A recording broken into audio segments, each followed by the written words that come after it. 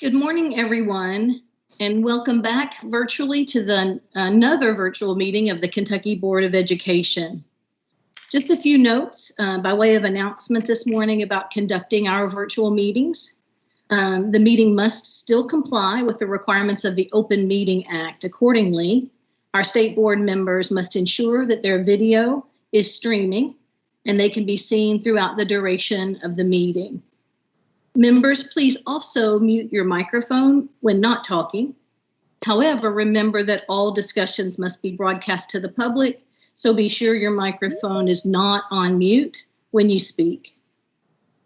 Every time you speak during the meeting, please unmute your mic, state your name, and take a short pause. We call this the Joanne Adams method. This will give the software time to recognize you and your vote, to recognize you. For any items that require a vote, a roll call will be necessary to record the vote of each member. At that time, the member should state his or her name, pause, and then state, "I vote to," with your vote. Also, please silence or turn off other electronic devices that may cause disruption to your sound. A quick note that board member Cody Pauly Johnson is going to be a little bit late this morning, but otherwise, I think, Jennifer, we're ready for this morning's roll call. Sounds great. Good morning, everyone. Joanne Adams. Joanne Adams. I am present. Claire Batt. This is Claire Batt. Could you hear me? Bloodworth. Yes, thank you, Claire. This is Holly Bloodworth, present. Mike Bowling. This is Mike Bowling. I'm present. Alvis Johnson. This is Alvis Johnson. I am present. Cody Pauly Johnson. Oh, sorry. I knew she was going to be late. Patrice McCrary. This is Patrice McCrary. I am here. Sharon Porter Robinson. This is Sharon Porter Robinson. I'm present. Lee Todd. This is Lee Todd, and I am present. Lou Young. Good morning again. This is Lou Young, and I am present. Lieutenant Governor Jacqueline Coleman. Hey, this is Jacqueline. I am present. CBE President Aaron Thompson. Good morning, everybody. Aaron Thompson. I am here. And Allison Sloan. Good morning. This is Allison Sloan, and I am present. All right. Thank you, Chair. You have quorum. Excellent. Thank you. And I just realized, Jennifer, that I was looking at the June 4th notes. So I'm opening my board chair notes for June 3rd. If you would just keep us flowing, and I'll get there in just a second. Sounds great. And just a note for everyone that Dr. Todd actually will be leaving the meeting from 2 to 3 this afternoon. Just so everyone's aware, that is not going to be a technical difficulty. And so as such, the meeting can continue. So just wanted to make you aware. So he'll be probably still having his feed live, but he will not be with us between 2 and 3.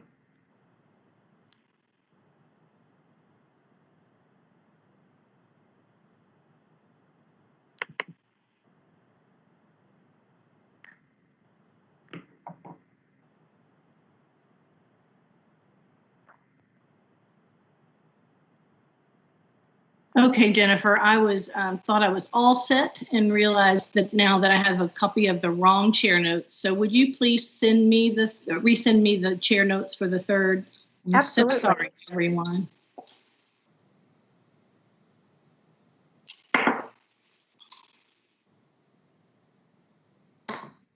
You can see from the portal that the next item on our agenda is the internal board business, and we'll be starting with the nomination and election of a Kentucky Board of Education vice chair. And I will go ahead as just a matter of opportunity here to let you know that I do have a nominee for your consideration, and I have asked Sharon Porter Robinson if I might nominate her for vice chair, and she has graciously agreed to accept that. But at this time, I would also like to open the floor for nominations from any other board member for vice chair consideration.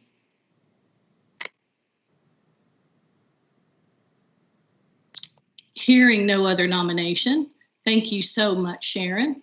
We'll open for a roll call vote to elect Sharon Porter Robinson as vice chair. I would like to make a motion that we nominate Sharon for vice chair. Oh, thank you so much. I'll second the motion. Okay, so I have a nomination from Patrice and a second. I believe that was Holly. Any further discussion? All right, Jennifer, if you would call the roll, please. Absolutely. Joanne Adams. Jennifer, let me sorry. step in Yes, for Todd. just a moment, just for clarification. I believe, and Patrice can correct me, your motion is to elect Dr. Porter Robinson, correct? That is correct. Okay. Thank you. Thank you, Todd. Okay, Joanne Adams. Joanne Adams. I vote yes. Claire Batt. Claire Batt, and I am pleased to vote yes. Holly Bloodworth. Holly Bloodworth. I vote yes. Mike Bowling. This is Mike Bowling, and I'm pleased to vote yes. Elvis Johnson. Elvis Johnson. And I too am pleased to vote yes. Patrice McCrary. This is Patrice McCrary, and a most enthusiastic yes. Sharon Porter Robinson. Well, I'm so honored and I vote yes. Lee Todd.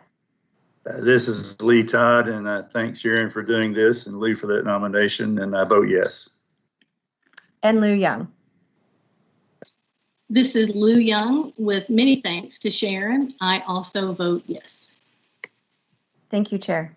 Thank you. And thank you, Jennifer, for saving me on the notes. I have no idea how I got that botched. Well, I was going to say it's only because you're always a day ahead. So we appreciate that about you. Thanks for the save.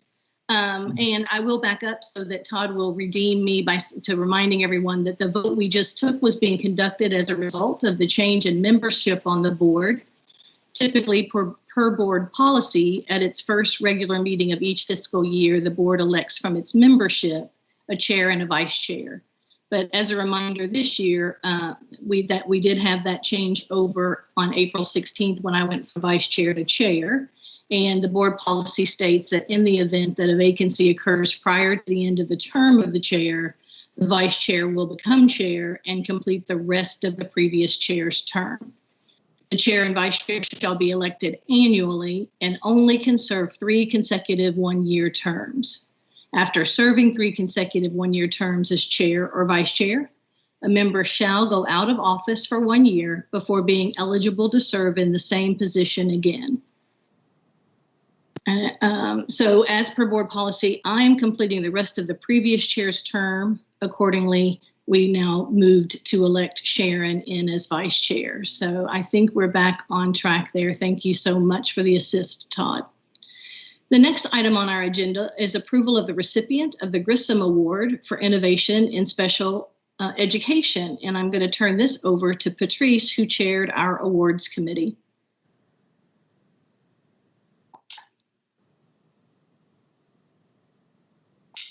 You may be muted, Patrice. You would think after 1 million of these that I would remember to do that, but obviously it takes 1,000,001. But I would like to thank the committee that served. Lou Young and Claire Batt served alongside, so thank you for your time you invested in that.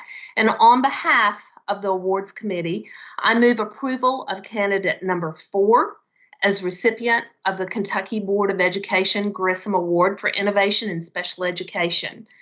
The award is given each year to a Kentuckian or a Kentucky organization to honor outstanding dedication to improving achievement for students with disabilities.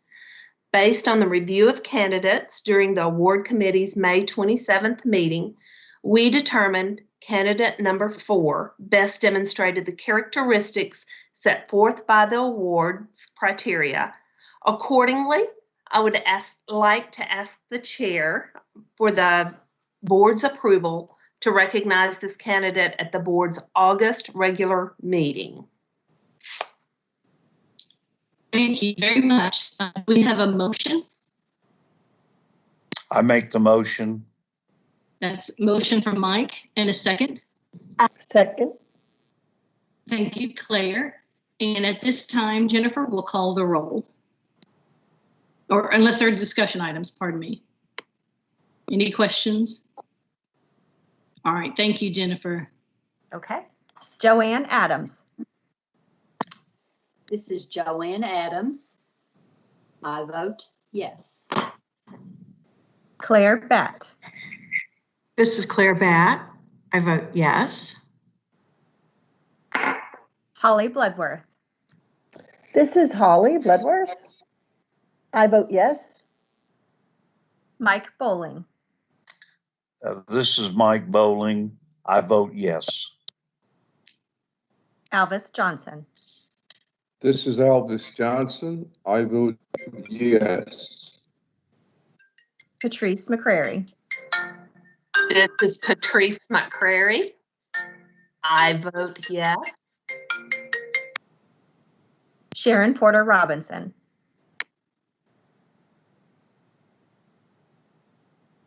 This is Sharon Robinson. I vote yes. Lee Todd. This is Lee Todd, and I vote yes. And Lou Young. This is Lou Young. I vote yes. Thank you, Chair. Excellent. Thank you so much, Patrice, for leading that work. We did have a really strong group of nominations, and thanks to Claire as well for serving on that committee as we made that great selection. The next item on our agenda is the approval of summary minutes for April 9, 2020, regular meeting, May 7, 2020, special meeting, and May 27, 2020, special awards committee meeting. The minutes for April 9, May 7, and May 27 were distributed to you in advance. Are there any corrections to any of these minutes? If not, do I have a motion for approval? Elvis Johnson, I move to approve. Thank you, Alvis. And a second. This is Sharon Robinson. I second. Thank you, Sharon. Jennifer, please call the roll. Joanne Adams. This is Joanne Adams. My vote is yes. Claire Batt. This is Claire Batt. I vote yes. Holly Bloodworth. This is Holly Bloodworth. I vote yes. Mike Bowling. And Mike, you're on mute. I'm sorry. There you go. Okay, this is Mike Bowling, and I vote yes. Thank you. Alvis Johnson. Elvis Johnson, I vote yes. Patrice McCrary. Patrice McCrary. I vote yes. Sharon Porter Robinson. This is Sharon Robinson. I vote yes. Lee Todd. This is Lee Todd, and I vote yes. And Lou Young. This is Lou Young. I vote yes. Thank you, Chair. Thank you. And the next item on the agenda, as we have become accustomed while having virtual meetings, we are taking action to suspend our standing committee meetings. For today's meeting, although standing committees are established in the KBE policy manual, because of teleconferencing limitations, the inability to live stream 2 standing committees simultaneously, and for efficiency, I would ask the board to entertain a motion to suspend standing committee meetings. Is there such a motion? This is Holly Bloodworth. I move we suspend those committee meetings. Thank you so much. So motion from Holly. Do we have a second? Patrice McCrary. I second. And a second from Patrice. Thank you. Jennifer, please call the roll. Joanne Adams. Joanne Adams. My vote is yes. Claire Batt. Claire Batt, I vote yes. Holly Bloodworth. Holly Bloodworth. I vote yes. Mike Bowling. Mike Bowling, I vote yes. Alvis Johnson. Alvis Johnson, I vote yes. Patrice McCrary. Patrice McCrary. I vote yes. Sharon Porter Robinson. Sharon Robinson, I vote yes. Lee Todd. Lee Todd, I vote yes. And Lou Young. This is Lou Young. I vote yes. Thank you, Chair. Thank you, Jennifer. At this time, I'm happy to announce that I have printed the correct good news item script, Jennifer. And I believe today we have a slide deck that goes with this item, thanks to the inimitable Tony Constatman. So, Tony, I'll give you a second to get that going.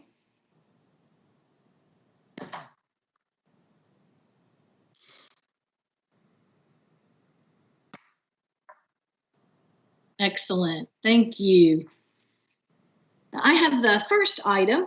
On Friday, May 22nd, the Kentucky School for the Deaf held its drive-through graduation ceremony on the school's campus.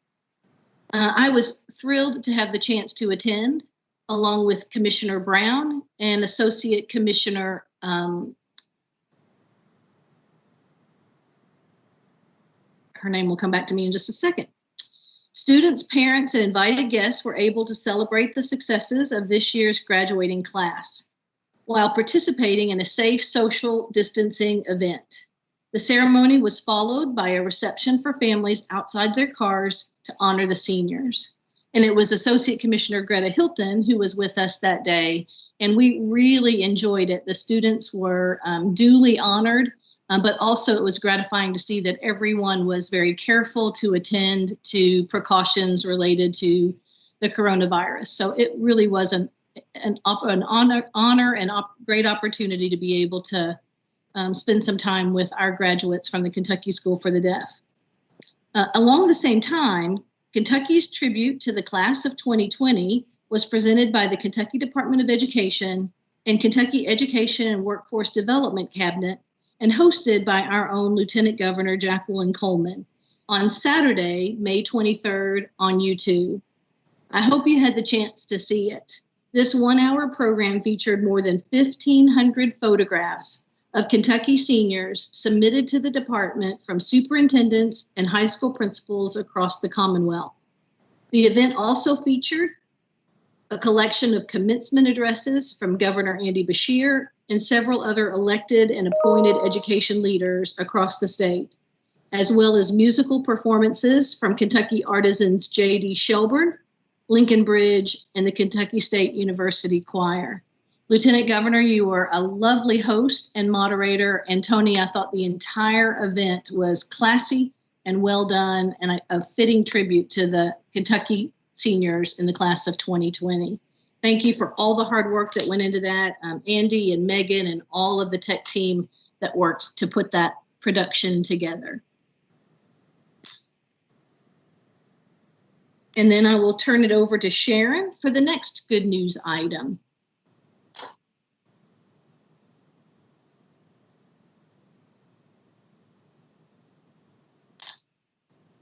The Presidential Scholars item.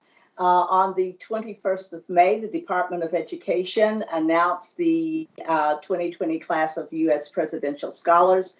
We're proud to recognize Kentucky scholars, pardon me, Kathleen Kriener from Paducah Tillman High School, Megan Rose Johnson from Boyle County High School, the Scholar of U.S. Presidential Scholar in Career and Technical Education, Raymond So from DuPont Manual Magnet School in Louisville. Excellent. Thank you, Sharon. And to Claire for the next item.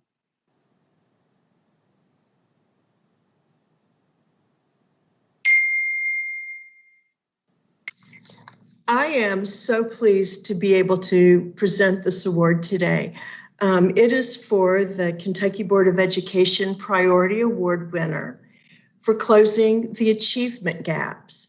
And this person has a 30-year career, and in the span of her career, she has served at every level in public education in Kentucky. The winner of this award is Jean Crow. Now, Jean Crow serves as the Director of Continuous Improvement in Bourbon County Schools. And she is someone who has been able to demonstrate measurable gains in student achievement.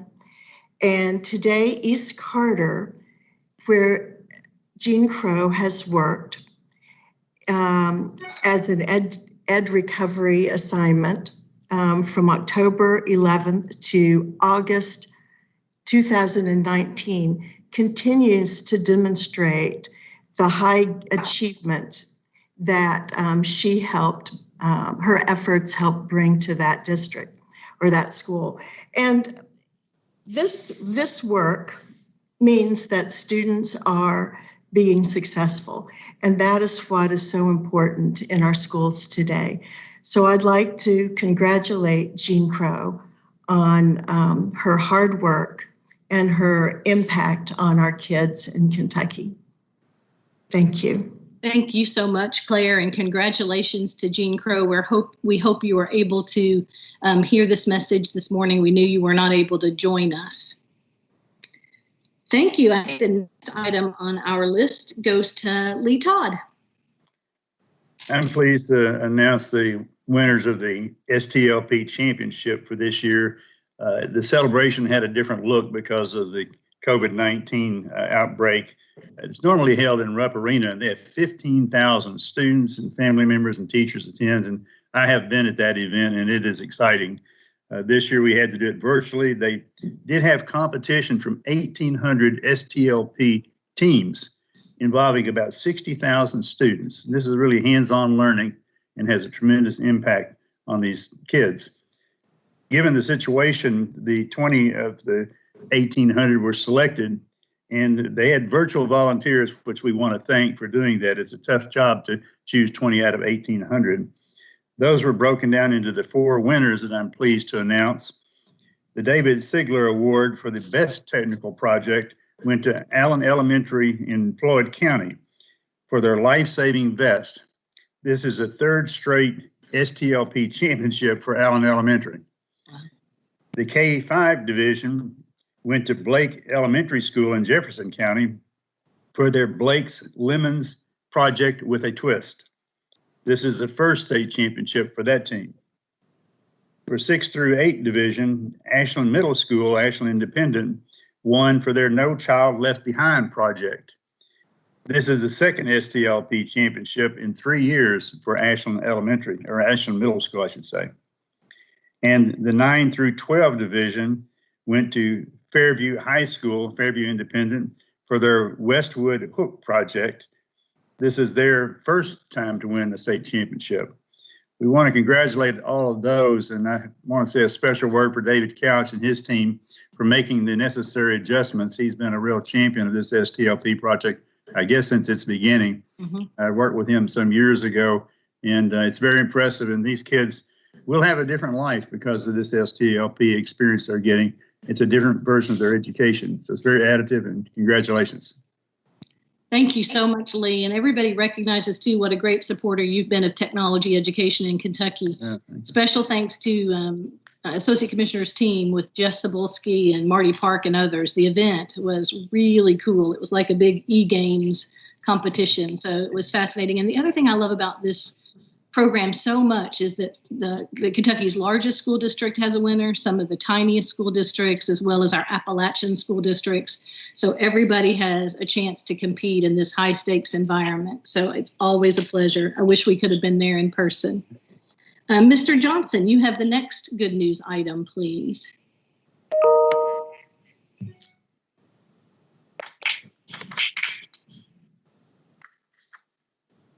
And you may be muted, Alvis.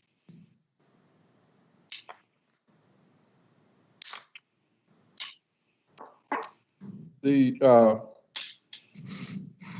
2020 Alternative Programs of Distinction, in an effort to recognize the work of educators and programs that serve students with a variety of learning needs, the Kentucky Department of Education named 11 alternative program distinctions.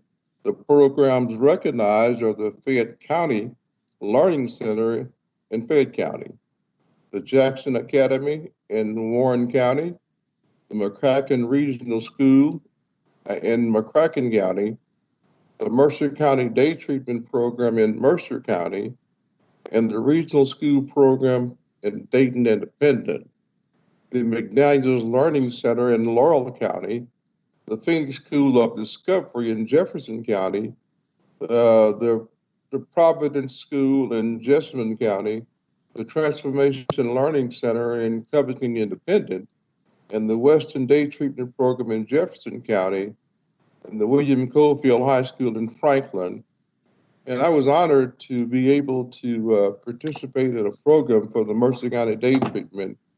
And it was absolutely amazing what those kids were able to do under the leadership of their teacher. They really, really are involved in technology to the extent that you wouldn't even believe. So it was my honor to serve, to spend a few hours with them and look at their programs. So that's some great news and stuff going on in the state of Kentucky. Thank you so much, Mr. Johnson. I love the recognition of these outstanding alternative programs of distinction, some of the best school opportunities for the kids in the state. And then the next item, Mr. Bowling, we have you down for that item, but wanted to make sure you were aware of that. Do you have those notes about the feeding programs? Yes, I do. Thank you so much, Mike. Okay. Under the feeding programs, school districts have been going above and beyond to ensure their children remain fed during the time school buildings were closed and into the summer. Union County, all central office administrators and principals had to work at least 1 week in the kitchens during the last 45 days of feeding.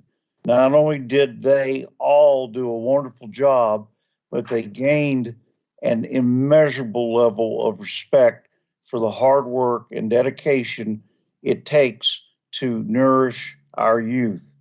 Obviously, all of us school board members realize the immeasurable work that all the school districts in the state have done to make sure that our children nourishment needs were taken care of during this period of the COVID virus.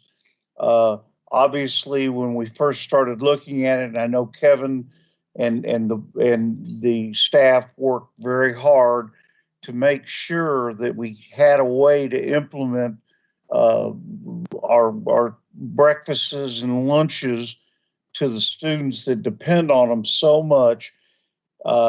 In my district of Middlesboro, we have a 98% lunch program.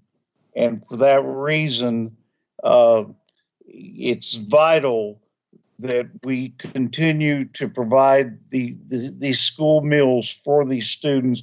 And I want to thank all the staff from the Kentucky Department of Education for putting this all together, and thank everybody's work and interest in making sure our children had nourishment, and we'll continue to get that. Thank you very much. Excellent. Thank you so much, Mr. Bowling. The next item on our agenda is a report from the Secretary of the Education and Workforce Development Cabinet, Lieutenant Governor Jacqueline Coleman. Good morning. Good morning. First, I just want to begin by thanking you, Chairwoman Young, for stepping up and taking over and helping us make this a pretty seamless transition. And to Dr. Sharon Porter Robinson, thank you as well. I really look forward to working with both of you in this leadership position, and I'm so excited for what your voice is going to lend to the kids across Kentucky. So thank you so much for stepping up in this situation. I also want to say a quick thank you to Kevin and Tony. We mentioned the graduation, the virtual graduation that was held, and they did a phenomenal job making that happen with thousands, literally thousands of pictures from across Kentucky that represented every single public school. That is not an easy task, but being able to pull all of that together and making sure our seniors here in Kentucky know how much we appreciate them, and that we acknowledge that this is a very different season than they might have imagined. But to pull all of the leaders together and to be able to do something special for them, I think was very much appreciated. I have a senior in my house, and I know he appreciated that. To all of the school districts across Kentucky, I am loving seeing all of these innovative, creative ways that they are honoring this senior class through very non-traditional graduation experiences. I'm actually hearing from families and schools across Kentucky who say, we may never go back to the way that we did graduations. You know, they joke about it and say, you know, we thought sitting in a hot gym with thousands of people packed on top of each other was a good idea, but these parades are pretty fun, and these new ways of graduation are pretty fun. And so I look forward to seeing what graduation will look like from now on. We may have taken a bad situation and made it a silver lining. And if there's any way to describe what Kentucky teachers do every day, I think it's that. We take situations that are less than ideal and make them phenomenal. And so I'm so glad to see that through graduations as well. I'm going to give a couple quick updates from the cabinet, but then I also want to make a few proposals to this board for discussion.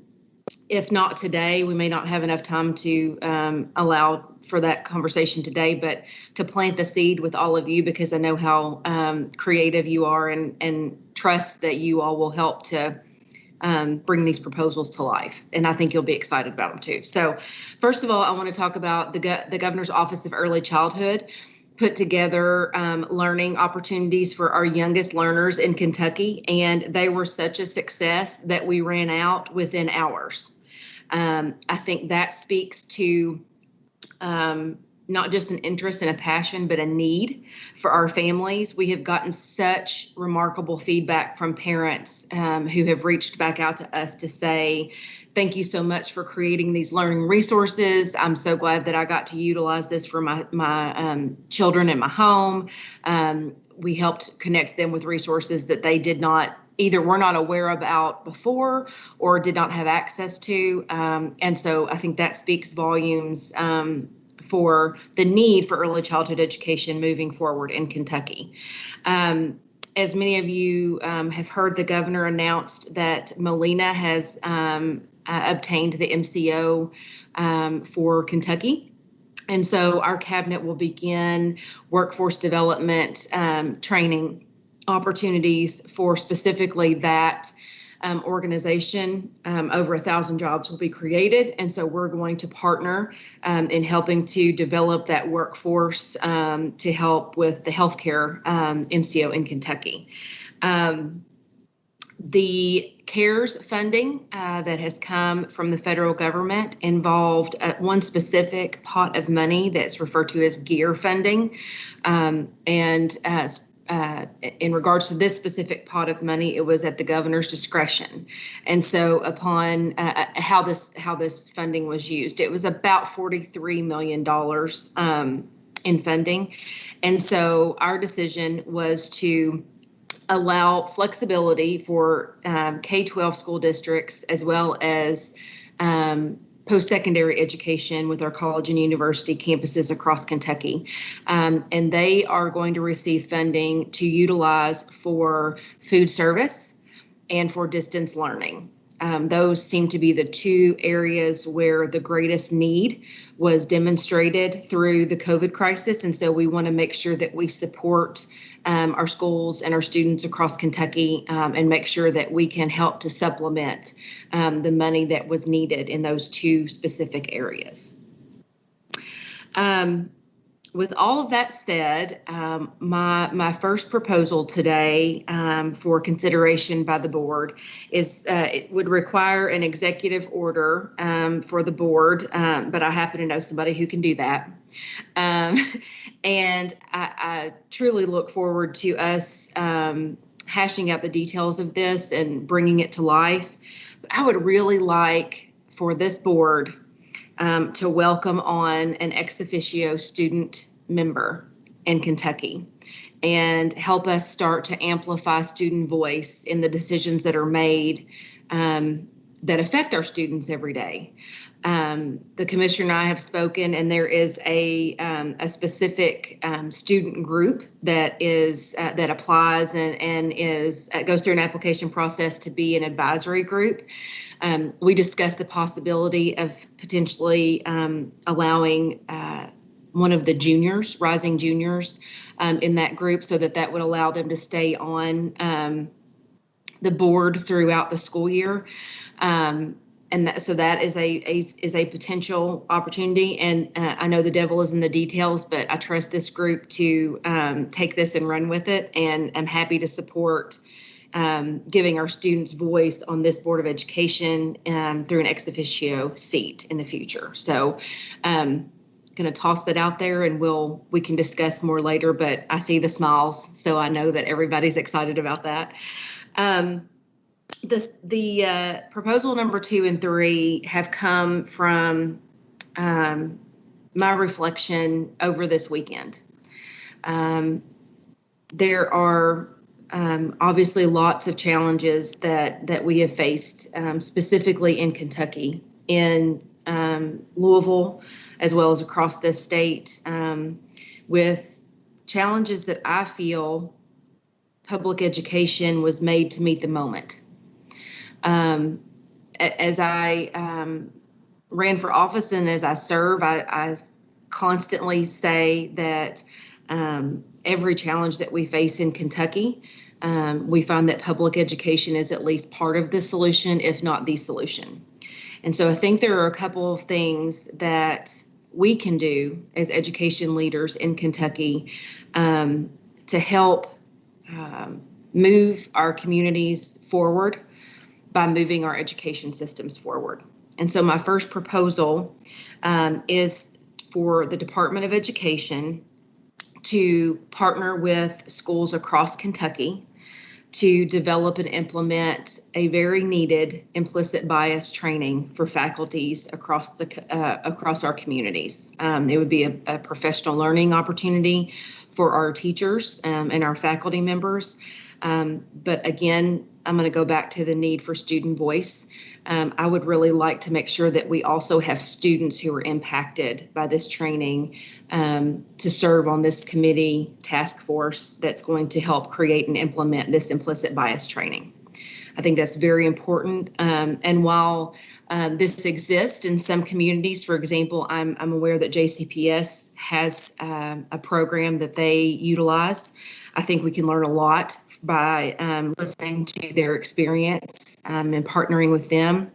But I think it is vitally important that we make sure that every school district across Kentucky and every student and every educator has access to this information and these opportunities, regardless of whether they live in Paducah or Pikeville or Louisville.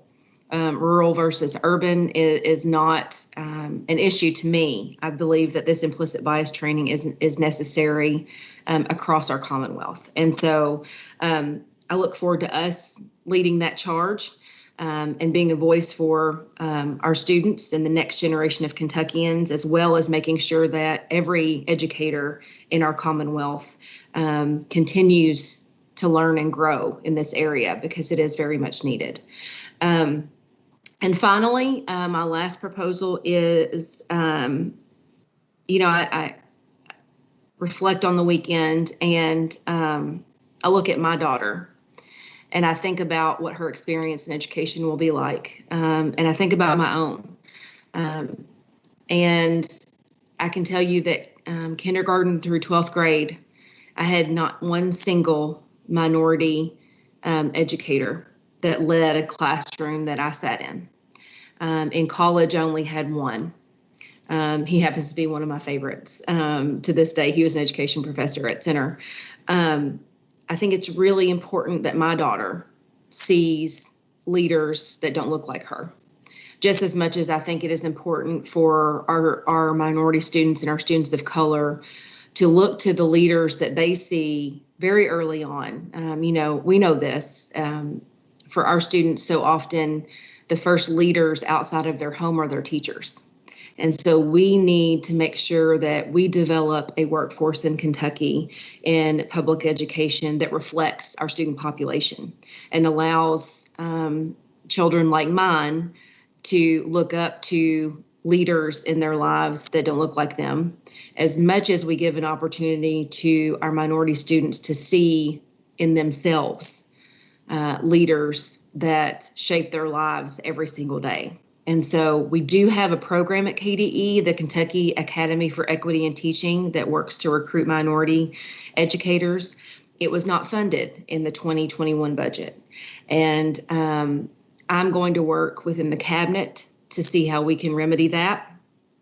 But I also want to propose that we work with our historically Black colleges like K-State and Simmons to lead this charge in developing educators that reflect our student population in Kentucky, but also with higher education across Kentucky to help recruit more students of color into our education programs. I think that is vitally important to changing not just today, but generationally, the leaders that our children have.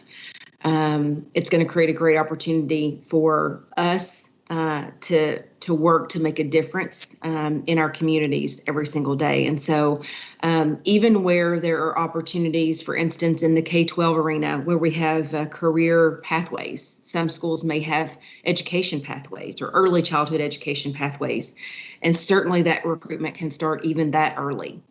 But I want to make sure that we reach out to every student in Kentucky and encourage them to do what we did and to have the opportunity to impact a generation of kids and to feel the passion that we feel to improve our communities and to help them carry that across the finish line. And so those are the three things that I have been thinking about. All involve, of course, our students across Kentucky.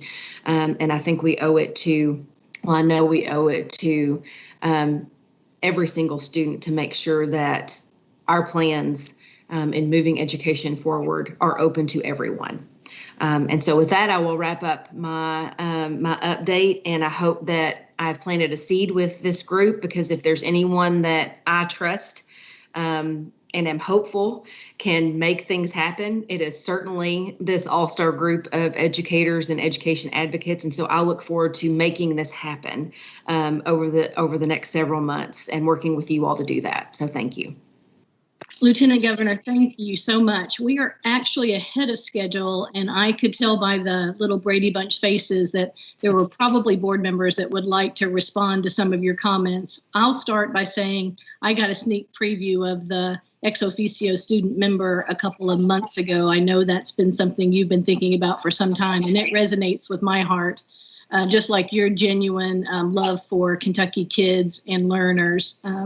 So I'm thrilled about that. I know Jennifer and Kevin have already started looking at other state boards of education who do, in fact, include ex officio members. So board members will be bringing you a recommendation about that as soon as we fleshed out those devilish details. And thank you so much for the other proposals that you've brought forward today. I feel like those are some that we will work hand in hand with the department to move forward at your request and under your leadership so that we can engage the board and the whole state in addressing that consistent inequity that we find across our schools and across our state. Are there other board members who would like to take just a moment or two? Sharon, yes, please. And then Mike. Thank you so much. And thank you so much, Lieutenant Governor, for bringing forward issues for our deliberation that I think continue a very clear message of leadership from this administration. Leadership to address, acknowledge problems and issues, and take action. You know, we get in education, I think we used to call it paralysis of analysis, and it's action that's needed. And your proposals, all three of them, I think, address issues that we have been staring in the face almost forever. And now we know student voice in education is an important aspect of getting it right. If you don't have student voice, the chance of getting it wrong intensifies. The issues of bias in all of us are issues that we have to confront and understand in order to be aware of how our behavior might interfere with student learning. And this notion of minority teacher recruitment I've worked on specifically with Simmons since I got, and it is, it's something that we have resources to address that we've got to mobilize in a much more productive way. So I look forward to working with you in any way I can to support our taking action on these three proposals. Thank you, Sharon. And Mike, what would you like to add? Well, I wanted to thank our Lieutenant Governor for bringing these issues up, especially with the problems that we're having in some of our larger cities in the United States with the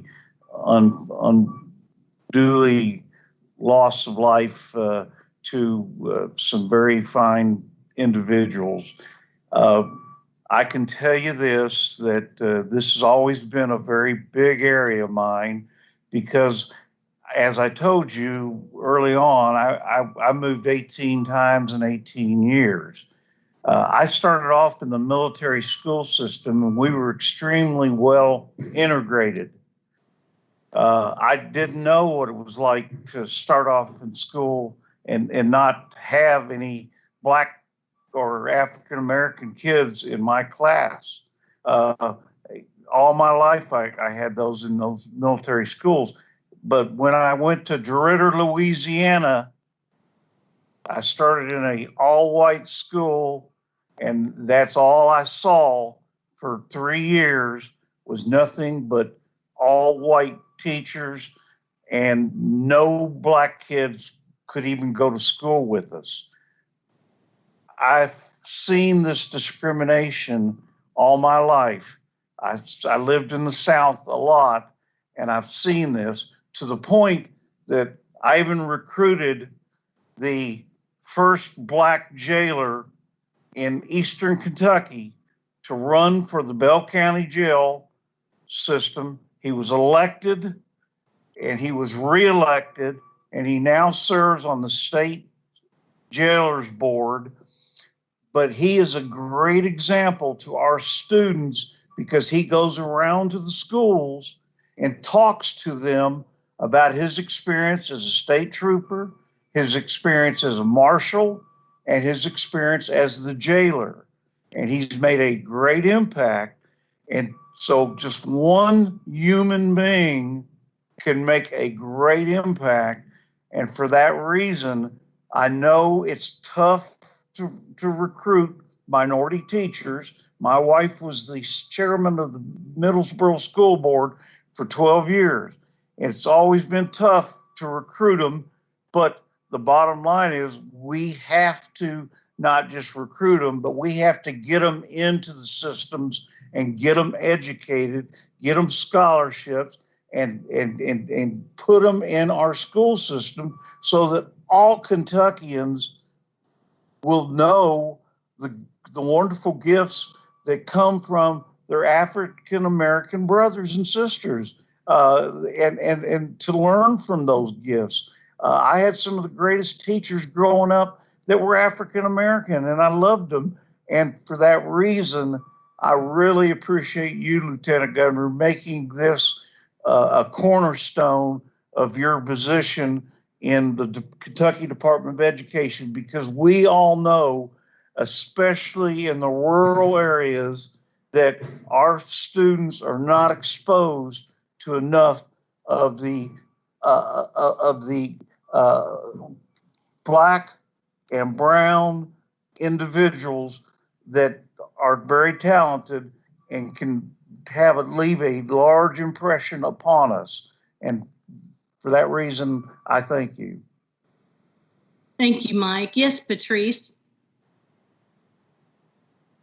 First and foremost, thank you for bringing all three proposals before the board. Number one, we are a board that we're about the students. That's our job, to make the Commonwealth a better place for these students. And who better to have on our board than someone who can speak as the voice of those very students. So thank you. I absolutely love that. And my heart today is wrapped around your two next proposals. I know some of the most dynamic minority teachers on this earth. I hope that they are pulled into play with this. I want the Commonwealth to see what stellar educators we have out there right now and to build more just like them. So I'm hopeful to see those models, those terrific role models, come into play during this process. And thank you for putting this before us. Thank you. All right, thank you so much. And then we will turn to our president of the Council for Post-Secondary Education, Dr. Thompson. Thank you, Madam Chair. Well, first of all, I'm not going to repeat my history you guys know so well. I will say thank you, Lieutenant Governor.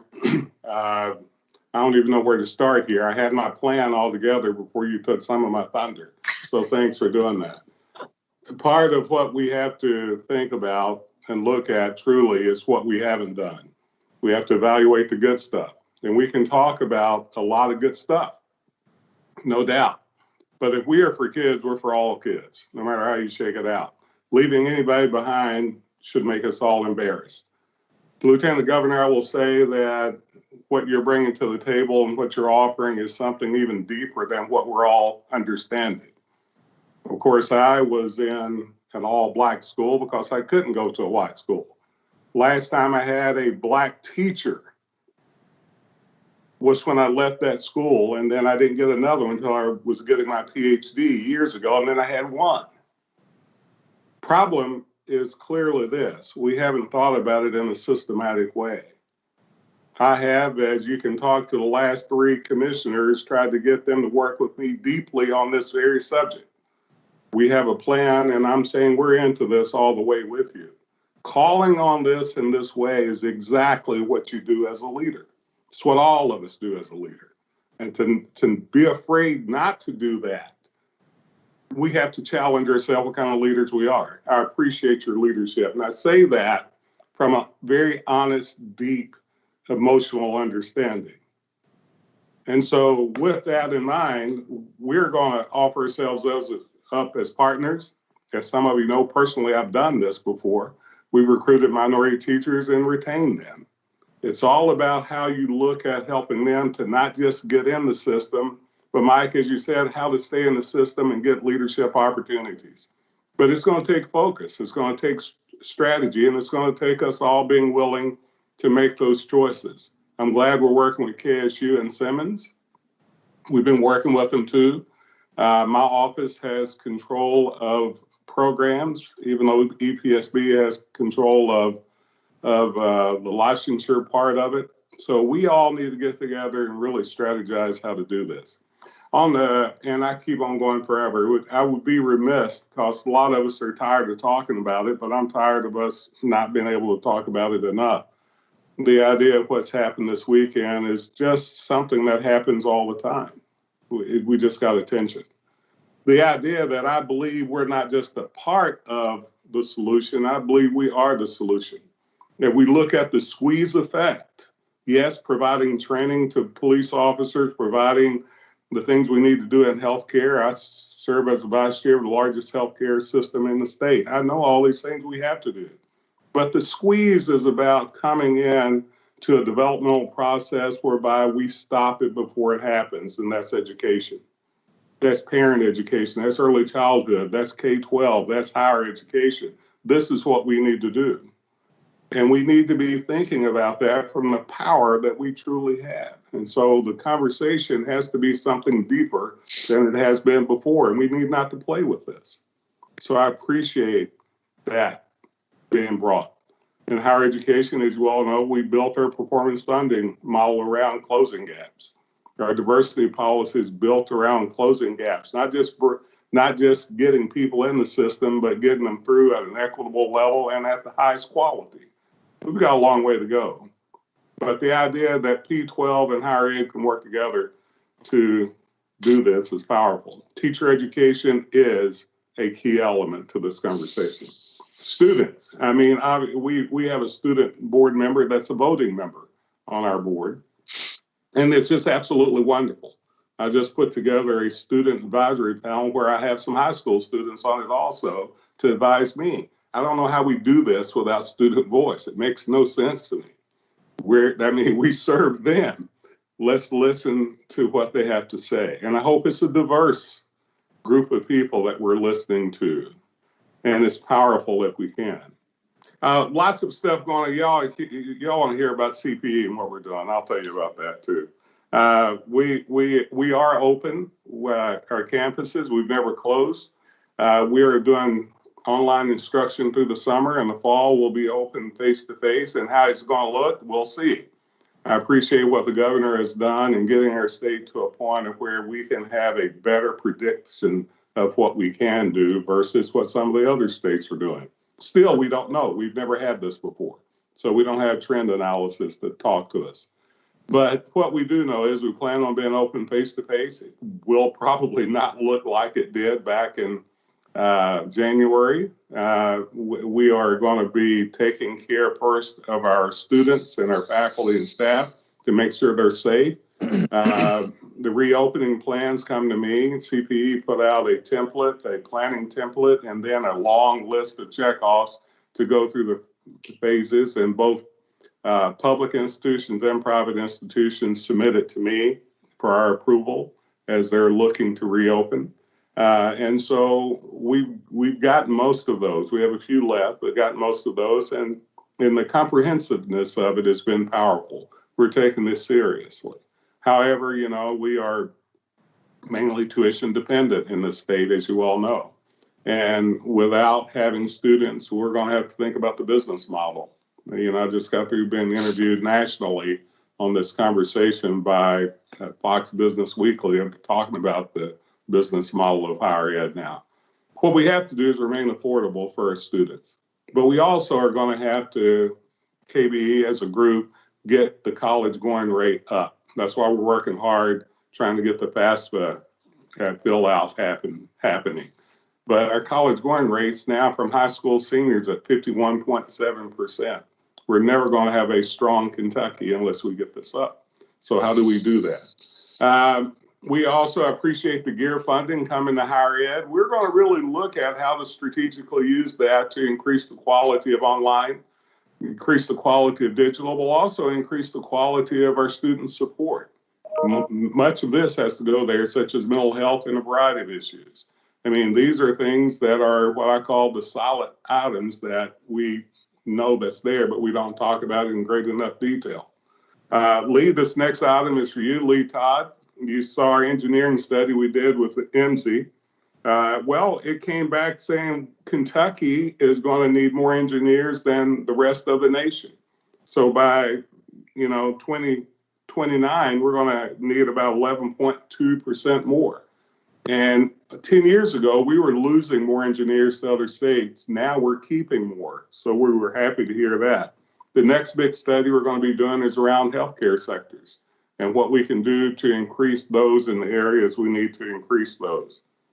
Working with SREB and our former commissioner, Stephen Pruitt, to look at how we get the best information nationally to make sure that we open correctly in higher ed, and that's going really well.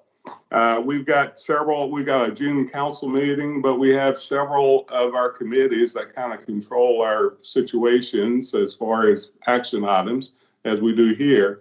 I would hope that you all would join. Your commissioner is with us almost all the time, as I'm with you this morning, but then my vice president will be coming in after me because, as you can figure, that I've got meetings all day, every day. It seems like that never ends. But, the idea that, and I'll leave it here because there's just so much more to say, but I won't take up the time. The idea that this board is saying this in this way and the lieutenant governor is having this conversation may be the first time I've heard it at this level here. I'm just going to tell you. And that's powerful to me. And I'm glad I'm a part of it. Although I'm ex officio, I'm not quiet, as you all know. And so voting comes in a variety of ways. And I hope that we are able to make a statement, not just during this time, but this time forward, that education matters. All of education matters. And our teachers matter, our students matter. We all matter in how we actually control the future of this country and of this state. So let's be powerful together, and let's not figure out ways that we can't, but let's be bold. Let's not be scared. Believe me, we've been scared too long. And I can tell you that from a very deeply personal, emotional standpoint. Now, I may be scared, but I'm still going to do it. So let's try to do it together in a way that matters to the kids that we serve. Thanks, Madam Chair.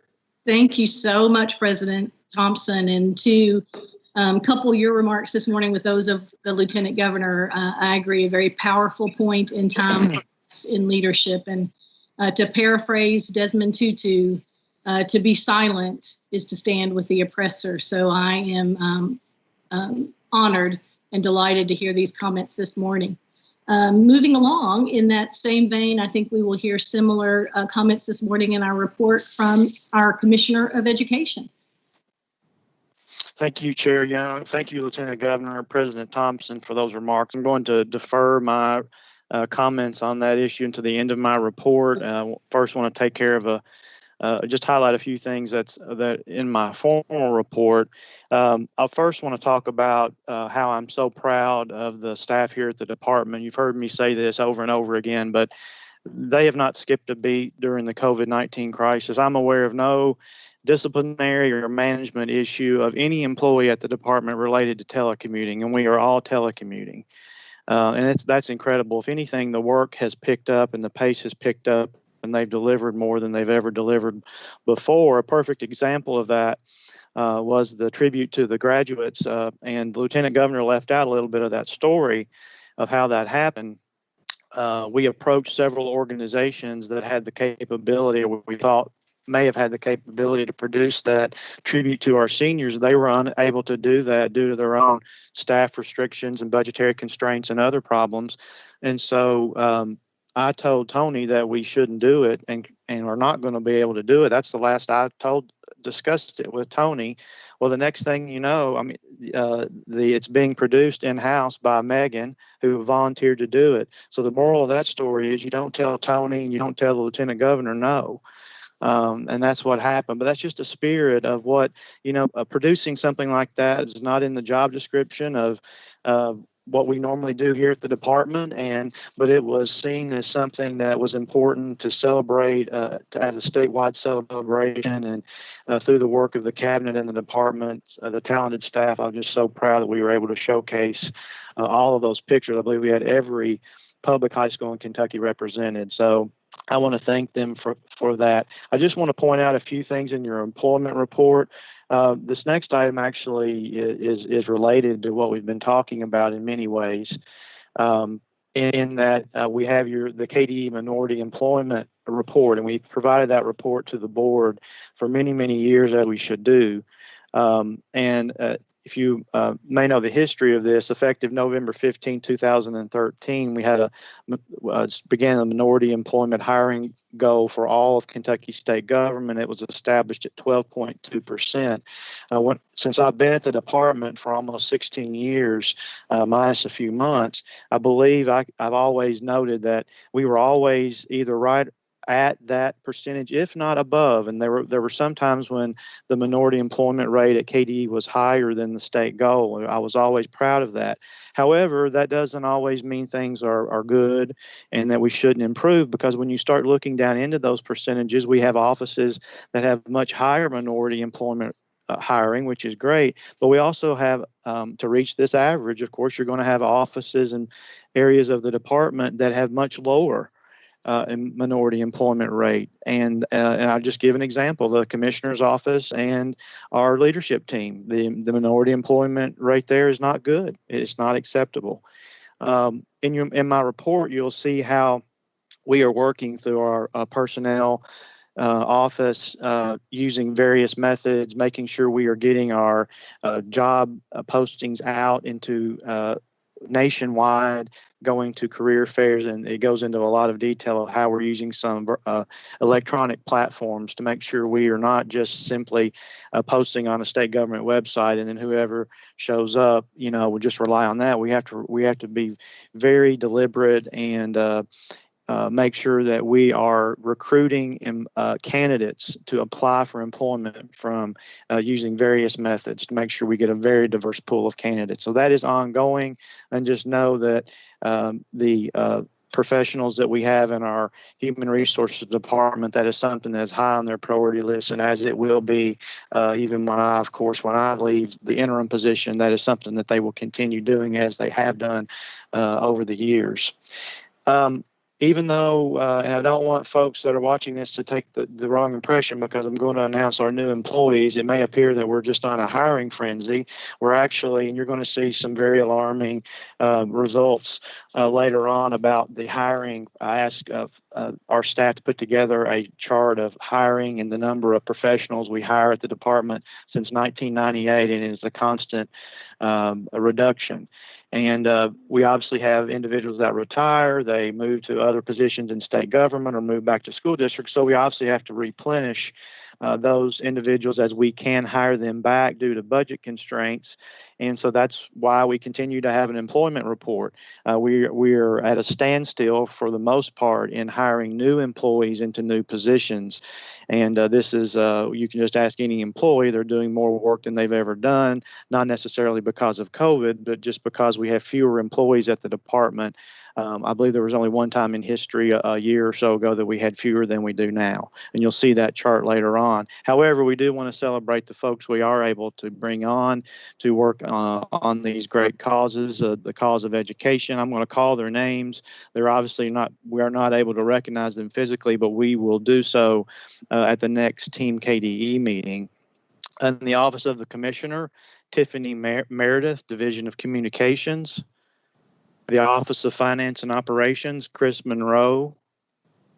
Mercy Oswala, Lindsay Crumby, Vishnu Vardun. In the Office of Education Technology, Patrick Wofford, Beth Carter, and David Endemum. The Office of Continuous Improvement and Support, Brenda Considine, April Stanley, Dwayne Klein. The Office of Career and Technical Education, Reagan Satterwhite, Sarah Moses, Kelsey Rubel. The Office of Educator Licensure and Effectiveness, Patricia Adams. The Office of Special Education and Early Learning, Angela Gold, Allison Johnson.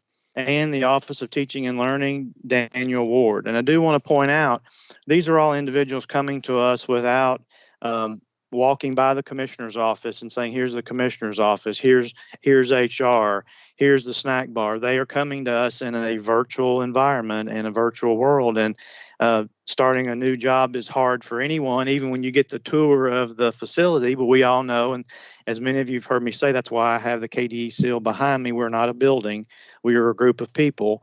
And so I for those that are watching us, announced your name. We welcome you to the KDE family. We will be seeing you online. There will be a time that we will see each other back at the building, but until then, we are still KDE, even though we don't are not all in a building. So we want to welcome them, and we're able to still attract a lot of great, talented people to the department. Just briefly, an update on the Kentucky School for the Blind and Kentucky School for the Deaf. More expansive update in my written materials. And just to reiterate, we never envisioned there would be a day when we would use non-traditional instruction at the Kentucky School for the Deaf and the Kentucky School for the Blind. Even when there was a snow day, there were ways that we could work around that. They were residential and et cetera. However, we started using non-traditional instruction at the KSB and KSD in March. And there are many great stories about the outreach efforts there. I think in your report, you'll see some mileage of 1,100, 1,400 miles spent by some staff taking materials to KSB and KSD students so they could work in a non-traditional environment. And of course, as was mentioned earlier, the graduation ceremonies that we were able to have there in a virtual and or a drive-through environment was very special, and I was glad to be a part of those. And then finally, the Kentucky Tech Centers, of course, that we administer here at the board and at the department, the 52 area technology centers, they've been impacted by COVID-19. Our Office of Career and Technical Education and Student Transition, they're continuing to look for ways to make opportunities available during the summer months for these students so they can complete industry certifications, assessments, and dual credit lab-based coursework. And I'll give you an example of a neighbor helping neighbor in the education family beyond K-12. We wanted to get our students back in. They need some lab experiences to get not only industry certifications, but to complete their dual credit. Very difficult task for us right now to open up 52 area technology centers so students can get in there to a welding lab or other labs. So our friends at the Council on Post-Secondary Education, Dr. Thompson and Dr. Box at KCTCS voluntarily offered to open up the 16 campuses at KCTCS to make them available to these dual credit students that normally would have gone, or many of them normally would have utilized the our labs at the area technology centers.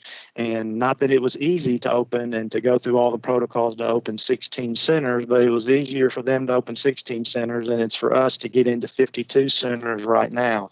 We really appreciate that partnership. They did not bat an eye to offer that. And then we had additional partnership with the Kentucky Higher Education Assistance Authority to ensure that because we have students getting some of these certifications later in the dual credit, past the traditional deadline for KEO awards, et cetera, all of that's being worked out. And so it's a true example of government agencies working together. And I really want to thank everyone that's involved, because that impacts students directly and impacts livelihoods of students that can go into the workforce immediately after, for example, after an industry certification. So I want to thank everyone for that. I do want to close by talking about the topic of what's going on in our country right now. And I think the best thing for me to do is I'm going to read a statement that we're going to be releasing here in a few minutes, and I think this statement says it all. I want to thank staff at the department for helping me get my thoughts around this, particularly Dr. Damian Sweeney and Tony Cons for this. And I'll read this right now, and then we're going to release this publicly. Our country and our Commonwealth is hurting. So many of us have been shaken over the senseless deaths of Ahmaud Arbery, George Floyd, and Louisville's Breonna Taylor. We are seeing an outcry of grief and anger with many of our students, families, and educators gathering to speak out about racial injustice. Yesterday, I received a text with pictures of my sister and my teenage niece peacefully protesting with hundreds of others in Roswell, Georgia, and I'm so proud of them for doing so. The Kentucky Department of Education is committed to its core values of equity, achievement, collaboration, and integrity. Racism has no place in our society. As educators, we must stand in solidarity against any and all acts of racism, disrespect, and inequitable treatment of persons of color. We must speak up about the injustices that are scarring our world, our communities, our friends, and families. We must commit to listen to those seeking to be heard and ensure that our young people of color are valued and safe in school and in the community. KDE has been working and will continue to work extremely hard to fix the inequities that exist in our educational system so that each and every student is empowered and equipped to pursue a successful future. Every student in the Commonwealth deserves equitable access to excellent educators who have unique experiences, quality preparation, and are committed to their success. KDE is committed to helping our schools and districts close achievement gaps and create more inclusive campus climates, and to helping our students and educators learn how to deal with racial trauma. We also acknowledge the important and essential role law enforcement plays in a free and democratic society. There are many examples of healthy, trauma-informed partnerships between schools and law enforcement agencies across the state. KDE already has released a COVID-19 guidance document that addresses planning considerations for the social and emotional well-being of students and staff when schools reopen as it relates to the pandemic. KDE also believes that critical conversations about racial trauma and implicit bias are needed across Kentucky, regardless of the racial makeup in our schools, districts, or communities, because such events impact us all, and we must address their emotional and traumatic consequences. Later today, KDE will be releasing a guidance document on how districts can help facilitate conversations about race-based stress and trauma and how to help caregivers, students, and staff. I received a call yesterday from the Lieutenant Governor, and she reiterated, and I fully support, the importance of increasing the diversity of Kentucky's teaching force, as well as efforts to promote implicit bias awareness throughout our public schools. Kentucky Council on Post-Secondary Education President Dr. Aaron Thompson also released a statement yesterday that said, in part, we have an opportunity to emerge from this moment as a more just and equitable society. I fully agree. Not only do we have the opportunity, it is our obligation to do so. We each have a role to play. Our community, our children, our Commonwealth, and our future depend on it. That completes my report, and I'm certainly happy to take questions.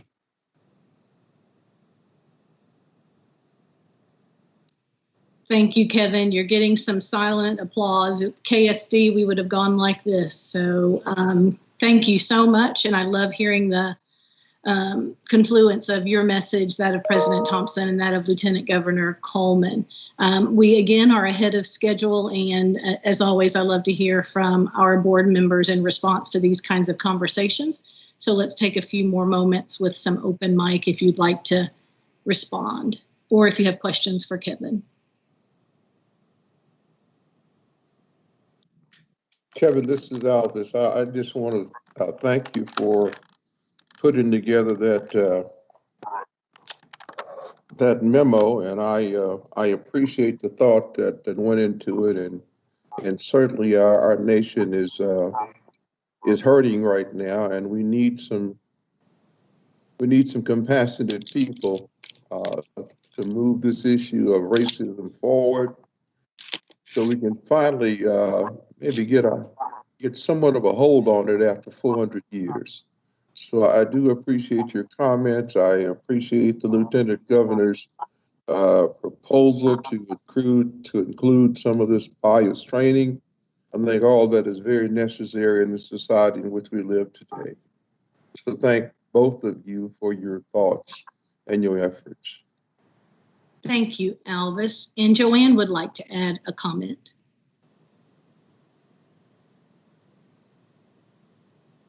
Is that for me? Yes, ma'am. Okay, I'd like to make a comment. As my family will tell you, it's hard for me to leave a meeting or a gathering without using a quote or a poem that means something to me. And I have a quote today from Dr. Martin Luther King Jr. "Darkness cannot drive out darkness. Only light can do that." And it is heartwarming today to see all of the light that is coming from our Board of Education. So thank all of you so much. Thank you, Joanne. All right, thank you. We take a pivot now to COVID-19 project update.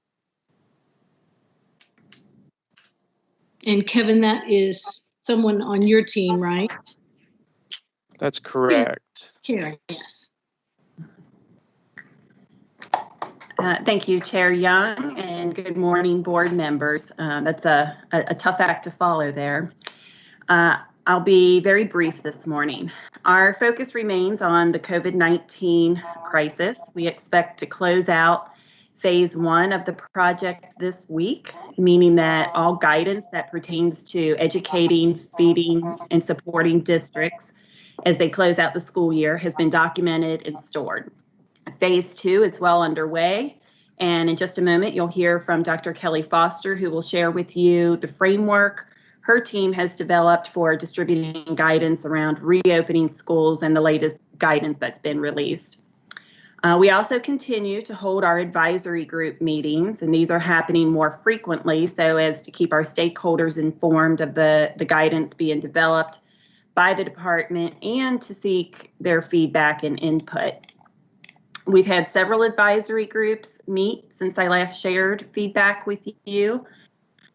The school counselors have met, directors of special education, and the Education Continuation Task Force has met twice since we last spoke. We continue to hear mostly positive things about the guidance being provided by the department. Early in May, we were still hearing a lot about the fatigue issue among teachers, students, and families. That has quieted down a bit since school is out, and I believe all of our seniors have now graduated, and that includes my son, which makes me a very proud mama. Now that we're talking about guidelines around reopening, we're hearing a lot of concern about things such as transportation and sanitation. The Public Health Department has put out guidelines, which they shared with our superintendents, and that's been causing some of the stress lately. Superintendents are asking questions such as, how can districts operate if they can only transport 20 kids at a time on a bus? They're concerned about the sanitation requirements, such as how often kids should wash hands and keeping surfaces and bathrooms sanitary. As a result, superintendents are looking for what must be done versus best practices at this point. So, as I think someone put it yesterday, what's the basement level versus the ceiling? Everyone wants to keep our students safe, and we need to find a balance for making that happen. Mental health also remains high on the list of concerns that we're hearing. Dr. Damian Sweeney has been presenting to all of our advisory groups and stressing the need to be prepared for a variety of situations that may play out, such as teachers not wanting to be in a crowded classroom, parents not wanting to send their kids to school, and kids coping with their own anxiety, depression, and stress. So those are the big talking points right now. And unless you have questions for me, I'll go ahead and turn it over to Kelly for more on the guidelines of reopening.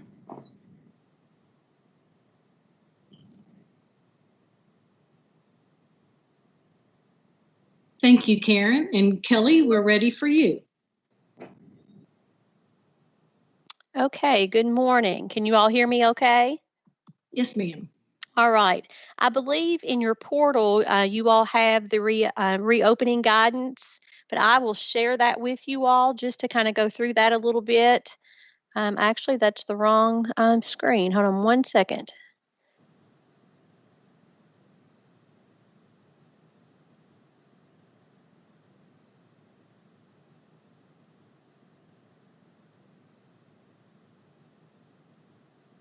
Okay. Jennifer, can we see the reopening guidance? I see the guidance. Great, thank you.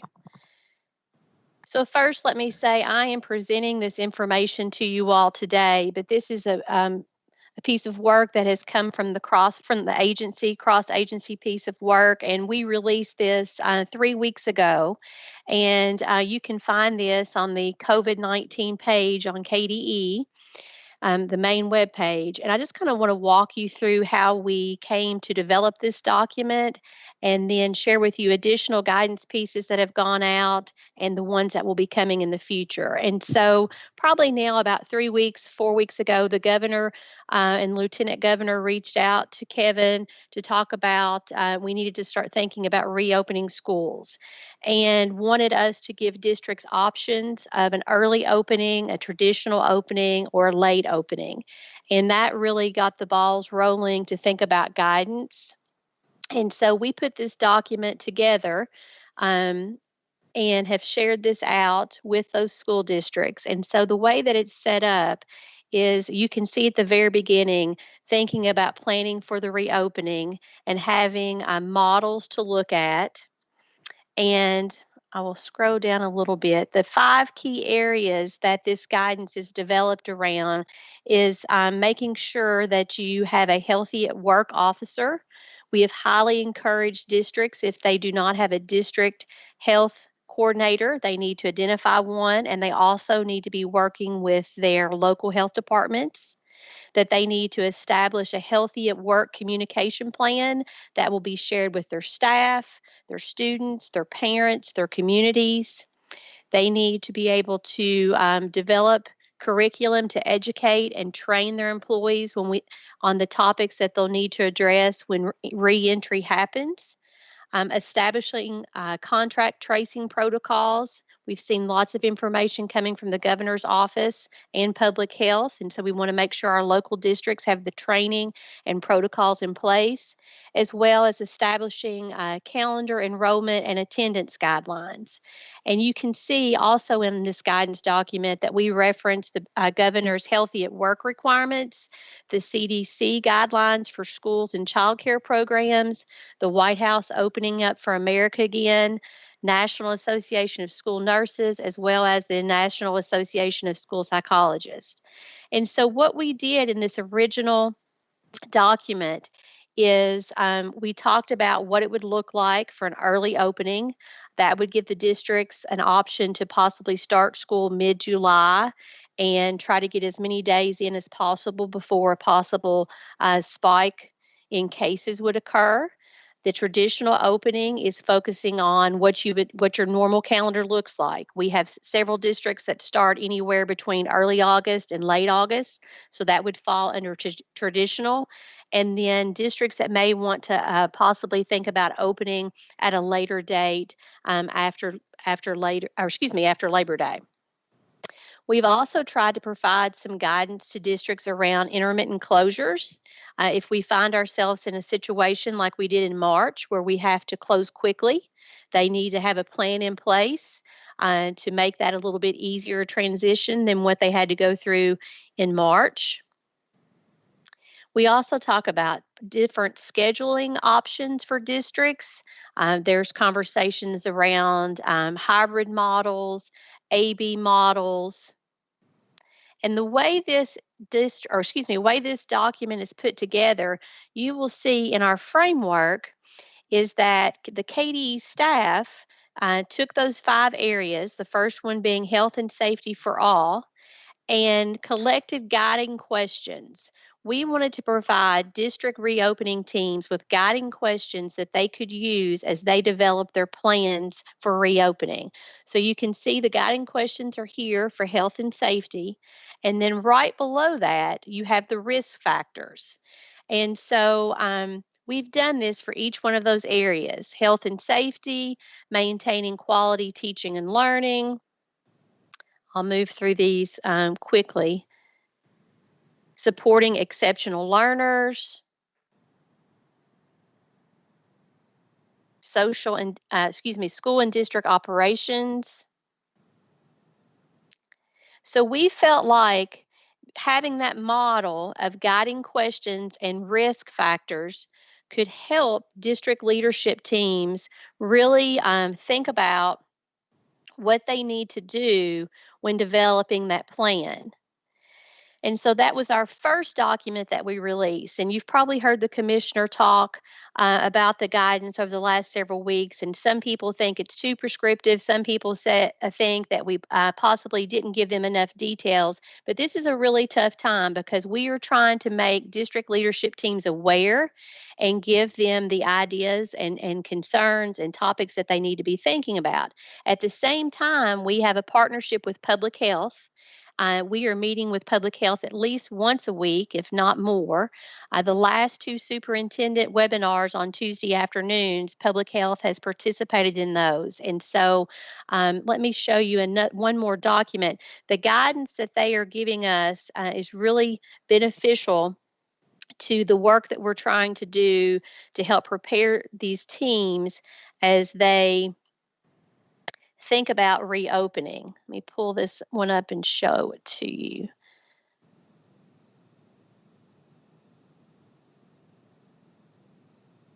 So what we've been doing since we released the initial guidance is that each week after that, we have been releasing 2 additional pieces of guidance.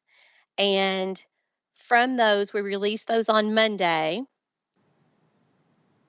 Jennifer, can you see the additional guidance document? Not yet.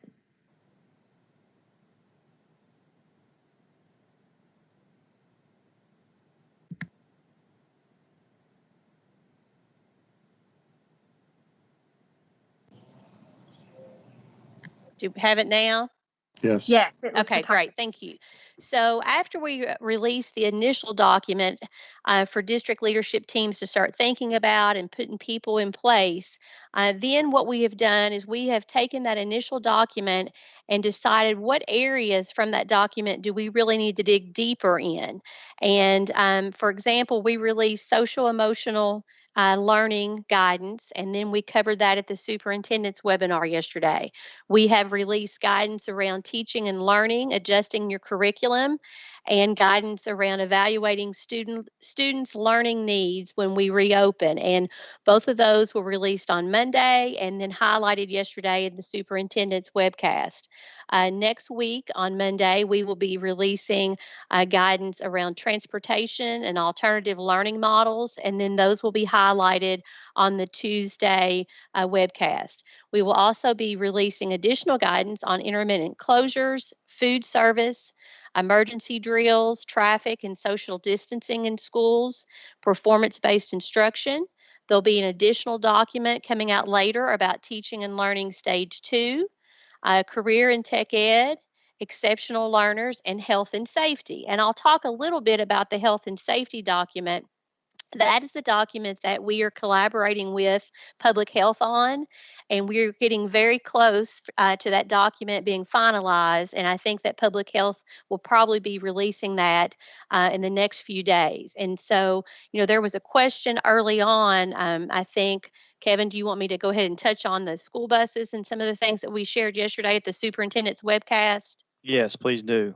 So that collaboration with public health has been wonderful, because what we have been able to do, they are the experts in what needs to happen as far as reopening and the precautions around the virus. And then we have been able to talk to them as educators and the issues around school buses and social distancing at schools and how we're going to feed our kids.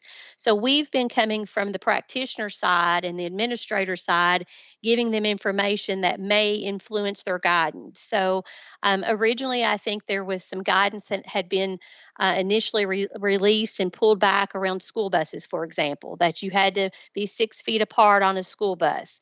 And so they have shared with us from public health that that's going to look different. And so that is really going to help our local school districts.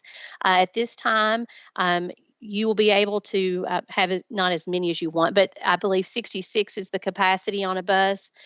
You would be able to have full capacity on a bus. The students would be required to wear face masks. They would have to have their temperature taken as they enter the bus, and we are working on a way to have that hand sanitizer available as soon as they enter the bus. So as we continue that collaboration, I think we are going to come to a better place in reopening as we try to figure out how we get our students in our rural areas as well as our urban areas back to school. So the school bus example is just one in that of how that partnership is working extremely well. Public health is listening to the feedback of superintendents as well as the department, and kind of going back to the drawing table to try to figure out how we can adjust things to make it easier for reopening. So that's a very high level overview. I'll be glad to take some questions. And Robin Kinney is probably also on here, and she has kind of been partnering with me as well as Kay Kennedy in leading this work around reopening. Thank you, Kelly. I'll recognize Board Member Mike Bowling, who has a question. Yes, sir. Kelly, I appreciate you discussing the transportation issue, because obviously in rural Kentucky, some of the superintendents were concerned about some of the initial language on transportation. But it sounds like working with the public health organizations that you're getting that handled. When do you plan on discussing this with the superintendents? Is it going to be next Monday? Well, we actually shared this information with superintendents yesterday.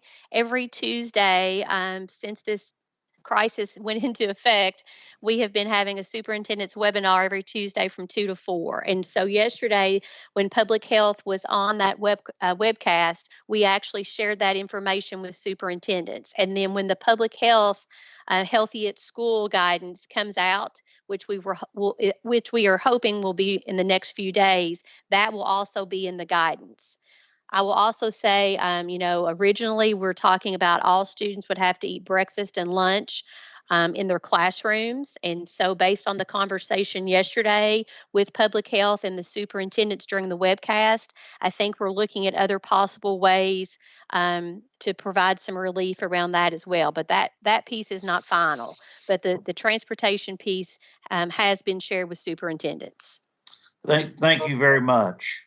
And I would just add to that, if I may, Chair Young, that in addition to the superintendent webcast every Tuesday at 2, as you all know, we've been having what we call the Education Continuation Task Force, comprised of all the K groups to help advise us on this guidance. They've been meeting every other Monday. I received some feedback from superintendents that they wanted to have more direct interaction with the commissioner and KDE staff. I heard that loud and clear. They're obviously represented on the continuation task force, but we're bringing in the commissioner superintendent advisory council, which was not scheduled to meet until September again. We're bringing them in on the opposite Mondays of the task force. So we'll be meeting with either the task force or a group of about 15 superintendents every Monday, because this is all going to all the guidance that Kelly listed. The additional guidance will continue to roll forward through the summer until we get, and even through the next school year. And then even though we issue guidance, or DPH issues guidance, we know that some of that guidance will end up changing. The healthy at work guidance. You really need, if you're an employer, you really need to check that website every day because it could change, and that's not a bad thing. What it means is public health and governor's office using data to, and hopefully the data is positive as we think we're seeing with some plateauing, that we're able to loosen some things up, for example, on some of those rules at Healthy at Work, or maybe start things earlier than we thought. That will be the same thing that happens with school districts and opening school. The problem with that is, most often, at least in the fall, opening semester, there are very few things that happen in a school district in the fall, the first semester, that changes your calendar, except an odd flu outbreak. There's generally no snow, of course, in November, and not very frequently in December. And so that is really hard for districts to deal with right now because there's still so much uncertainty.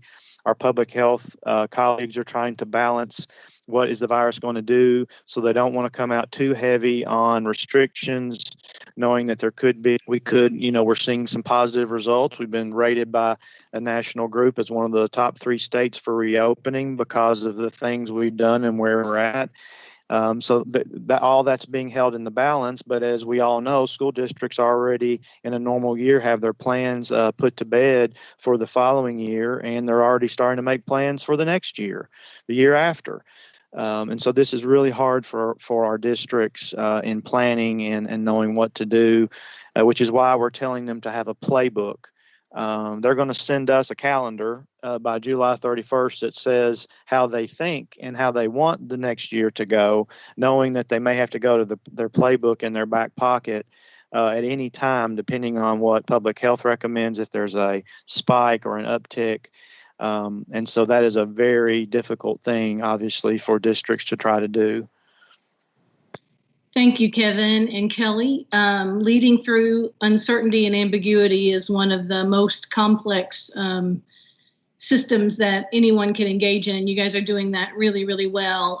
When guidance and information and data evolve in real time, it's extremely difficult for you guys to be staying on top of that. But I know I, for one, appreciate your responsiveness.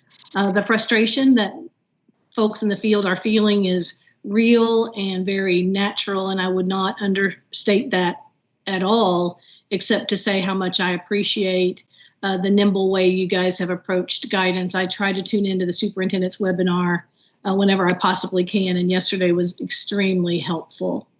Are there any questions from board members for Kelly? Again, knowing that we don't know all of the answers, but anything that you would like more information on from Kelly? I would like to highlight where the guidance is stored on the web page.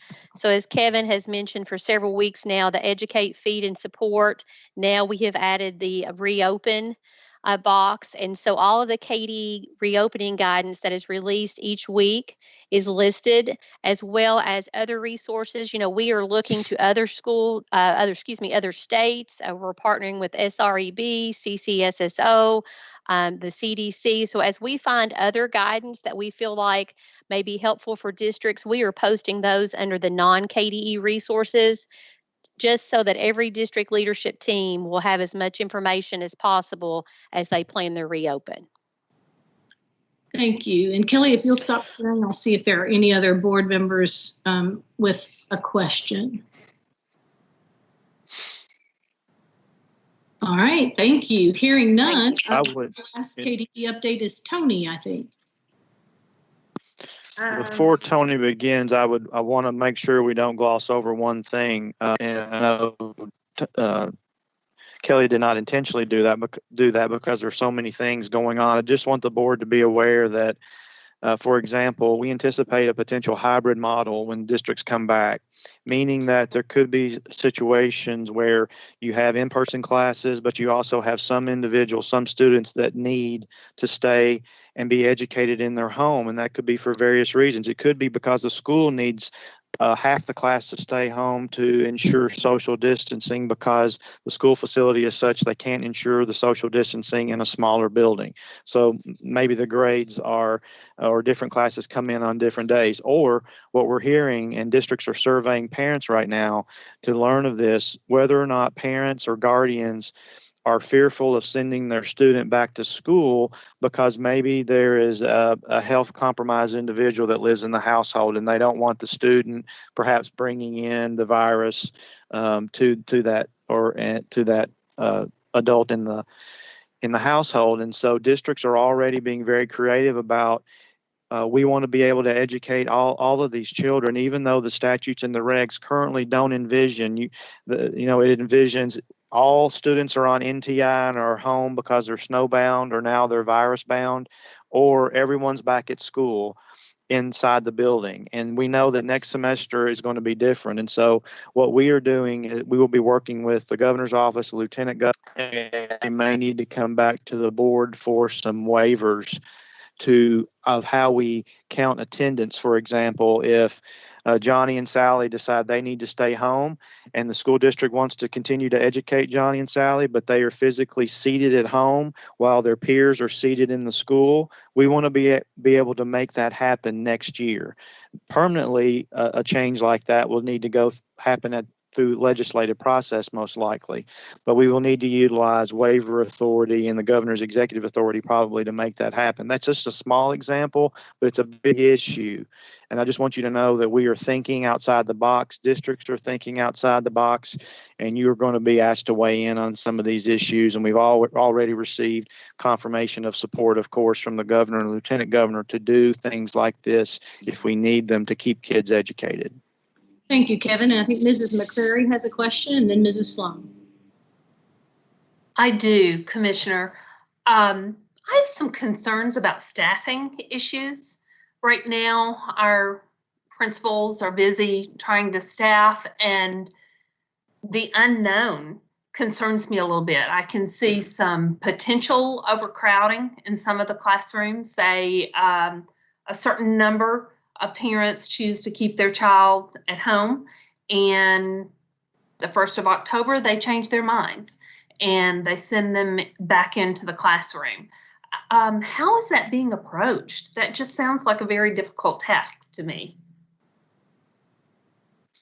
I'll ask Kelly to chime in here, but as well. But we know that it started off with one district suggesting to us to do a survey, and we know that, and I think many districts are thinking of that simultaneously. But we know many districts are surveying parents, and they're going to do that maybe multiple times to try to gauge whether or not students are coming back, or what is the reason why students may not come back, and then to try to gauge the timing of that.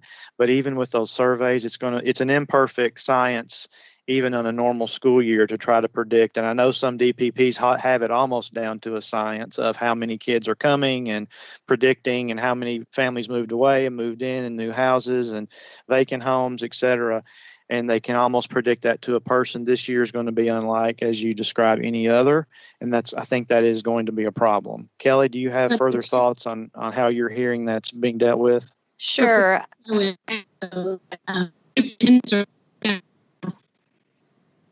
Not just physically. So I think that there as well. Sorry, Kelly. That's fine.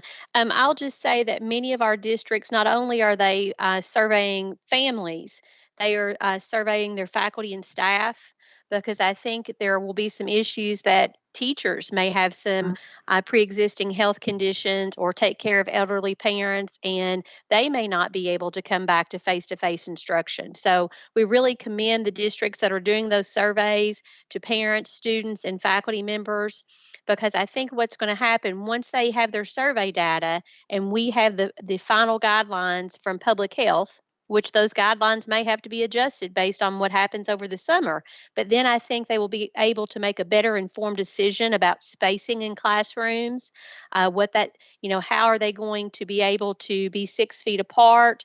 There has been some conversation about the plastic shields between desks. That was discussed yesterday on the superintendent's webcast. So I think what's going to happen is once we receive those final guidelines from public health, then those district leadership teams, as well as the safety team out of KDE, will be able to figure out what they need to do with that guidance, and they'll be able to know how many students are actually planning to come back, how many teachers are planning to come back. One district I spoke with, they're thinking about, if you typically have 4 first grade classrooms, depending on what the numbers look like, 3 of your teachers may teach face to face, and you may have one teacher that is teaching virtually. It just depends on what that survey data looks like, and the final guideline from public health. And I know that's not a concrete answer, but that's pretty much where we are right this second.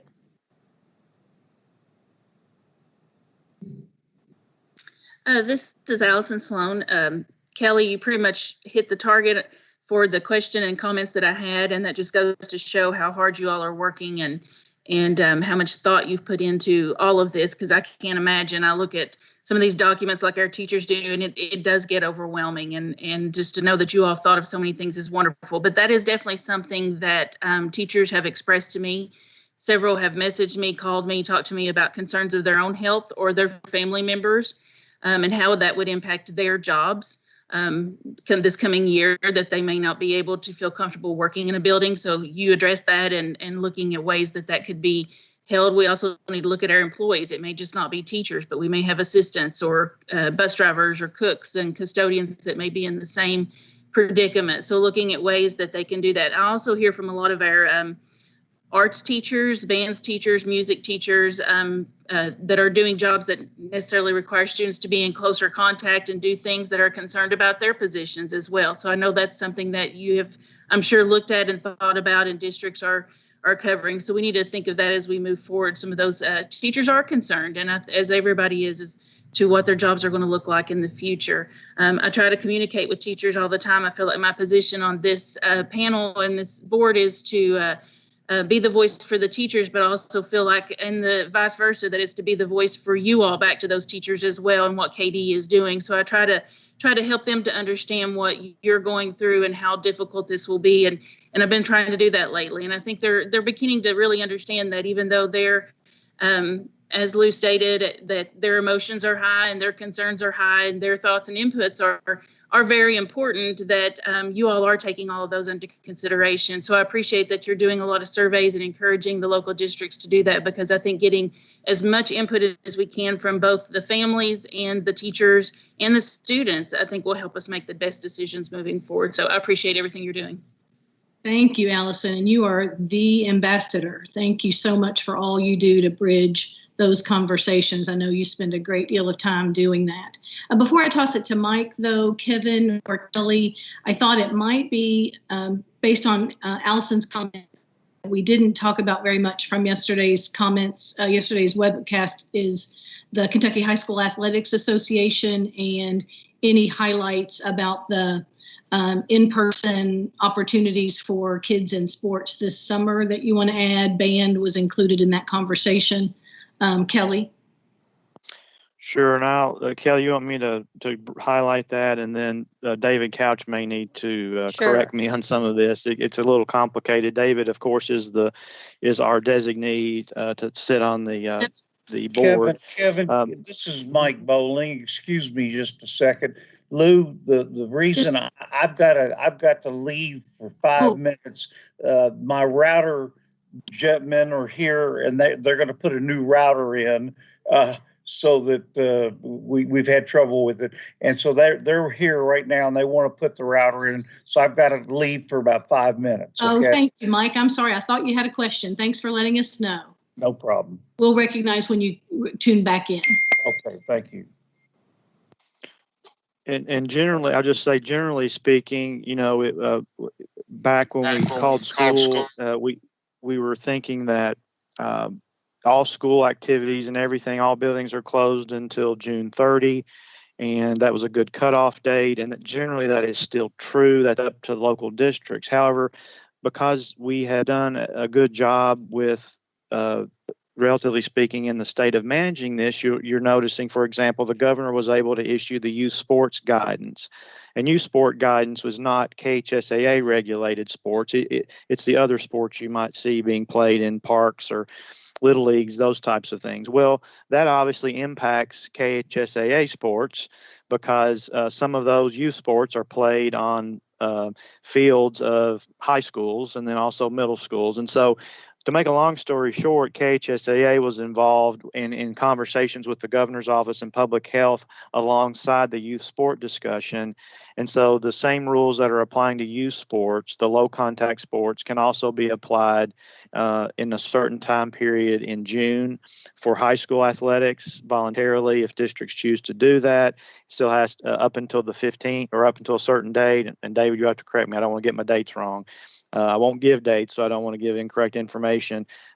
For example, there's a certain period where the 10-person rule goes into effect. So if a school wants the high school football coach or if the football coach wants to meet with a 60 or 50-person football team, they're going to have 5 meetings with 10 individuals. They can't have pads out. They can't have contact. It's more about how's your summer going? Here's some conditioning routines you may want to do.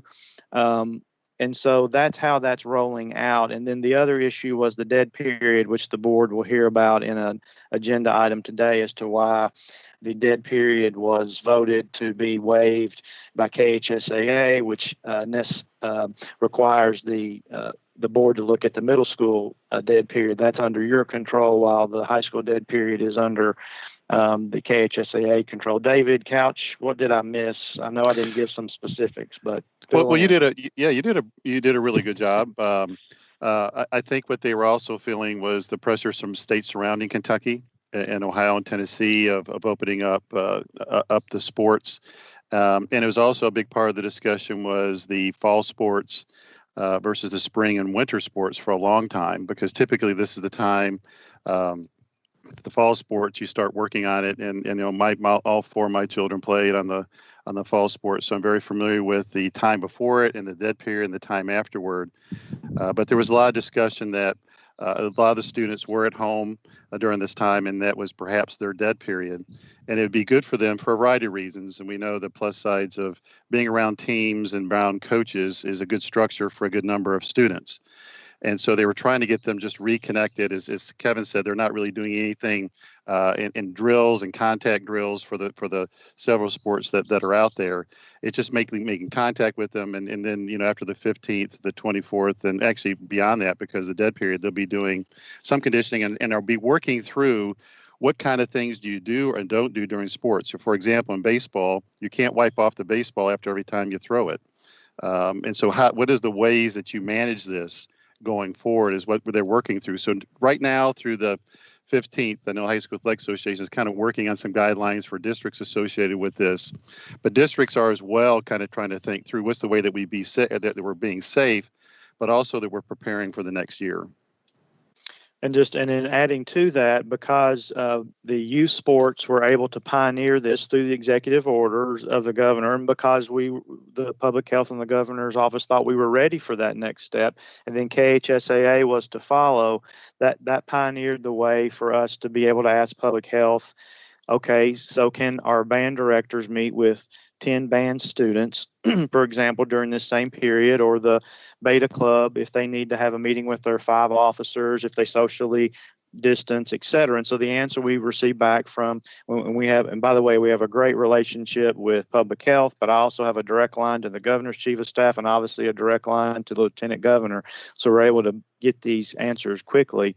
And we received, yes, other school clubs can participate on a limited basis so long as they follow those same rules and requirements that youth sports and now some of the high school athletic sports are following. And I believe, Kelly, they said band was a 10-foot social distance because of airborne droplets when playing instruments, that kind of thing. So I think the guidance is becoming more and more specific about these summer activities. Yes. Specifically from Dr. Stack, certain activities with higher aerosol risk, like wind instruments at band practice, must be outdoors and with increased social distancing 10 feet. Excellent. Thank you, team. Any other questions?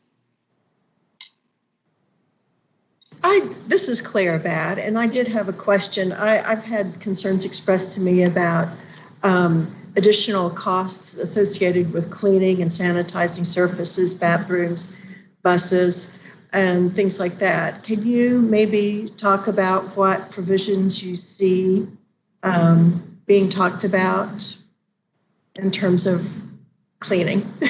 I'll ask Rob and Kenny as well to may want to comment on this. You're exactly right. I will say we are going to be, and we are asking our school districts to do things they have never done, to purchase things they have never had to purchase, and have staff responsibilities.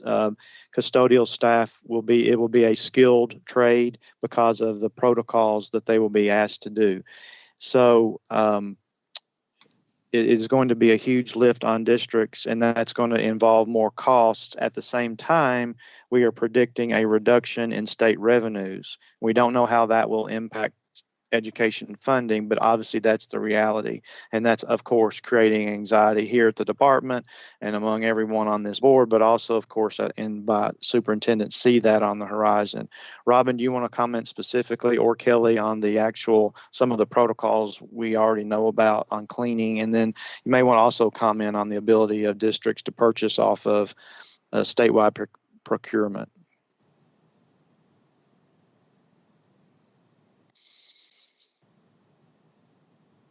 You may be muted, Robin.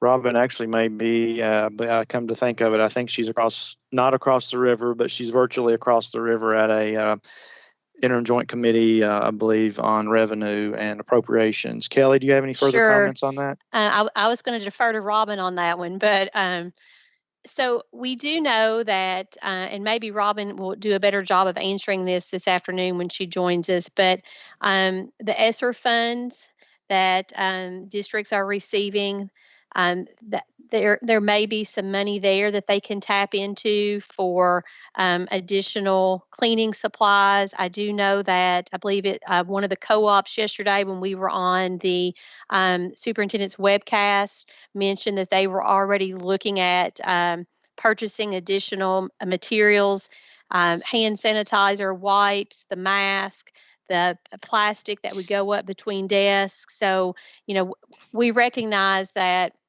there's going to have to be some assistance with districts on how they even get access to some of those materials, because if we just tried to go to Amazon right now and order Clorox wipes, they're not available. So we've been having those conversations with public health as well.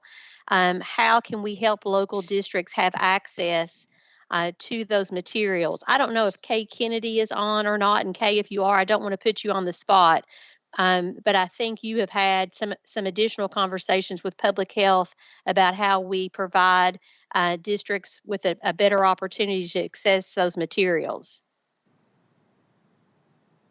And if Kay's not, then we'll make sure that Robin gives you a more accurate update this afternoon. A good example of a question yesterday, for example, a superintendent asked Public Health's recommending that lunches be served in classrooms and that cafeterias not be utilized, just because you want to try to isolate students with their same group of peers and you'd rather have them student be around 20 instead of 100. And that's the public health philosophy and reason for that. And there's data reasons, epidemiological data for that, reasons for that. So, but the public health was able to say, yes, we can see how you can utilize your cafeterias to deliver lunch. However, you will have to wipe down the lunch tables in between every class, and Johnny will need to sit in the same seat every day, so we know where Johnny is sitting for contract tracing purposes. So, there was a give and take there, with public health being able to say and honor the superintendent's concern about not being able to serve lunch in the cafeteria. However, by doing so, it is going to create additional work and require additional sanitation procedures if they choose to go that route.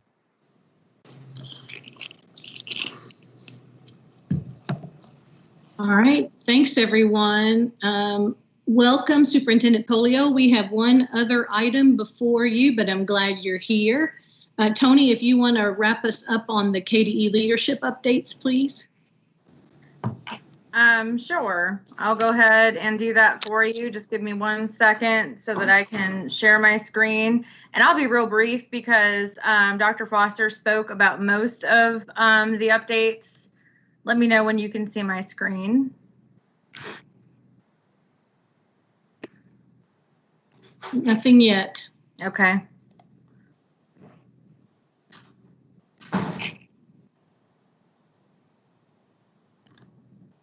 Here we go. Okay, good deal. So just a monthly update. I don't know if I'm not sure if we sent out these numbers or not, but our feeding numbers for the month of April, and again, we're usually behind on these numbers because the districts have until the 15th of each month. But as you can see here, quite impressive. Over 11 million meals, snacks were provided to students during the month, or children, I should say, during the month of April. And the average daily participation there was 303,000. So really remarkable to our students, or to our districts and staff members who have continued to provide food to our districts and or to students in the districts. The next slide I have for you is just again, reiterating the timeline and the guidance that we in the communications department have worked with Dr. Foster's office to provide for our districts.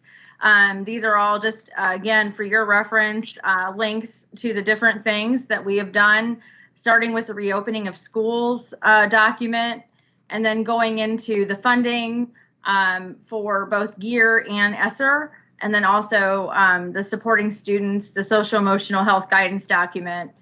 And then also here's the release dates for the other ones. So as you can see, a lot of things are going to be coming out here in the next couple of weeks. I've really worked very hard to really work with the superintendents, specifically to try to get them information ahead of time. I know that there's a lot of anxiety about getting things, at the end of the day. We addressed this yesterday on the webcast. We've moved a lot of our release dates up to Monday. Just so that they're not getting them at night. I remember being a reporter, we talked about this yesterday. We kind of joked about, the Friday news dump and trying to get them to get the information earlier. And so we recognize that, and we're trying to do better at getting them the information ahead of time so that they're not getting it late and such. So that's kind of the schedule that we have for that. As Kelly had mentioned, we did add the green. You all are familiar with the Educate, Feed, and Support. We did add the green reopening tab to the website, which really is very exciting because that is where you can find all of the documents there. So everything that we add is being added to that particular icon on our COVID-19 resource site. Again, everybody has talked about the tribute to the class of 2020. Thank you very much for all the shout outs for that. I really have to shout out to the communications team for that because it really did take the time from inputting. We received over 2,000 photos from all of our high schools, and we are still doing the shout outs on social media. It was 215 high schools submitted photos to us.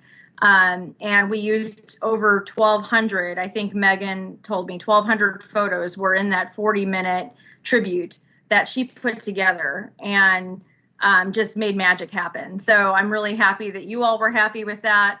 And that was really a tribute to our seniors. And I'm just very excited that we were able to get Lincoln Bridge and JD Shelburne.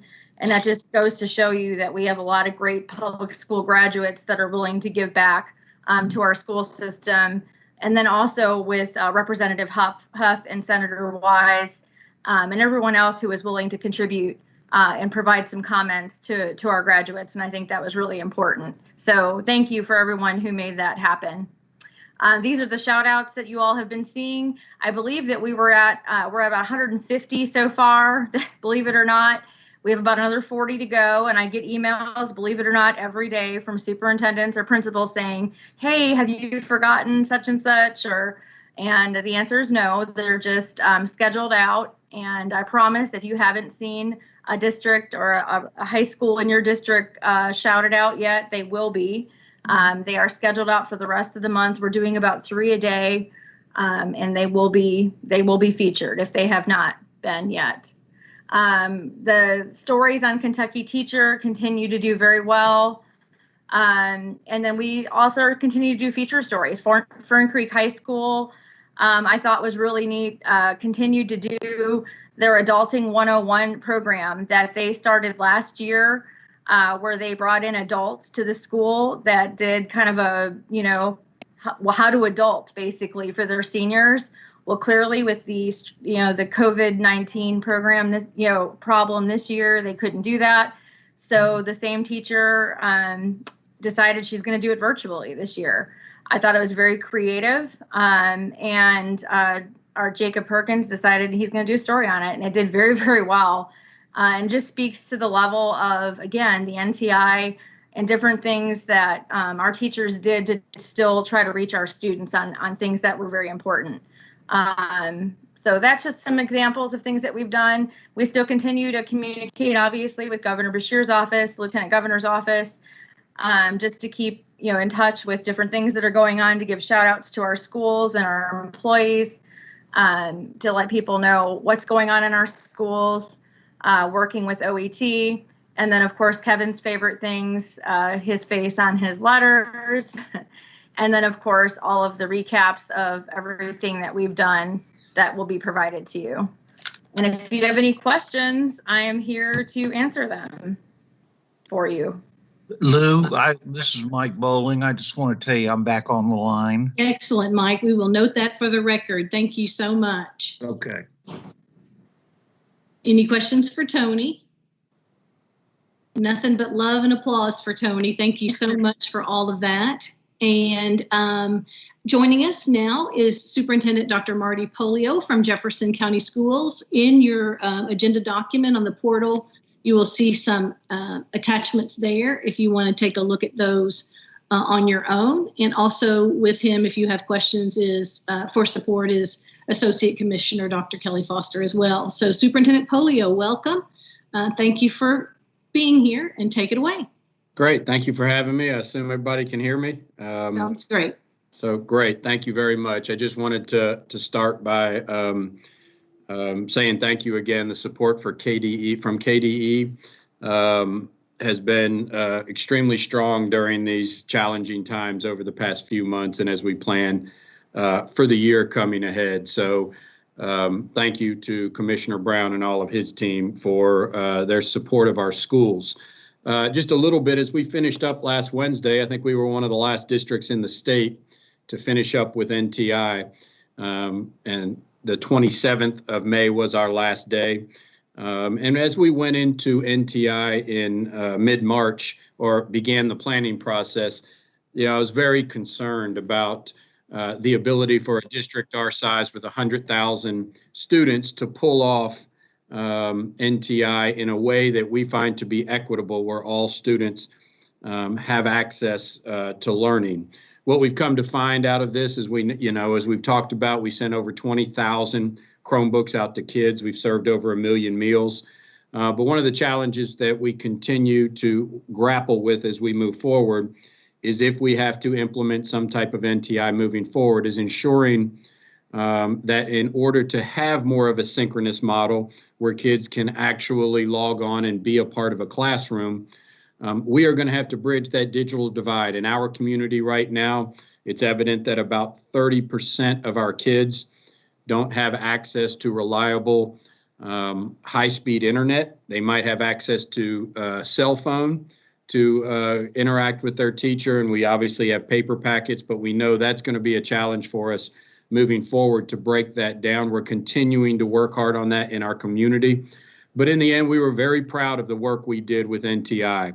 The amount of kids we reached, we had some we didn't get to, but the vast majority of our kids' daily interaction, and the JCPS team and community came together throughout that 10-week period to really support our students. So we're proud of that work we did. We are right now in the planning stages of we had a desire to bring in 5,000 to 10,000 students this summer for summer learning. We know we really can't do that face to face. So we are working hard. Dr. Carmen Coleman and her team, and several others are really working to plan some virtual summer programming to support our kids. And I look forward to having that public so everybody can see it.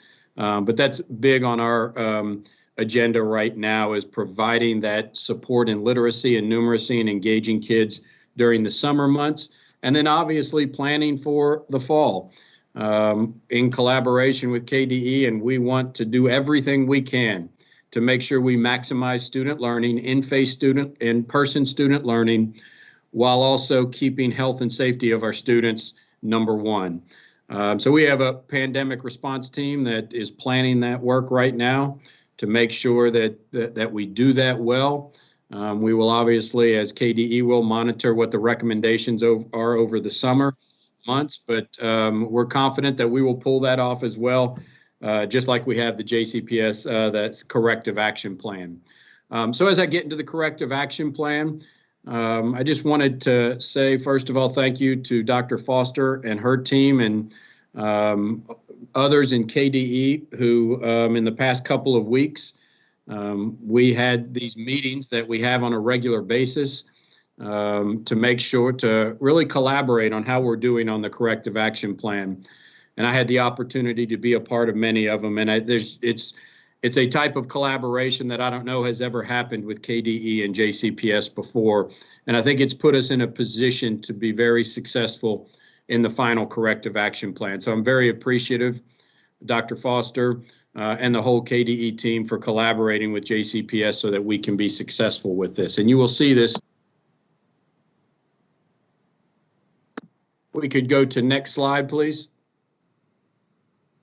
So as you could see, we have now gone through every one of the 10 areas. This will be the second time through. So from December of 2018 was our first time through. We went through a first review of each of the 10 areas, and then we went through a second review of each of the 10 areas. And now we have completed all 10 of those areas 2 times through, and we are very proud of the progress. And you will see that on the next slide. So we move to the next slide, please. So as a status update, once again, out of all of our actions that we've had to take, you can see that number in the upper 200s of the actions we've had to take over the past 20 months. Established means that we have worked with the Kentucky Department of Education to make sure we have a process to ensure that it's happening across the entire district, 155 schools. It's in place, and we're monitoring that. And so we are very pleased that 98% of our actions are now established. And as you can see, we only have 5 left that we need to address. So very proud of the work that my team has done on this. I'd like to say I take responsibility, but really it's the people around me. I've said, if anything, one of the best things that I've done in my career is surround myself with great people. And they have done this work, and we think we are in a spot to be very successful with our audit in the fall. So as you can see, 98% of our actions are established at this point, and we are confident those last 5 we will take care of those as well. Next slide, please. And that's just a brief, as you can see, update in each of the areas, how we've progressed since December of 2018 through June of 2020. And we've seen growth in each of these areas as we have developed through time to put us in a great spot for the October audit that we believe we'll see at that time. So the 2 that we will cover today, next slide, please. First one is finance in schools. So last board meeting, if you remembered, it was finance from a district perspective. This was one of the areas, finance in a school perspective. And as you can see, we had some challenges, and really ensuring compliance at 155 sites was a big challenge when the audit first came from the spring of 2017, having control checks in place, consistent training of all of our bookkeepers, principals, central office folks when it comes to finance and communication at all levels. And so we have worked hard to make sure that this has been done, that this is done effectively. monthly timelines for principals, quality checks by our internal audit. So we didn't have internal audit prior to the past, when we first went into this, and we do now an effective internal audit that oversees this, and individual support provided based on our data reviews. So having very close oversight of data at 155 different schools, which I think we've done very effectively. Next slide, please. So summary of some of the evidence that we've done. Internal audit has checked over 350 school level audits when it comes to finance. And as you can see, we've had some real improvement in the data that we've seen. So things around outstanding checks, credit card logs, unapproved changes to purchase request, we've eliminated those problems. The communication protocol for notification has greatly improved. We've had a database to track these things. You can see on our external audit, we've had a 29% reduction in the number of findings of school activity funds. So, you know, as any large school will tell you, on an external audit, there will always be some findings, but ensuring that there is a reduction in those findings and we're really reducing those repeat findings are so important. We've designed and implemented online training modules so that when new bookkeepers come aboard, principals, that we have these online training modules ready to go. We have the financial services monthly newsletter. And we are proud that our district, we were recognized in District Administration Magazine for making it easier to collect payments campus-wide. So I think, as in many of these areas that were identified early on in the audit and the corrective action plan, JCPS has become a leader in this work. And so we'll continue to ensure that that's happening at 155 different schools, and we're doing the right work to ensure that. Next slide, please.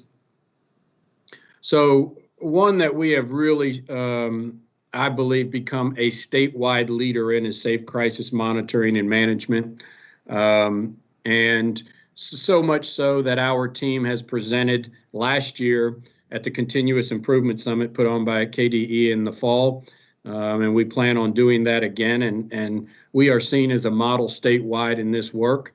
So it took a lot of growth and intentional work to ensure that. But, you know, we have definitely a state leader in this work. But we didn't have clear procedures aligned to policies when we started. We didn't have robust training and monitoring systems to make sure that every campus had trained SCM personnel on site, and really making sure we had compliance at every school site, and monitoring the data and making sure it's entered correctly and monitored at 155 sites was a challenge, but we think we know we've tackled that very well. So making sure that, you know, we have these ongoing targeted professional development on a regular basis. You know, and different personnel who could be involved in that, making sure that they are trained and up to date in their training. And individualized support data based on data review. So looking at data, targeting specific schools that need additional assistance and making sure we are there to do that. And our procedures, really working on our procedures to that they align with policy changes and our new district student support and behavior intervention handbook. And we did all of those things. Next slide, please. And so you can see our summary of evidence. You know, we've had 210 different SCM trainings to closing in on 2,000 staff members in JCPS. And those are ongoing. We have to continue to update those trainings on a regular basis. We've added in assistant principals, you know, security personnel to make sure that everyone is trained in the proper way to do this. 41 different data reviews, and we have, as you can see, satisfaction rates on the survey. We had to add 2 additional positions because of the amount of staff members that that need training and to provide that oversight.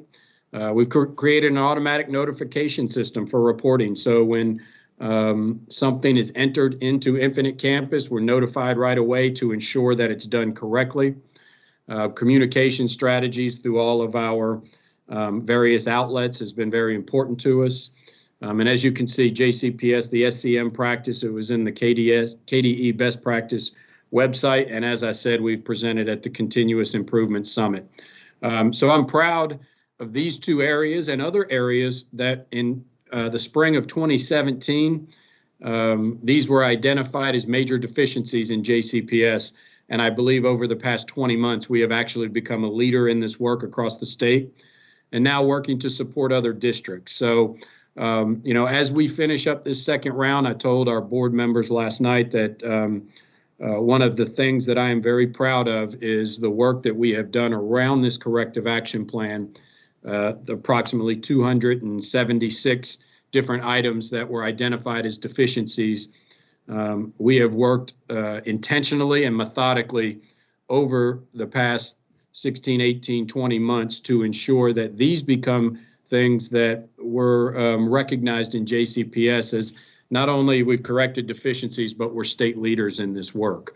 And we'll continue to do that, but definitely are looking forward to showing in our final audit the progress we have made as a district in this area, these areas, and many other areas. So I thank you for your time, and I'm happy to take any questions or comments that you have.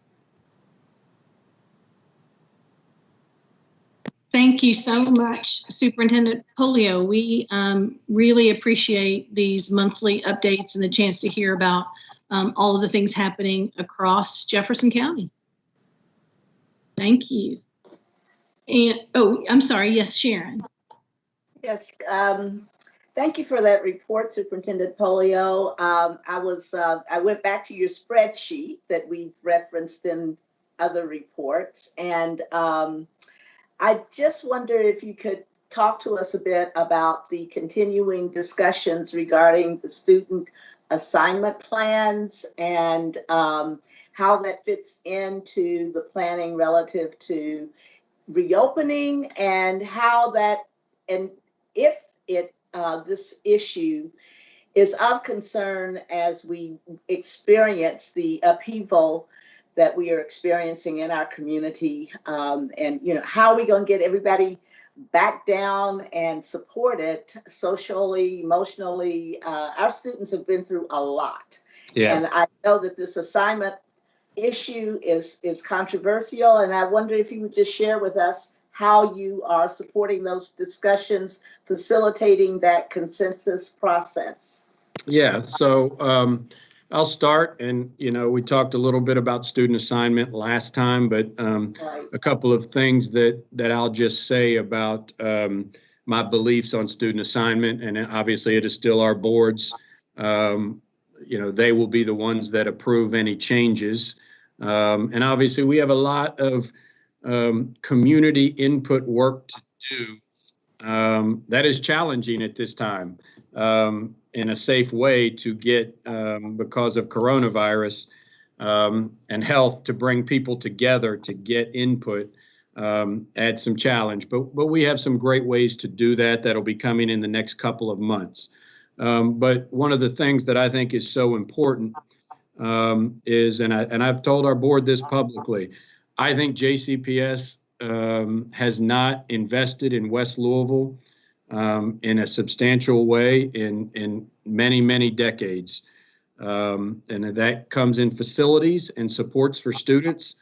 And it is very important that not only we change the student assignment plan to allow students from West Louisville to have options to attend school in their community if their parents choose. They can still choose to go to a school outside of their community if they choose, but we have not done that. And I think my intention and my goal would be that we provide families those opportunities, but not only just provide them those opportunities. Our current status right now, the last high school that was built in West Louisville, I believe was 1956, Central High School. Before that, you had Shawnee High School that was built, I believe, in 26.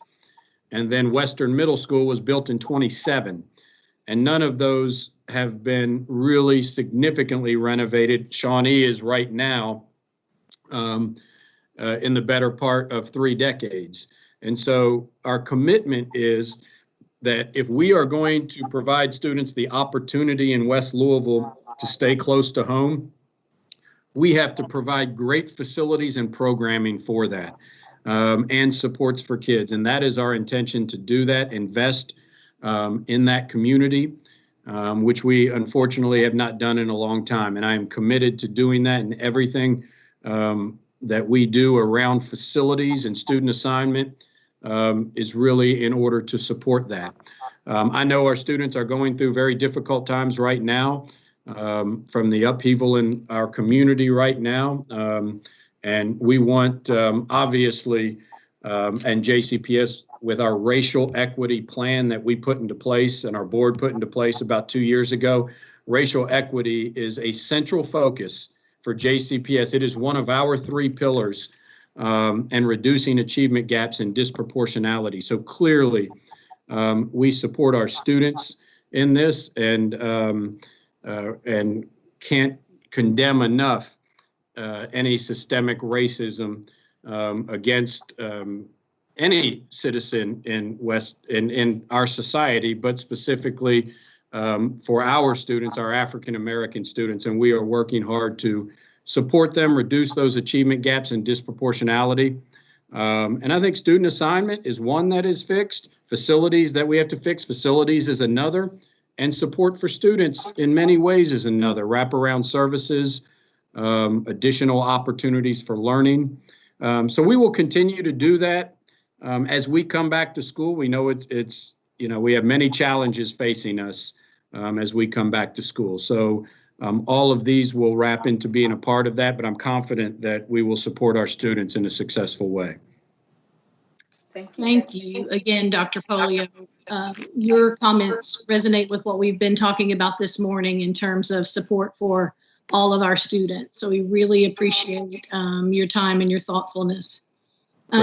Board members, we are in that happy place where we're running a little bit early. I'm wondering if it would be amenable to everyone if we go ahead and do our board member comments at this time before we break for lunch close to our scheduled time, and then perhaps maximize our afternoon. Would that be all right?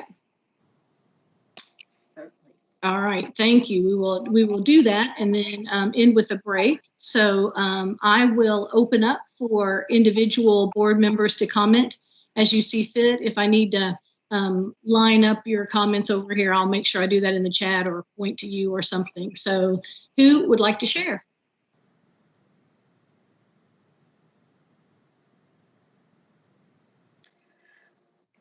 Sharon. I do want to thank my colleagues on the board for the special privilege and opportunity to work with Lou as your co-chair, and I hope that we will continue in the spirit of candor and high respect and very high integrity that I think that we've experienced as a board. I think that's the best way we are going to serve our state. And I am just so honored, and I thank you. Thank you, Sharon. I will admit I did happy dance when you said yes. Thank you. Yes, Mike, I see you. I'll recognize you next. Lou, I appreciate very much that you explained to us earlier, I guess prior to the start of the meeting, that you, by virtue of being the vice chair, was automatically moved to the chair. Correct. And it didn't require a vote of the board and didn't require anything like that, because I was prepared to make that motion on your behalf. But obviously that's not needed because you're filling out David Karam's period. Is that for a year or 2 years, or? It's for the year. Okay. Until our first meeting of the year, which Kevin, I assume is August. I'm not positive. Todd, that's a good question. Are we talking calendar year or school year? That's not clear. The statute provides that the board would elect a new chair at its first meeting of every fiscal year. However, there's also some provisions that indicate that the chair would serve for a year. So we've got a little bit of confusion about the previous term and the one that you stepped into. Out of an abundance of caution, we would probably conduct the elections again at the board's first regular meeting of the fiscal year, which would be August. Thank you. Yep. And thank you for that, Mike. I'm sorry. So then I can make the motion then, huh? Thank you, Mike. Thanks to all of you. Sorry, I bungled that earlier, but I was glad I was able to get Todd's advice onto the record. Okay. Other board members who would like to share. Lou, this is Lee. It's Yes, a sir. slight advertisement possibly, but I've been asked by WEKU to do a radio series on the connection between education and economic development. I'll be interviewing people in that area once a month, and Tom Martin had asked me to do that. I'm going to do Chris Kimball this next week on the work of the Science Council and the Idea Festival. But I'll be, eventually getting around to mainly the hands-on learning, the Advanced Kentucky, some of the things we're doing in K through 12, and then going on to the area of university research and how that ties into the economy, and then to some of the economic development things that have been done in the state to help invest in startup businesses. So just a chance to put the word out that education is very, very tightly tied to economic development, especially in this day and age. Excellent. I look forward to that series and appreciate your leadership there, Dr. Todd. Thank you. Sure. Patrice.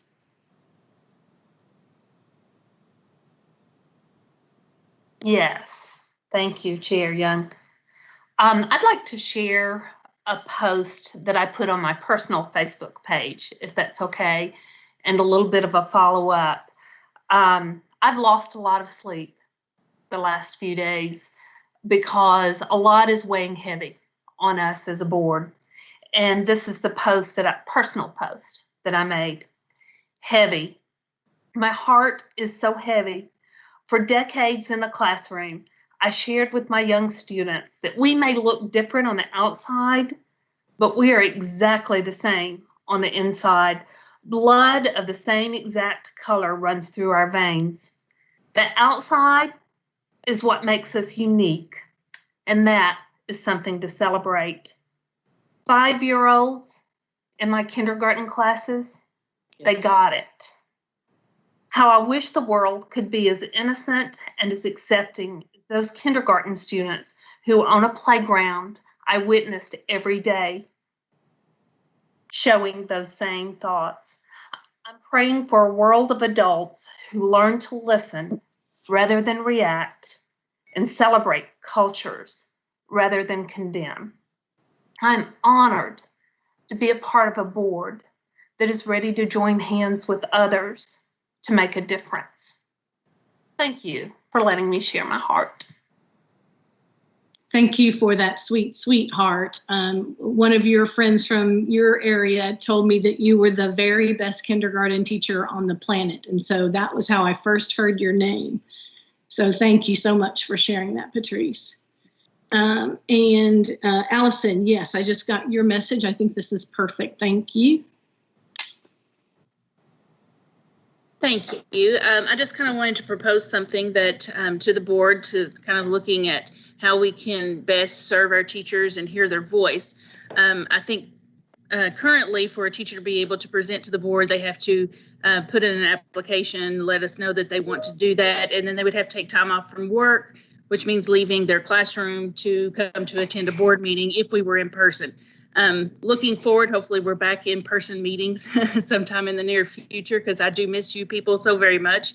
But I'd like to propose that we consider maybe allowing teachers to participate virtually now that we've kind of dove into this world and we understand it better, so that they can remain in their classroom and serve their students in their schools, but maybe take 5-10 minutes of their day to be able to join us. I can be their voice as much as possible, but there's sometimes they have subjects and topics they'd like to bring up that they're the experts on, and they would be better at sharing that information than I would be at sharing it for them. So just something I'd like to propose for us to think about as we move forward and get back to in-person meetings in the future to allow our teachers to have better participation and easier participation at board meetings. Thank you so much, Allison. And I think it just begs the question, just like our schools will be facing this fall, now that we have existed and in fact done well in a virtual environment, how can we increase access and communication with the board in a virtual way as we move forward? And I know that Jennifer and the team are working with Andy and Megan and others and Todd to make sure that we are receiving good guidance about how we can communicate in perhaps a blended way moving forward. So we'll keep the board posted on those strategies as that opportunity becomes available, because I feel certain that it will in this day and age, although not easy, of course. Thank you. I will jump in right now before I forget. I have my notes in front of me. I had a couple of several opportunities to engage as a state board member since our last meeting. One, I did have the chance to attend a webinar on behalf of Kevin with the Hunt Institute with several chief state school officers last month, and it was really fascinating to hear about what the other states were doing. In particular, one of my big takeaways that I shared with Kevin was that Texas has been very aggressive in ensuring what Dr. Polio mentioned was still an issue for us in Kentucky, which is moving toward greater and greater high-speed internet access across the state. So if a state the size of Texas can do that with geographic challenges not unlike those we face in the mountains and in our more rural areas, then I urge us all to remember that access to the internet is no longer a nice to have in an environment where all kids need access to high quality, high speed internet and devices to manage good learning in the home.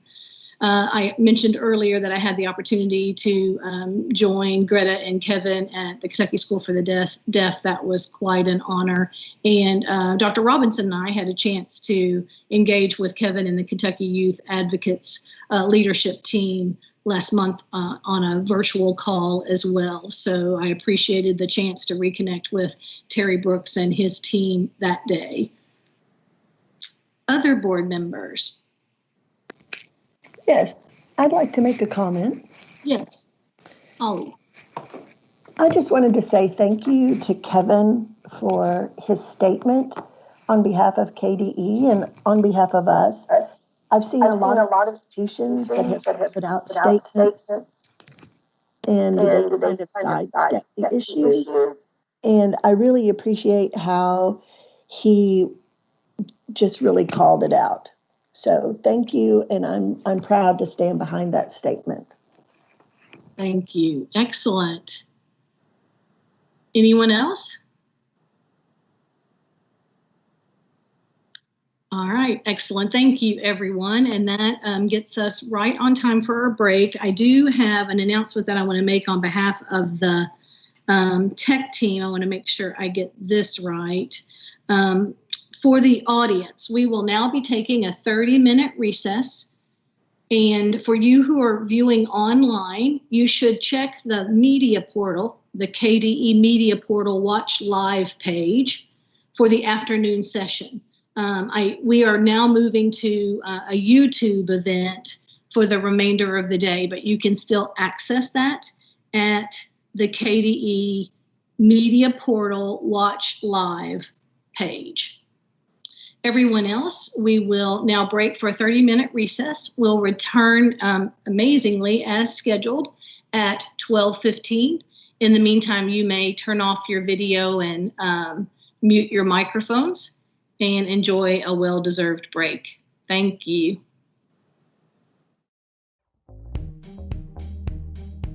At this point, board members, we will turn our attention to approval of the consent agenda.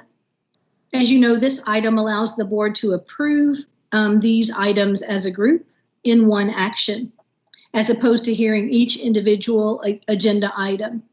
Our department staff identified these items as those that are non-controversial and routine in nature, and you received these items in advance. The consent agenda items with KDE contacts if needed are presented here in your portal documents. Kevin, any of these that you or your team want to highlight?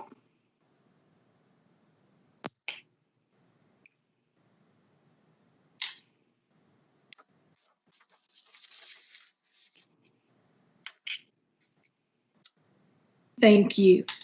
I don't think so. All right. As a reminder, this item, which does require a vote, consists of the consent agenda and allows for approval in one action. The consent agenda was distributed to members in advance of the meeting to allow sufficient time for review. At this time, does any member wish to have any of the consent agenda items moved to regular discussion items? Hearing none, we will then be open to a motion to approve all items on the consent agenda. It's Sharon Robinson. I move approval of the consent agenda. Thank you, Dr. Robinson. Do we have a second?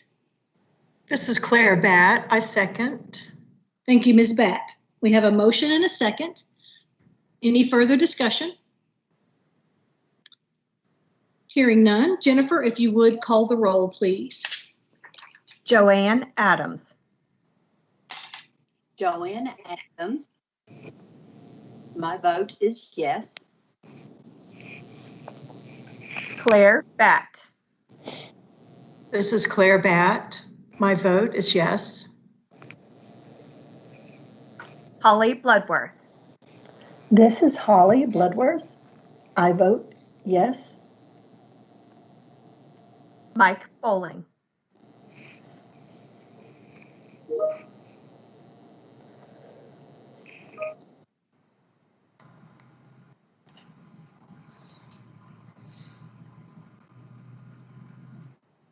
Okay, we'll come back. Albus Johnson. Albus Johnson, I vote yes. Patrice McCrary. This is Patrice McCrary, and I vote yes. Sharon Robinson. This is Sharon Robinson. I vote yes. Lee Todd.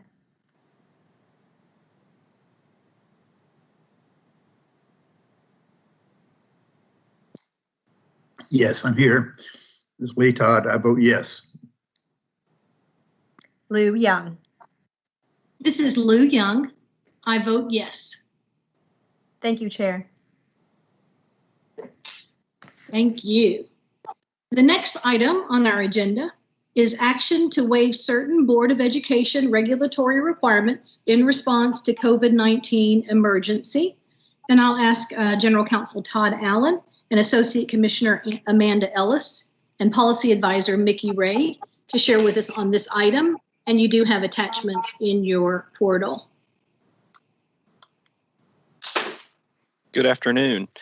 As the board is aware, KDE staff have been before you several times now for approval of waivers to the state board's administrative regulations related to the COVID-19 impact on school districts.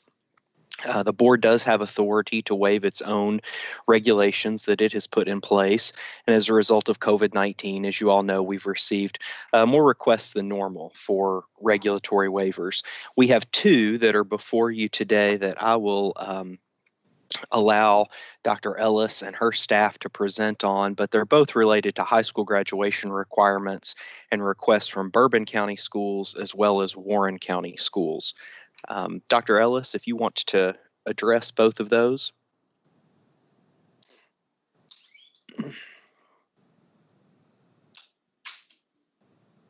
Sorry, I couldn't get my mute undone. Yes, good afternoon. So There were two waivers, one being Bourbon County.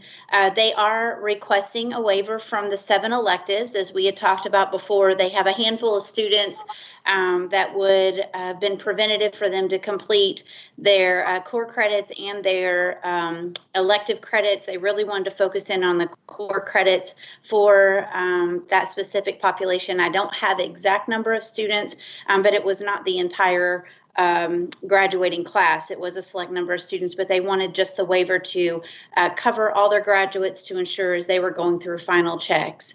The other waiver that was requested is Warren County. They have a group of students who are more in like a credit recovery type of situation.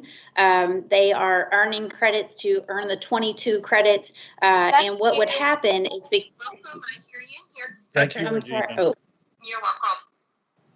Oh, okay. Sorry. I thought somebody was asking a question.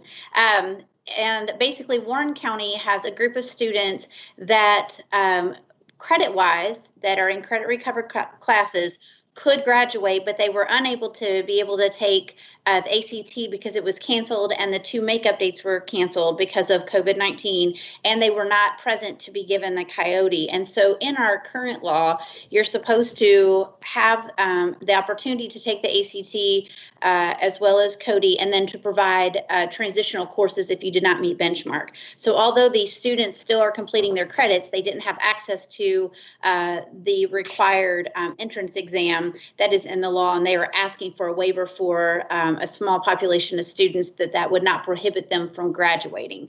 Again, that's an alternative setting with a credit recovery approach, not a full high school, but it is a unique situation that would be the part of the law that they're asking waiver from. And the staff notes kind of lay out, as Todd said, the request for that, and that's why we're coming to you, to the KBE, to waive those so it doesn't prohibit any 2020 graduates from being able to complete in this unique situation. Thank you, Dr. Ellis. Board members, any questions for Dr. Ellis? Thank you. Then first, I would ask the board to entertain a motion to conditionally approve Bourbon County's application of waiver of administrative regulations and waive 704 KAR 3:305, Section 34H for 12th graders as of March 6, 2020, and in accordance with the recommendation of the commissioner as articulated in the corresponding staff notes. Do we have such a motion to waive the regulatory requirement? This is Lee Todd, and I make that motion. Thank you. I hear a motion by Dr. Todd. Do we have a second? This is Elvis Johnson. I'll make the second. And a second from Mr. Johnson. Thank you. Any further discussion? Hearing none, Ms. Fraker, if you would please call the roll. Joanne Adams. Joanne. My vote is yes. Claire Batt. Claire Batt votes yes. Holly Bloodworth. This is Holly Bloodworth. I vote yes. Mike Bowling. Mike Bowling, I vote yes. Alvis Johnson. Alvis Johnson, I vote yes. Patrice McCrary. This is Patrice McCrary. I vote yes. Sharon Robinson. This is Sharon Robinson. I vote yes. Lee Todd. This is Lee Todd. I vote yes. Lou Young. This is Lou Young. I vote yes. Thank you, Chair. Thank you, Jennifer. And secondly, I would ask the board to entertain a motion to approve Warren County's application of waiver of administrative regulations and waive same 704 KAR 3:305 for students who were double promoted to the class of 2020 this spring, who do not have the opportunity to take an assessment of college readiness. Do we have such a motion? This is Patrice McCrary. I so move. Thank you. We have a motion by Mrs. McCreary. Do we have a second?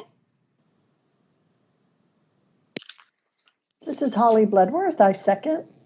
And a second from Ms. Bloodworth. Thank you. Any discussion on the Warren County waiver? Thank you. Ms. Fraker will have a roll call. Joanne Adams. This is Joanne Adams. My vote is yes. Claire Batt. Claire Vatt votes yes. Holly Bloodworth. This is Holly Bloodworth. I vote yes. Mike Bowling. This is Mike Bowling. I vote yes. Alvis Johnson.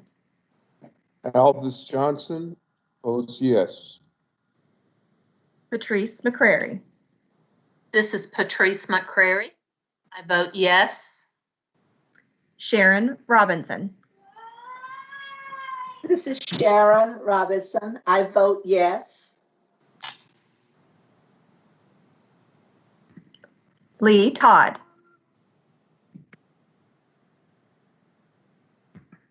Dr. Todd, I think you are muted. I have been. Lee Todd, I do vote yes. And Lou Young. This is Lou Young. I vote yes. Thank you, Chair. Thank you. The next action item on our agenda is a new regulation, 702 KAR 1:180. And I'll ask Associate Commissioner Kinney, Policy Advisor Matt Ross, and Executive Director of this Kentucky Center for School Safety, John Akers, and our State School Security Marshal, Ben Wilcox, to present the new regulation proposal. Good afternoon, everyone. This is a new regulation. The first reading was held back in February. It is a new regulation 702 KAR 1:180 related to the School Safety and Resiliency Act and the School Safety Assessment Tool. This requires Senate Bill 1 from 2019 amended KRS 158-443 to require the Kentucky Center for School Safety to approve a school security risk assessment tool. And we first brought this regulation back to you in February because the Center for School Safety does not promulgate their own regulations. The Department of Education does that on their behalf. We took this regulation also in front of LSAC and received comments. And since that time, we've done a little bit of work. There was something else that was happening at the same time. The General Assembly was in session. And Senate Bill 8 from this past session actually made some revisions to the former Senate Bill 1. And so there was necessarily a need to make some changes. The other comments that we heard from local school districts was really to provide some clarity to this assessment tool about what things are statutorily required and what things are sort of best practice guidance trends, so not statutorily required. So if you look at the assessment tool that we have before you today, I think the Center for School Safety and the State School Safety Marshal have really tried to accommodate those requests from our districts. They have separated the assessment tool into 3 sections. The first really talks about demographics of the school district. The second is more the statutorily required safety requirements. And then the last part is sort of those current trends. We are not requesting the last section to be incorporated into the regulation. That allows for continued flexibility and guidance on these current trends without having to come back and revise the statutorily and regulatory requirements. We do have, I saw John Akers, so I know he has joined us online, and I apologize, I can't see if Mr. Wilcox is with us yet, but John is here to answer any questions we might have, and we think we're in good shape to move forward with the regulation at this time and ask any questions. Thank you, Robin. Okay. Director Akers, if you would like to add. Let me check real quick and see if Ben's on the line. Ben, are you on here yet?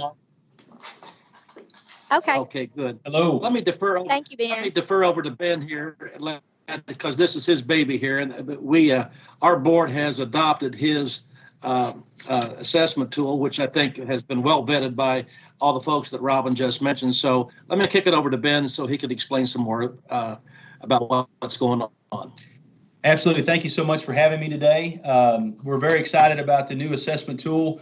We've collaborated with several different folks, including our compliance officers that have done over 1,000 schools already with the old assessment tool. We collaborated with superintendents, LSAC, and most importantly, we had some very good conversation with folks from the Department of Education, and we've really hammered this out. And of course, this office is not even a year old yet.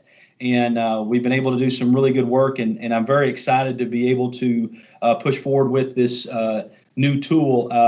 We've got some great IT people that are putting it together for us right now, and we look forward to get back into the schools with it starting in 2020, whenever that may be. Separating it out like we did, just like Ms. Kenny brought up, I think is going to be much better for our schools and much better for our compliance officers to understand. And I just look forward to your all's approval on it, and I will take any questions that you may have on the issue. Thank you. Board members, does anyone have any questions before we open for a motion?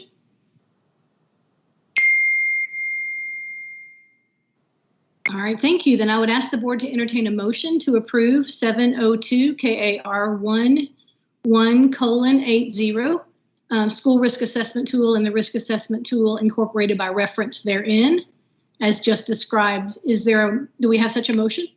This is Mike Bowling. I make the motion. Thank you, Mr. Bowling. Do we have a second?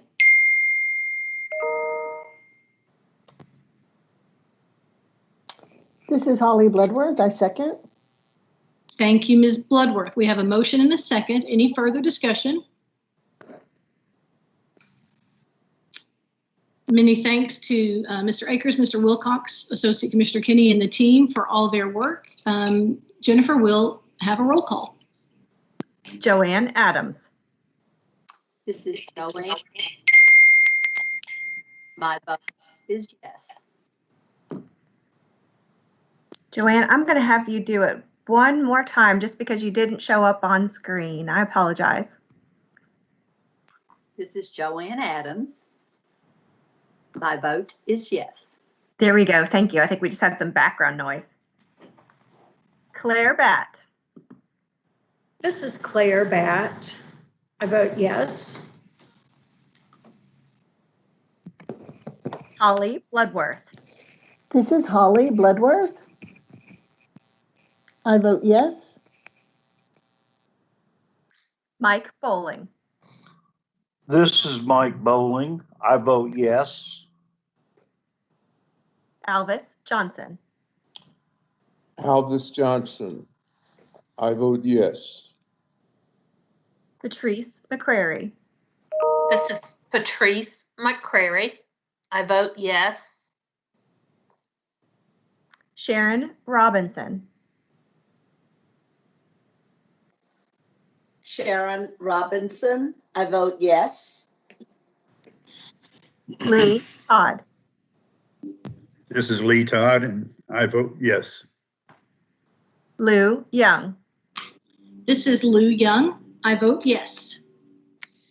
Madam Chair, before we leave this item, I could make a statement. Yes, please. Just while we had John Akers here and Marshall Wilcox, I just wanted to, first of all, thank them for what all they're doing just in a normal time period. But just want to make sure everyone knows that, you know, their work now is going to be layered in with all of the new COVID-19 work that's going on, and there will be implications for school security and safety. And there are a lot of things they're already helping us with.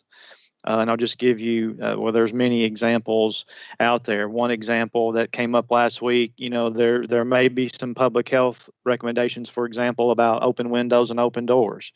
But then we know we have school security requirements that require closed windows and closed and locked doors.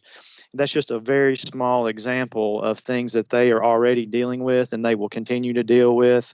And they're working on that already.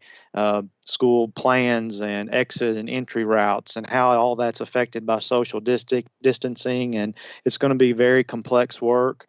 but I just wanted to make sure you all knew they're already engaged and were engaged from day one and are a great partner with us as we enter into this new time. Excellent. Thank you. I echo that gratitude as well. I know the superintendents are leaning heavily on these guys for guidance all along the way. Madam Chair, may I make a quick comment, please? Yes, please. Okay.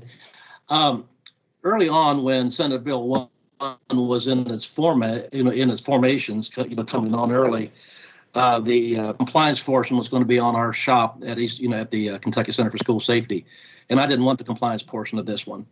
I think I mentioned that to the subcommittee when we spoke back in February. But I wanted the board to know how very lucky we are to have Ben Wilcox here and his crew of compliance officers. They are not the hammers looking for the nails. I was afraid of that. And they have gone out and made wonderful relationships with the principals and the school safety coordinators out there. And they're making this a real collegial type of program rather than a gotcha kind of program. And that's the kind of things that we want to have here in our state, as where we're working all together, pulling in the same direction. So I just wanted to say a special thanks to Ben Wilcox and his folks over there for doing such a good job molding well with our educators. And Kevin, thank you so much for your kind comments there. We got your back all the way down the road, so we're going to be supporting you guys down the road through all this. Thank you so much, board. Thank you, Chair Lou, and Kevin, thank you so much. Thank you, John. Thanks again. If I could just say two seconds, because everybody's saying nice things about me, so I have to respond to that. We just are really appreciative of our relationship we have, coming from a law enforcement background and then moving myself into, and I had a school background as well, but I've got 16 compliance officers that are former law enforcement that have jumped headfirst into working with schools. And I can tell you that my compliance officers will tell me this is the best job they've ever had. And it's because of working with the schools and working with you all. So we continue to, we're really looking forward to continuing this work and getting some reports out to you. And anything you all need from our end, just please let us know, because great thing about it is if someone needs something in Warren County, I can call up David West, who's my compliance officer. He can be boots on the ground and in the school if you need him. So just please let us know if you need anything. And I really appreciate all the kind words. Thank you so much. Thank you. Thank you so much, Marshall Wilcox. We appreciate you too. This is a veritable school safety love fest this morning, and we could all use it. Thank you. So board members, the next item on our agenda, we have waived regulations, we have approved new regulation, and now we are looking at amendment to 701 KAR 8:020, the evaluation of charter school authorizers. You may have heard Associate Commissioner Foster talking about this in the past, but I'll ask her and Policy Advisor Whitney Crow to share with us about this amendment before we entertain a motion. Thank you. You all have actually seen this regulation before, and so I'm going to turn it over to my policy advisor, Whitney Crow, and she will give you an update on additional changes and where we are in this process. Thank you, Dr. Foster, and good afternoon, board members. As Dr. Foster said, this is actually the third board meeting in a row that you all have seen this regulation. Of course, you issued a waiver back in February around the charter authorizer training, and we immediately began amending the regulation to align with that waiver. During the very end of the legislative session, Senate Bill 158 was passed. It still aligns with the KBE intent, which is to put off authorizer training if and until a local board receives a charter application. However, some of the language in that bill doesn't quite align with where we had initially what we had initially proposed in the regulation that you all approved back in April. So we are bringing it back as a first reading one more time. We will be asking, and I'll defer to Council Allen, but we will be asking you all to waive a second reading if you would be agreeable to that, since you have seen the regulation a few times, and just so we can get this aligned with the state statute as quickly as possible. I'll very quickly highlight how it looks different than the regulation you approved back in April. In Section 3, Subsection 4, on page 10, there are 3 changes that I would bring your attention to. Previously, charter authorizer training requirements decreased in hours as years of experience increased. With Senate Bill 158, all authorizers are going to be required to do 6 hours of training, so we have made that adjustment. We also previously had put language in the regulation that required charter authorizer training to be completed within 10 days of receiving a charter application. Senate Bill 158 uses the language, quote unquote, to be completed prior to evaluating the charter application. So we have removed that 10-day time frame because Senate Bill 158 just says it has to be done prior to the evaluation. The final change, still fairly inconsequential, but I would say it's the more substantive of the three. Since March of 2018, when the regulation went into effect, we have allowed the charter authorizer training to count duplicatively in certain circumstances with the local board member training that is required in statute, specifically KRS 160.180. Senate Bill 158 prohibits that duplicative accounting of the training hours, so we have had to remove that language from the regulation. But to confirm, this came up with the Local Superintendent's Advisory Council, so I'll reiterate it here as well. The charter authorizer training will only be required if a local board receives the charter application. If a local board never receives a charter application going forward, they will not have to undergo training under this regulation. On the contrary, if charter activity picks up in the state and a local board is receiving applications on a recurrent basis, then this may end up being an annual training requirement. But again, unless a charter application is received, the training under this regulation will continue to not be required. And I'm happy to answer any questions that you all have. Thank you, Whitney. Board members, any questions for Whitney?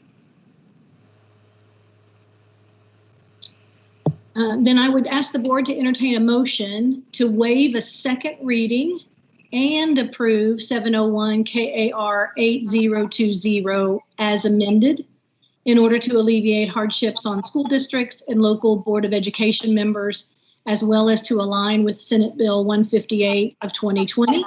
Do we have such a motion? This is Sharon Robinson. I so move. Thank you. Dr. Robinson had a motion, and Mr. Johnson, was that you with a second? It was. Thank you so much. We have a motion and a second. Any further discussion? Hearing none. Jennifer, please call the roll. Joanne Adams. This is Joanne Adams. I vote yes. Claire Batt. This is Claire Batt. I vote yes. Holly Bloodworth. This is Holly Bloodworth. I vote yes. Mike Bowling. This is Mike Bowling. I vote yes. Alvis Johnson. This is Alvis Johnson. I vote yes. Patrice McCrary. This is Patrice McCrary. I vote yes.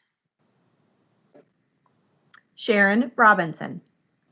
This is Sharon Robinson. I vote yes. Lee Todd. This is Lee Todd. I vote yes. Lou Young. This is Lou Young. I vote yes. Great. Thank you, Chair. Thank you, everyone. The next item on our list is the approval of the 2019 report, 2019 exceptions, and 2021 plan required by 702 KAR 1:115 regarding the annual in-service training requirements of school board members at the district level. I'll ask our General Counsel, Todd Allen, and he also has with him board team development person from the Kentucky School Boards Association, Laura Cole, to share this agenda item and answer any questions that you may have. Thank you, Dr. Young. We are still on the topic of board member training. This is an annual item that comes to the state board as required by your all's regulation for a report on local board member training. State law spells out the required training, the number of hours that's required of local school board members to receive training, and the number of hours is dependent on how long that individual has served on a local school board. The State Board of Education has further refined those training requirements in its own regulation, 702 KAR 1115. And in that regulation, the State Board names the Kentucky School Boards Association as the recognized provider of school board training to local school board members. In that regulation, the KSBA is required to report to the State Board every year on training that it has conducted during the past year, what its plan for training is for the upcoming year for local board members, and then also to report to the board on individual board members who did not complete their required training hours and perhaps need an extension of time, as well as those individual board members who did not complete their training and an extension of time has either previously been granted and wasn't taken advantage of, or it's just not appropriate in the circumstances, and that individual needs to be reported to the Attorney General's office for further action. So to explain the reports, I think they're all contained in the board's portal by various attachment identification. I have with us Laura Cole from the Kentucky School Boards Association. Again, KSBA is our partner in local board member training and the recognized training provider by the state board. Laura? Thank you so much, Todd. I appreciate it. And good afternoon. I hope everyone's doing okay. I hope everyone can hear me. I always get worried that I forget to unmute. So, and thank you. I hope to not take very much of your time. This report is it seems long in length, but short in the amount of information that's provided.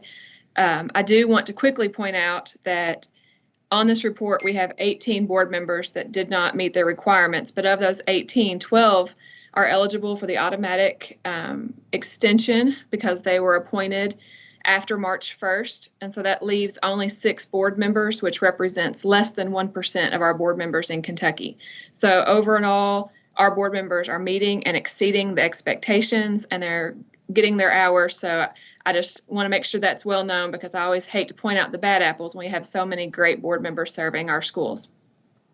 So real quickly, the first 2 pages is just the basic staff notes with the recommendations from Commissioner Brown that Todd and I have worked on. This report shows those members that did not meet their requirements. It does, so the action items, I'll let Todd run through those when we get done, once I get done with the report itself. So I'm going to jump ahead to page 3. It may be a separate attachment for you all. I forget how it's, okay, so the separate attachment, the first page just shows our overall summary report. I would like to point out the hours completed, the 14,713.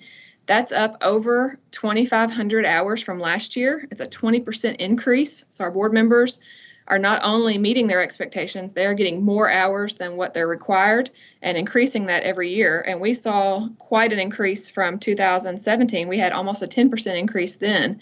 So to have a 20% increase after that is just a huge. So you can just see board members are doing what they need to do and then some. And I also want to point out that last number in the first column, the members above minimum, we had 816 members that earned more than their minimum hours. That's 95% of all of our members. And I always like to remind you, these board members are just like all of you all. They have full-time jobs and families. They're doing this on essentially a voluntary basis to serve on their local school boards, on their free time, nights and weekends. So just like you all, this is something they're doing as a labor of love. So the fact that they're going above and beyond their requirements just shows how much they want to do for their local school boards. The next page is just an FYI of what we offered in 2019.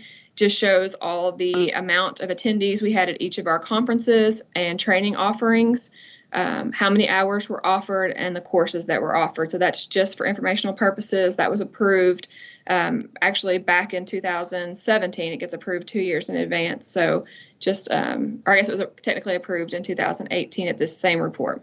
So that's just that's 2 pages of what we offered. Moving on to attachment C, this is the basis of this report, the requirements not met. Again, as I mentioned at the start, those 18 members that were below the minimum, of those 12 were appointed in 2019, and so they are eligible for the automatic extension. You all just have to approve that extension. And so of that 18, only 6 actually did not meet their requirements, which is 0.06%, so less than 1% of our board members. And you can see the additional hours required of that 69.25, 50 of those were due to appointments, so only 19 hours were not obtained. And of course, at any time, if anybody has any questions, I know I'm going through this very quickly, so speak up and ask any questions you have at any time. The following page, attachment D, this is just our list of appointed members. So it shows who was appointed, their district, when they started, the hours they were required, how many they earned, and how many they still need in the extension that's granted. By statute, they are required to earn 1 hour per full month served. All of the appointed members did that except for one. Ms. Sims was required 1 hour, and she did not earn that 1 hour, but she was appointed in November. It was the result of someone not filing for election for an empty seat. So you'll see everyone there met their requirements except for Ms. Sims. And if you'll notice, all but 3 were appointed in the last quarter of the year, most of them in November. So the fact that, you see Ms. Belcher, who got 8.25 of her 12 hours, only serving just shy of 2 months. So again, it shows our board members are trying to do what they can do to meet their requirements on top of all the other demands in daily life. The next page of attachment D is our board members that did not meet their requirements. So these are the board members that were not appointed, and so they were delinquent on their hours. I will point out that 4 of the 5 have already earned enough training in 2020 to have it retroactive back and count for their delinquent hours to cover their shortfall, which is typically what is done by this group at this meeting. You allow us to retroactive it back to cover their shortfall, and they just have to earn the additional hours this year to make up for it.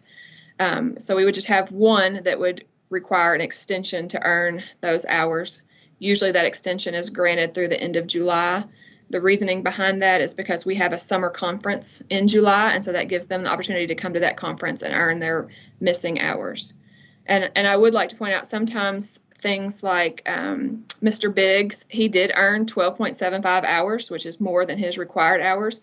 He just mistakenly did not take the hour of superintendent evaluation. So while he did meet the total number of hours, he missed one of his mandates. And same for Mr. Howell. He got close to his totals but missed his 3 hours of finance. So sometimes that's just an oversight that they don't realize is done until it's too late.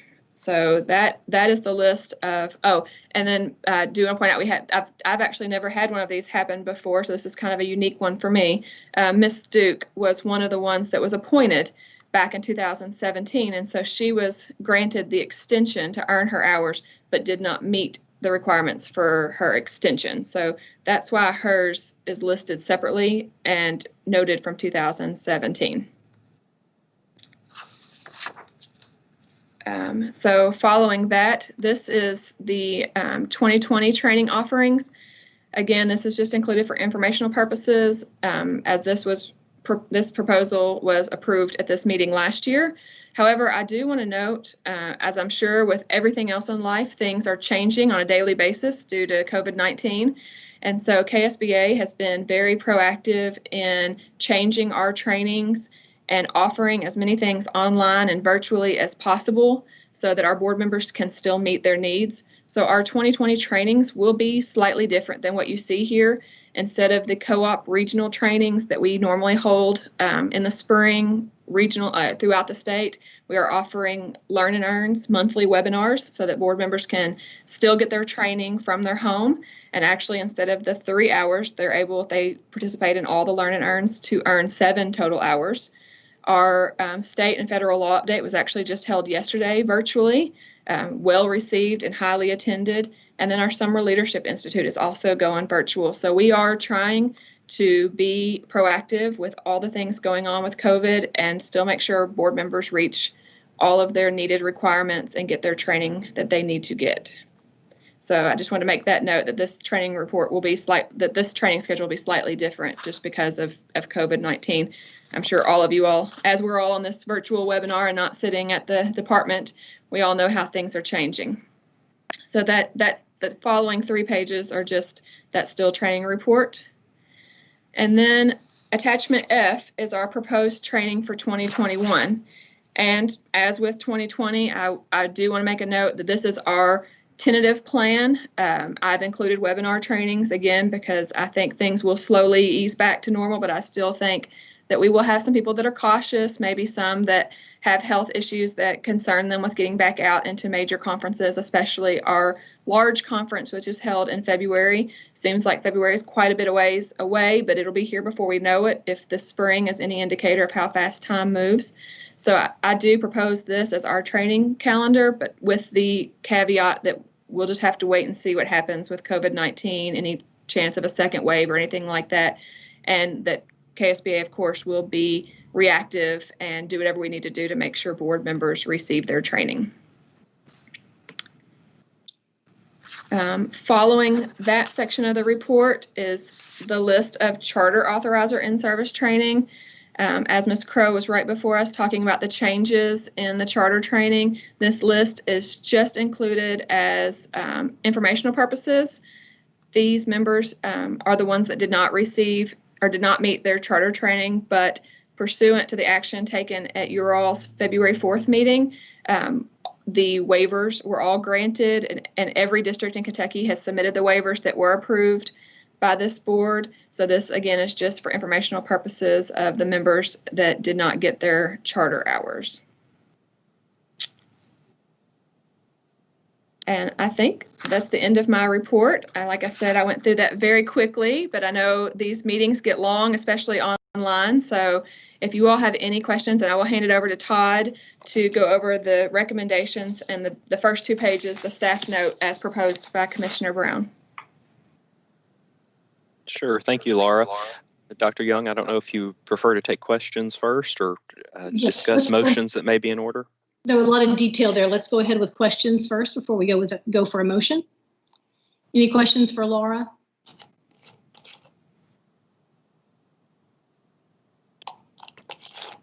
All right.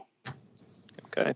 So the staff note and the action that would be in order is for the board to accept and approve the 2019 report that was contained in attachments A, B, and C that was presented to you, to approve the 2019 exceptions that is in attachment D, and that would include allowing for the extension provided in regulation for those local board members who took office after March 1st, 2019, to allow the hours that were earned to apply retroactively for 2019 for those board members who were not appointed after March 1st, 2019, and to grant an extension of time to complete training to July 31st, 2020 before individuals are reported to the Attorney General's office. And finally, to approve and accept the 2021 training plan as proposed by KSBA, and that's contained in attachment F. Thank you. You've heard the motion description needed from Mr. Allen. Do we have such a motion? This is Mike Bowling. I make the motion. Thank you, Mike. Do we have a second?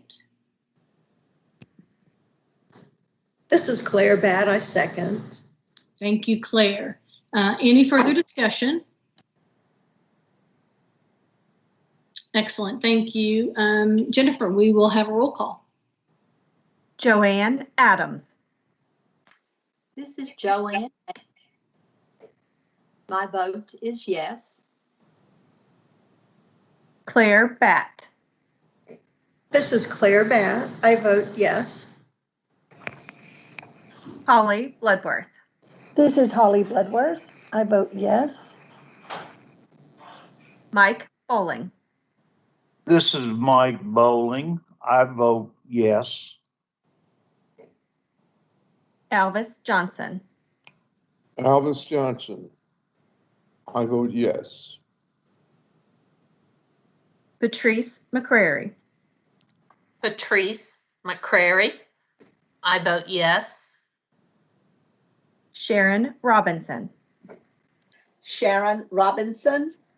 I vote yes.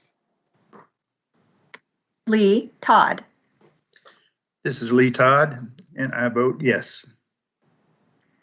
Lou Young. This is Lou Young. I vote yes. Thank you, Chair. Thank you. And Laura, thank you so much, and all of your colleagues at KSBA for overseeing these training requirements and for all the detail reported today. We appreciate it, and thank you all for everything you do. Everyone stay safe, and I appreciate you having me on today. Thank you. You too. And Mr. Allen, you're on a roll. Action item E, to waive certain requirements of 702 KAR 7:065 in response to the COVID-19 emergency. Yes, this is another regulatory waiver.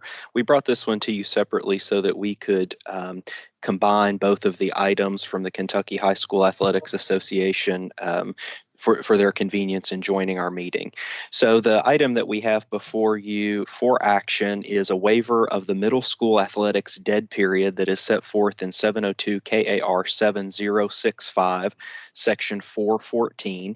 And the proposal is that that waiver be limited for the calendar year 2020. Specifically, the regulation requires that the period of June 25th through July 9th of each year be designated as a dead period for middle school athletics so that there can be no contact between coaches and those athletes during that period of time. I have on the line Commissioner Julian Tackett, who's the commissioner for the Kentucky High School Athletic Association, who can speak to this specific waiver request in more detail. I'll turn it over to Commissioner Tackett so he can give you the information about the action that the Board of Control for KHSAA, what they have already taken that is similar with regard to high school athletics, as well as explaining kind of the history behind the reasoning of this dead period. Commissioner Tackett. Thank you, Todd. Very quickly, in respect to your schedule, the dead period was instituted at the high school level back in the 1990s, and it was the result of a statewide task force where there was a look at things that could be revised, should be revised, et cetera, with respect to interscholastic athletics. And one of the things that was noted was that every year parents struggled, especially if they had a kid that played multiple sports. They struggled between with having some time in the summer that no coach had control of their kid's schedule. There was a lot of foundational support for it. As a matter of fact, when surveys were done of all the high school people, there was actually 2/3 to 3/4 of the people wanted a 4-week dead period. In the end, when it was implemented, we couldn't really settle on dates that pleased everyone. And some sports wanted their periods at different times of the year, which kind of defeats the purpose of having a single dead period. So the schools at that time settled on the period between June 25th and July the 9th as a standard 15-day shutdown period every year. Parents could plan a vacation, coaches could get away, athletes could have no one they're obligated to, and then coming off of that dead period on July 10th could begin preparation for fall sports. When the middle school task force was formed by the legislature about 7 or 8 years ago, Chairman Rollins and Chairman Wilson and I met, and one of the things that they really wanted to push was any regulation that factored health and safety into the middle school athletes. They wanted to start down the road to developing a regulation. And it was determined by that task force that the middle schools needed a dead period as well, a recovery period, a period when no one could be obligated or could have their students' schedule obligated. Well, this year, with all the COVID-19 things and the governor's order, which actually begins allowing competition right in the middle of the existing dead period, the board considered the high school dead period and decided they did not want that this summer. They wanted to waive that, which they have the ability to do. but only the state board has the authority to waive the middle school dead period. I'm responsible for communication and for implementation of the regulation, but the Board of Control is specifically not involved with middle schools. So it's a little bit of a quirk in the law.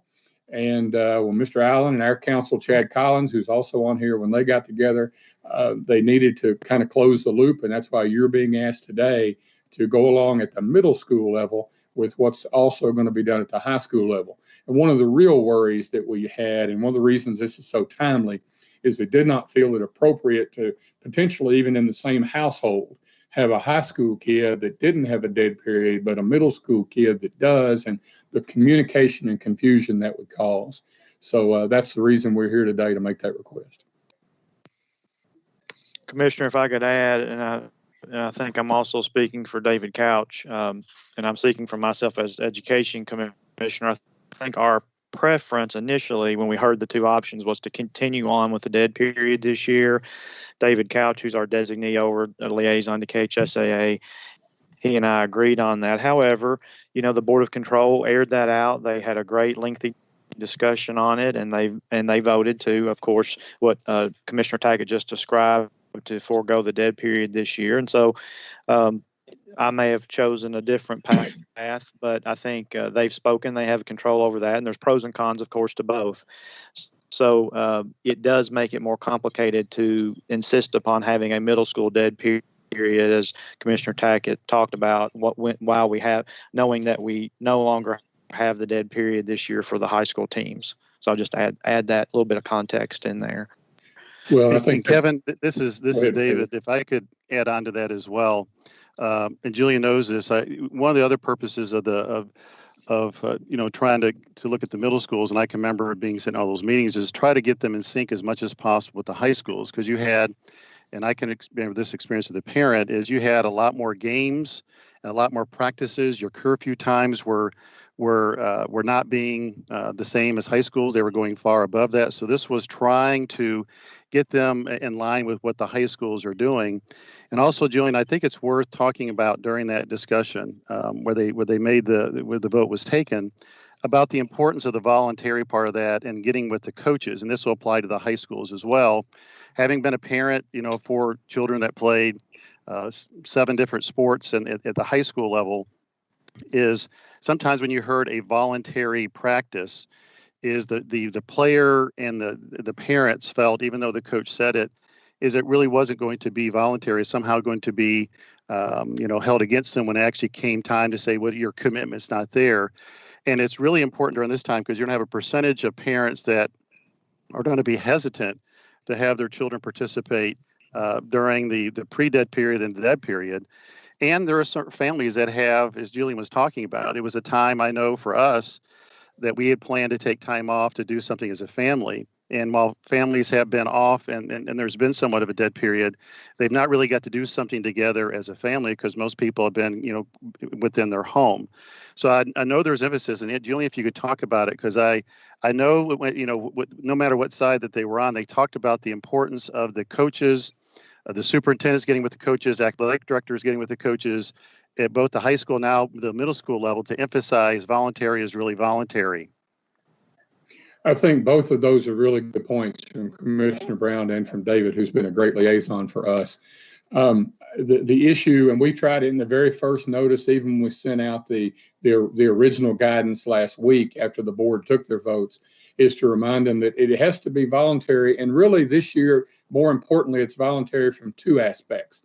Number one, there can't be consequences to your participation because you don't get involved in this activity.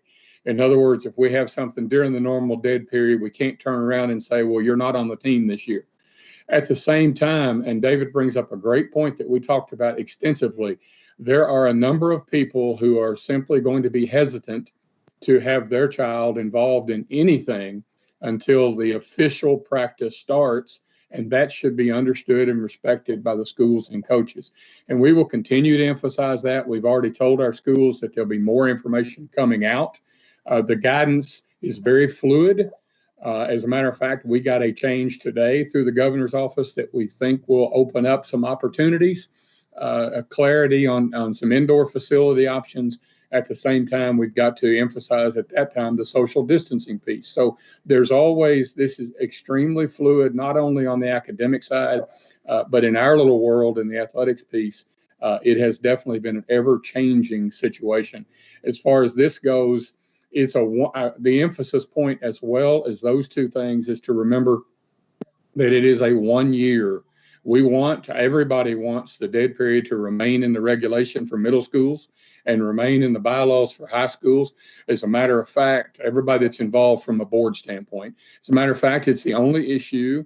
I'll tell you how animated it was and how good a discussion it was. It's the only issue that we've had in the times we've met discussing COVID-19 where our board was not unanimous. There are people who do feel, and Kevin and I and David all had the same initial agreement. I'm the person that's been going around the state saying the dead period's the easiest rule we have. It's dead, period. Don't ask.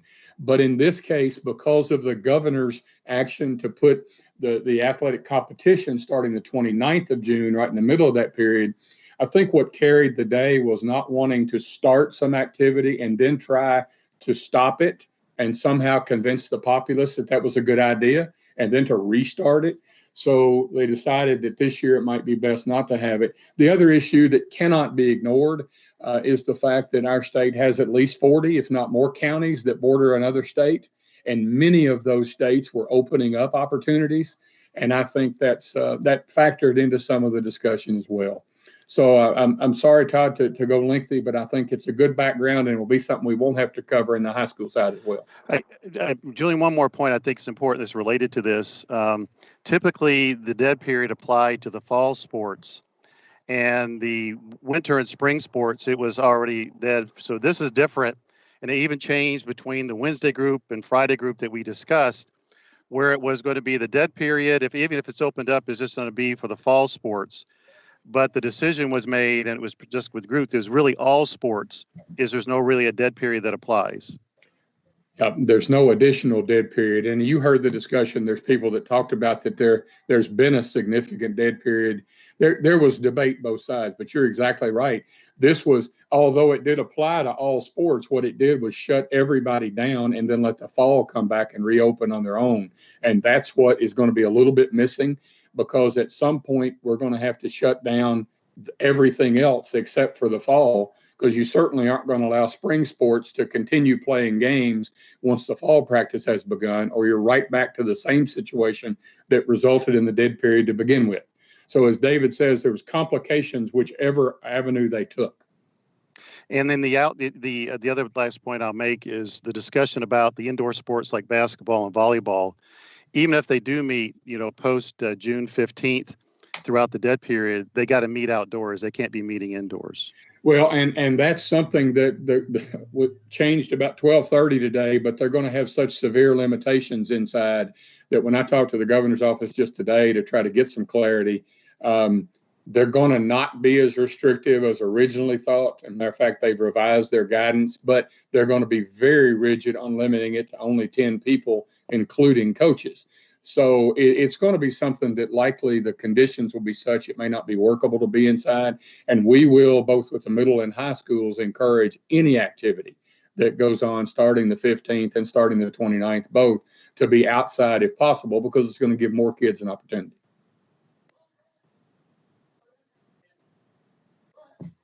All right. Thank you, Todd. Anything else before we consider this item? I don't think so. Thank you. All right. And thank you, Commissioner Tackett, for all of the detailed information, and Associate Commissioner Couch.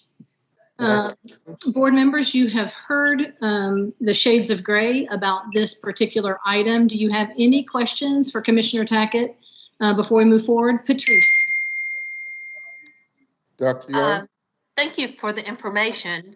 I'm just curious, is this pretty fluid? Is this a situation that different areas have some say in, an outbreak, a larger outbreak takes place in one particular area?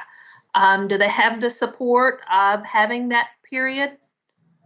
They can decide right now, because local control can always make a tougher rule. that a local area could certainly have a dead period. They could have things that we are enabling the 1st through 14th that they don't do.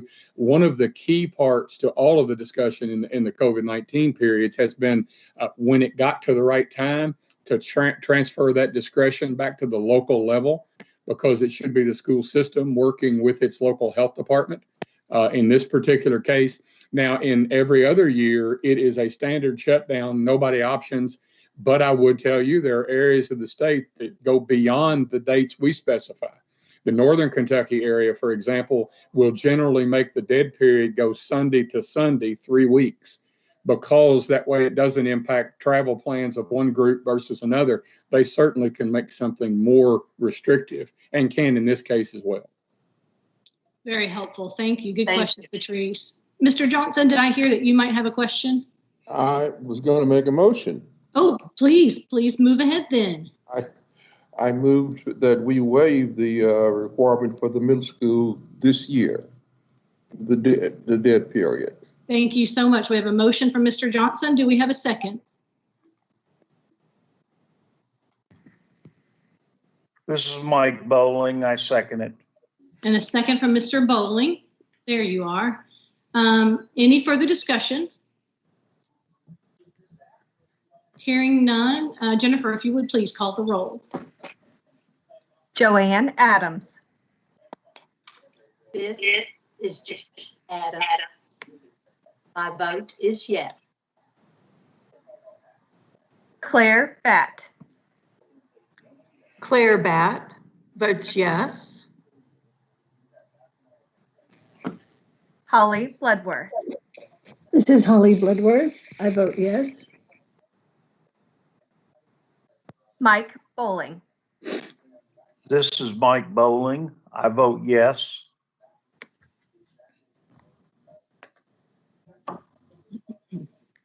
And Mike, I'm not seeing your video feed. It did come last. Did you see it last time? I'm at the very bottom. At least on mine, I'm at the very bottom. Do you all see his video? I do now. Yes. Okay, that's so bizarre. You're just initials to me for some reason. I'm sorry. Alvis Johnson. Alvis Johnson, I vote yes. Patrice McCrary. This is Patrice McCrary. I vote yes. Sharon Robinson. This is Sharon Robinson. I vote yes. Lee Todd. This is Lee Todd, and I vote yes. Lou Young. This is Lou Young. I vote yes. Thank you, Chair. Thank you. Commissioner Tackett, stick around. The next item on our agenda is for Mr. Allen and Commissioner Tackett again, to consider an amendment to 702 KAR 7:065 regarding designation of an agent to manage middle and high school interscholastic athletics. This is first reading. Todd? Thank you, Dr. Young. Yes, this matter is first reading, so no action is required. It's a review item. The State Board's Regulation 702 KAR 7065 designates the Kentucky High School Athletics Association as the agent to manage high school athletics within the Commonwealth.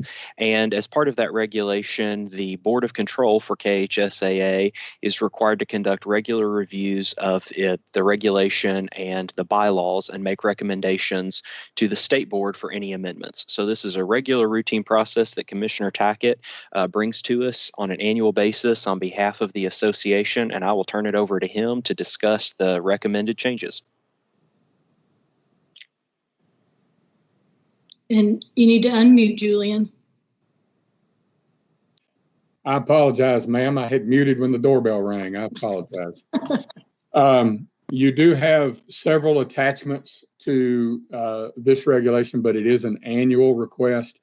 Our schools have an annual meeting in the fall where they normally get together, one member per school, and decide if any changes are necessary to our bylaws. There was only one such proposal last year. And to be candid with you, this came out of a federal court case from the year before, where there was some there was some leeway given and discretion given in making a decision about what is termed athletic advantage. And that is when you could have criteria down for, or you could have the feeling that someone transferred to get an athletic advantage. As part of that federal case, we were directed to change that from a more open-ended opportunity for that thought to creating a list of things that a more verifiable list. And so that was the only proposal issued by the board related to the schools, and there were no school proposals.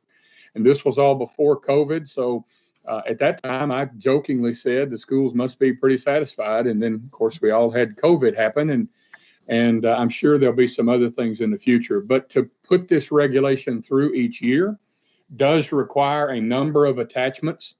The actual regulation is contained in there with some cleanup. Some of that is elimination of phase-in language for old rules, and some of it is hyper technical. I would point out one thing on the middle school regulation, just for you to consider. In the past, the Middle School Advisory Committee was formed out of through the legislature, several years back, and they, in their first couple of years, liked the idea that there was a regulatory prohibition on playing sports while you were repeating a grade. So they decided to put that in the regulation. Well, further conversations down the road with the legislature and other legislators, that's really not a health and safety issue and really shouldn't be in a statewide reg. That should be a local decision. And I can tell you from trying to police the requests and police the solicitations for that the reason I approached the middle school committee about taking that back out is really that promotion and retention is a local decision. And that has proven to be the one most unenforceable piece, to be quite honest with you, because these are all regulatory pieces that don't have direct consequences. There are no penalty specified in the regulation, nor is there a due process procedure within the association that would apply to middle schools.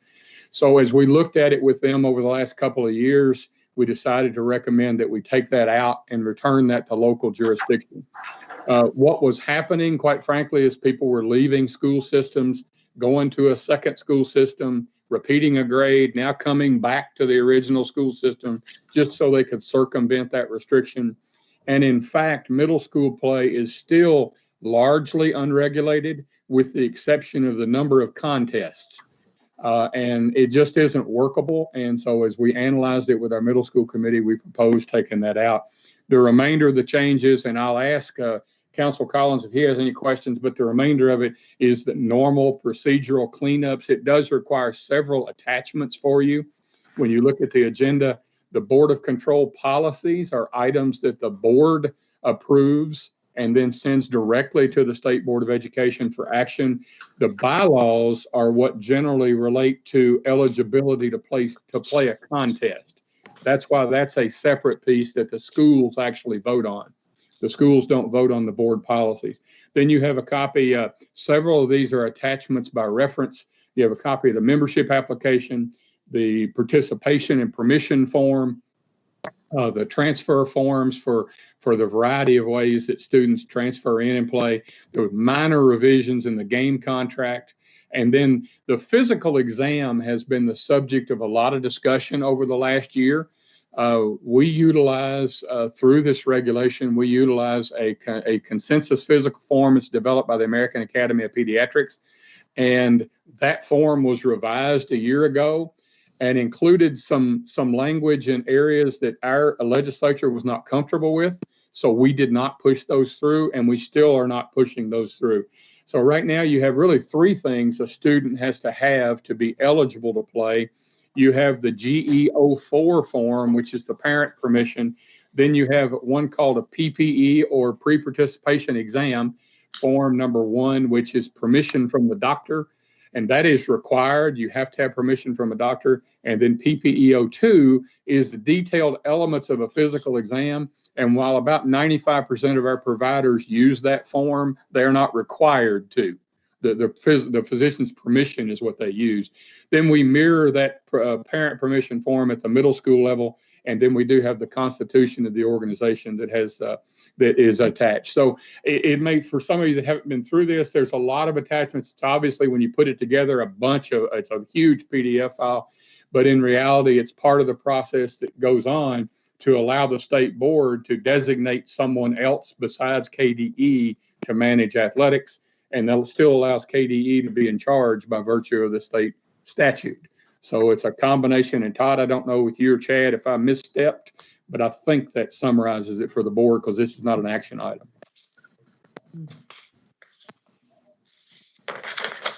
Yes, no action required. It will be back before the board again at your August meeting for a second reading and action, but here in case there are any questions at this point. So friends, that was a lot, but you do still have another time to marinate before we meet again for a regular board meeting in August. But while we have Commissioner Tackett here, any questions that you want to ask, this would be an appropriate time.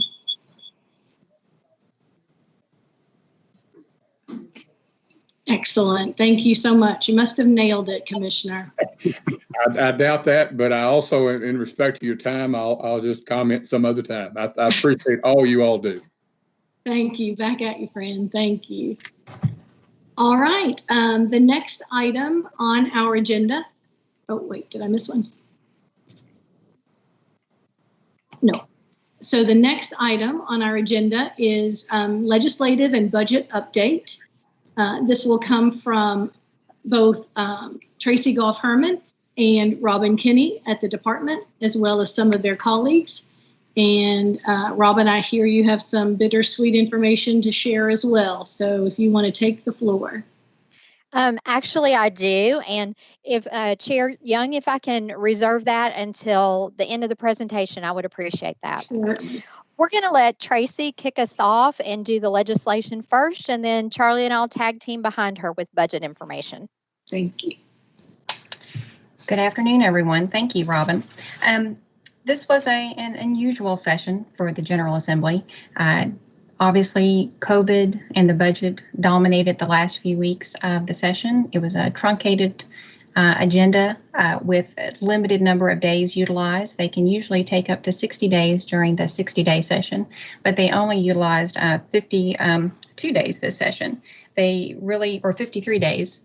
They really did limit the number of bills that they looked at the last few weeks. They really did focus on trying to finalize the budget. Obviously, access to the Capitol was restricted along with the annex. So we had a lot less of the usual type of format that we have for the legislature.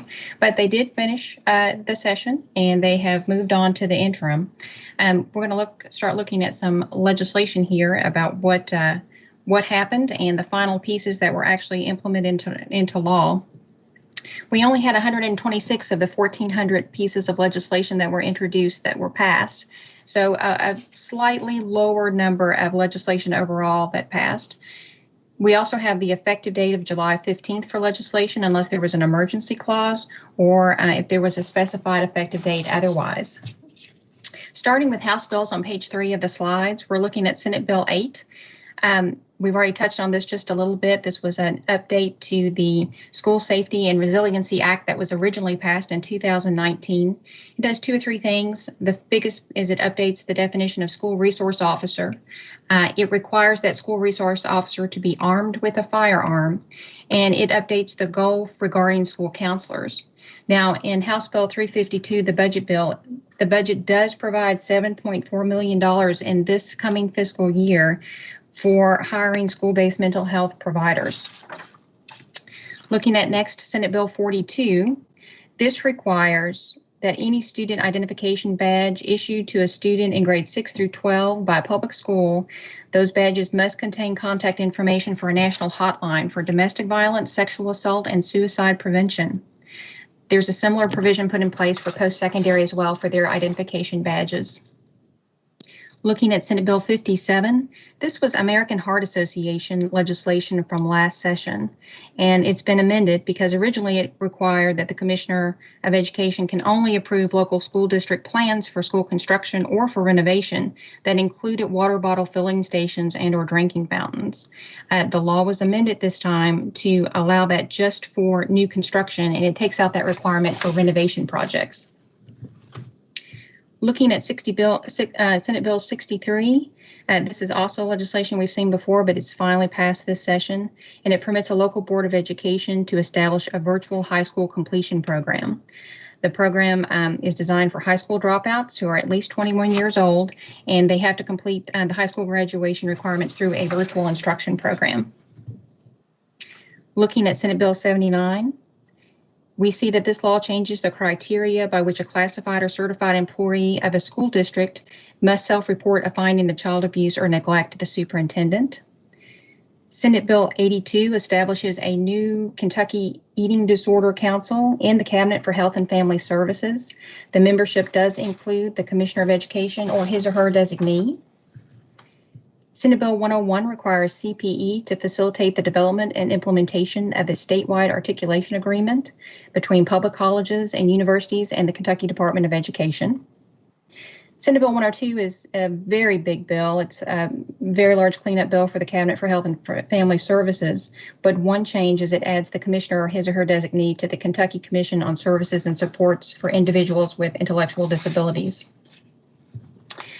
Looking at Senate Bill 158, this is a tremendous piece of legislation. It's going to require a significant amount of time for the department in most, if not all, of its offices over the next few months to bring all of the provisions of the bill into place. Senate Bill 158 makes changes to the accountability and assessment system, big changes. It requires a new system for districts, schools, and student populations. It requires a new rating system to be established for state indicators to be evaluated on just two categories, status and change. And it establishes that we have to put in new cut scores for status and change. It also updates the identification for support and improvement to align with federal ESSA requirements for targeted school and improvement and for comprehensive support and improvement. Looking at page 11, it updates the audit and turnaround provisions as well. It requires local boards to choose a turnaround team from a KBE approved vendor list. Looking at slide 12, it does require the Kentucky Board of Education to promulgate an administrative regulation on how the department will disperse school improvement funds to local districts. It also prohibits the minimum requirements for high school graduation to include a post-secondary readiness indicator used in the state accountability system or to use a minimum score on a statewide assessment.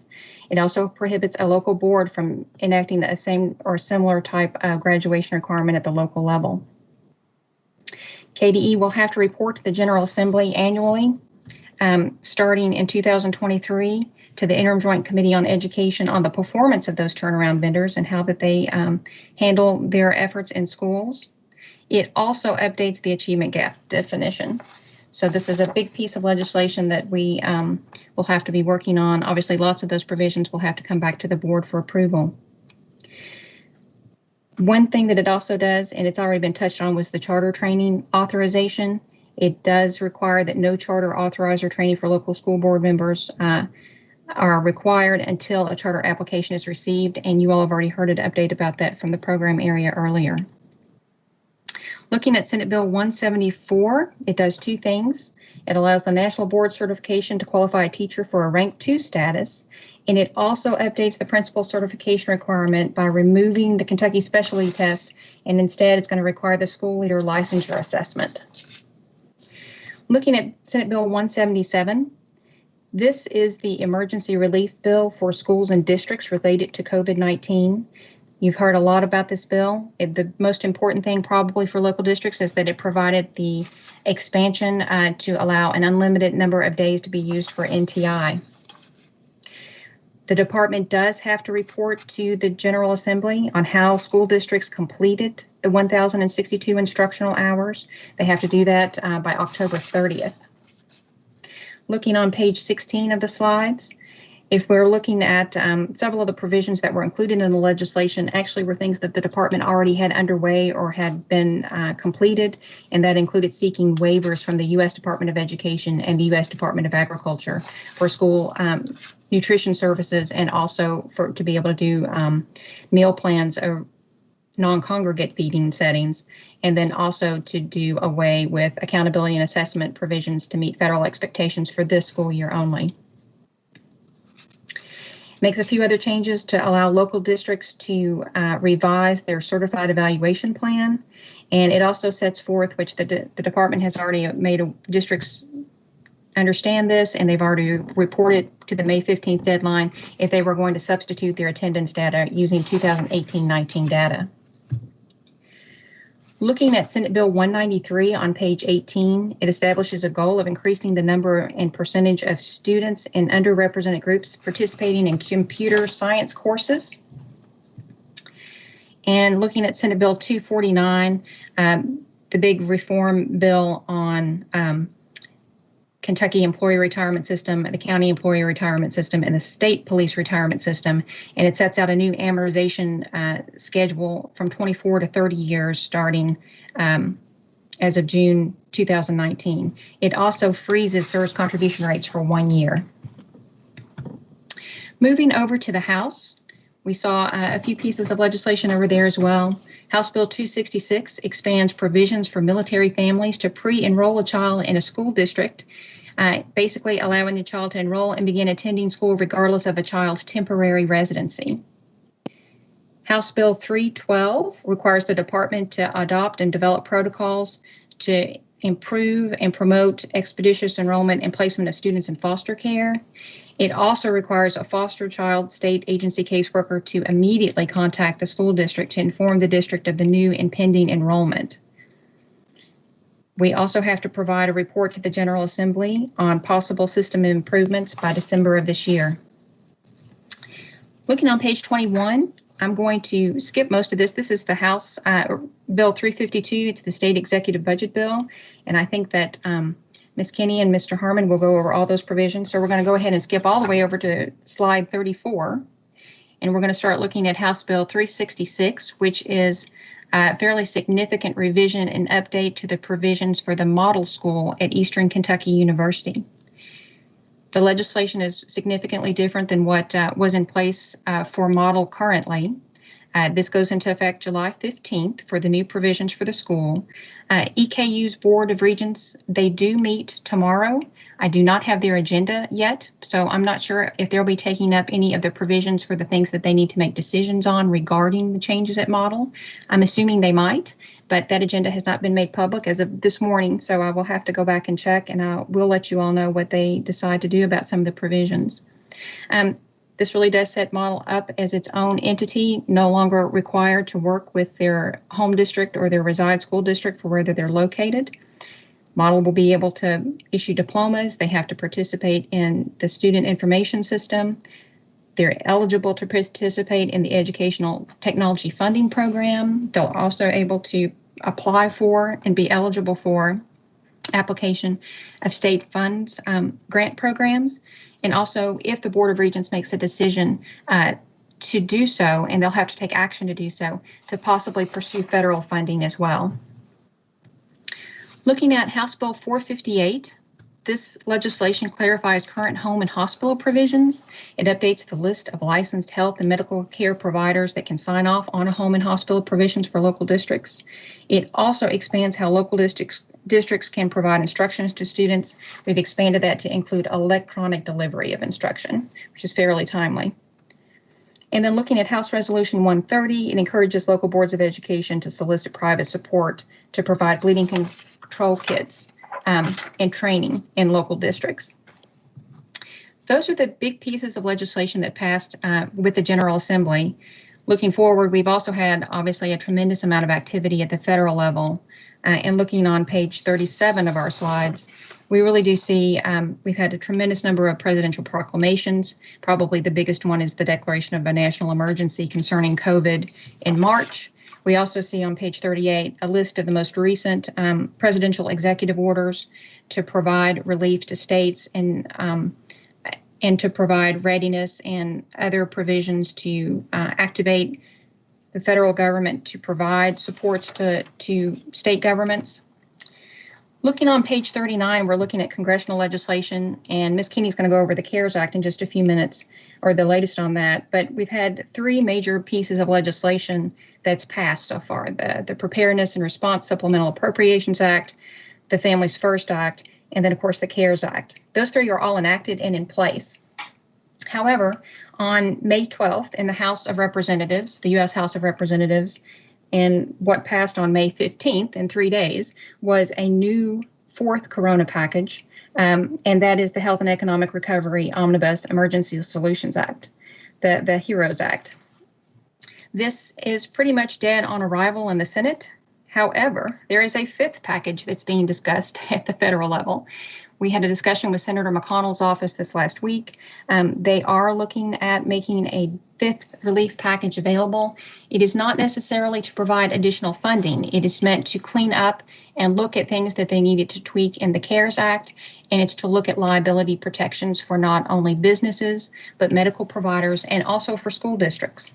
This is a conversation that will continue over the next few weeks. I think they anticipate doing something before the scheduled August recess.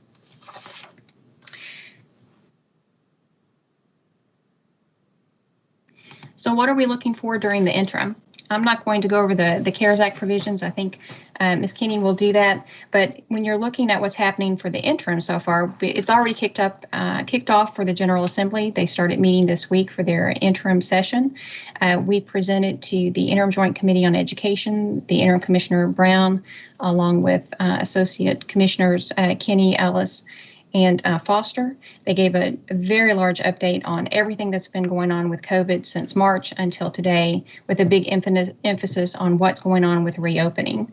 There's lots of questions about reopening, what school districts are going to have to do to meet those types of provisions to get their doors open, or how they're going to meet providing instruction. I suspect over the summer that we're going to see a tremendous amount of activity at the General Assembly related to getting testimony from the executive branch agencies about COVID, what that means, what we're going to have to do.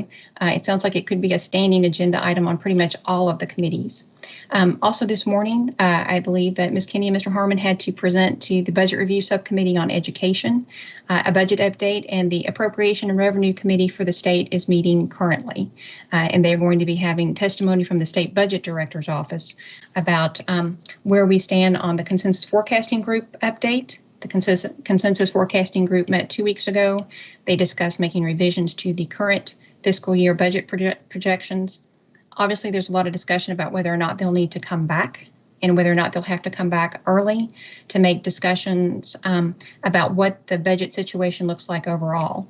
It's not a pretty picture that's being painted by either the State Budget Director's Office with projections for reduced revenues, significant reduced revenues over the next few months, if not the next few years, and the Congressional Budget Office put out their May report on what fiscal year 20 and 21 looks like, with significant reductions projected not only in the near term, but out to 2030.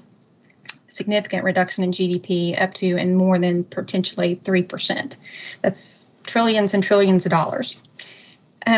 Looking at the General Assembly, they have asked us for feedback on anything that we would like to talk to them about or present. That's something we'll have to continue to discuss with them and get feedback from the board about what you'd like to present, or problems that we get from local districts about what they'd like to see change or happen. Lots of discussions about what type of provisions might need to be if there is a 5th relief package, what it does and does not cover, and then what the state may or may not be able to cover, especially in terms of liability protections. Several state governors have already enacted executive orders to provide additional liability coverage. Most of those, if not all, have been focused on healthcare providers and providing limited liability for healthcare providers in this specific situation. But more and more the discussion has turned to school districts and what you can do to get the economy going back and allowing schools to go back into instruction, in-person instruction, or however it can be delivered, and what we can do to protect districts from that, from any potential litigation that could arise from it. Those are the big things that are going on right now with the legislation and with the interim session. I'm happy to take questions, or I'm also happy to turn it over to Ms. Kinney. Another light and air report. Any questions for Tracy? I have one quick one, Tracy. This might be a Kevin question, but typically the department hosts a summit about this time of the year for superintendents to overview the last session before these items become law in July, but I think that was canceled. Do you feel like they're well informed? It has been.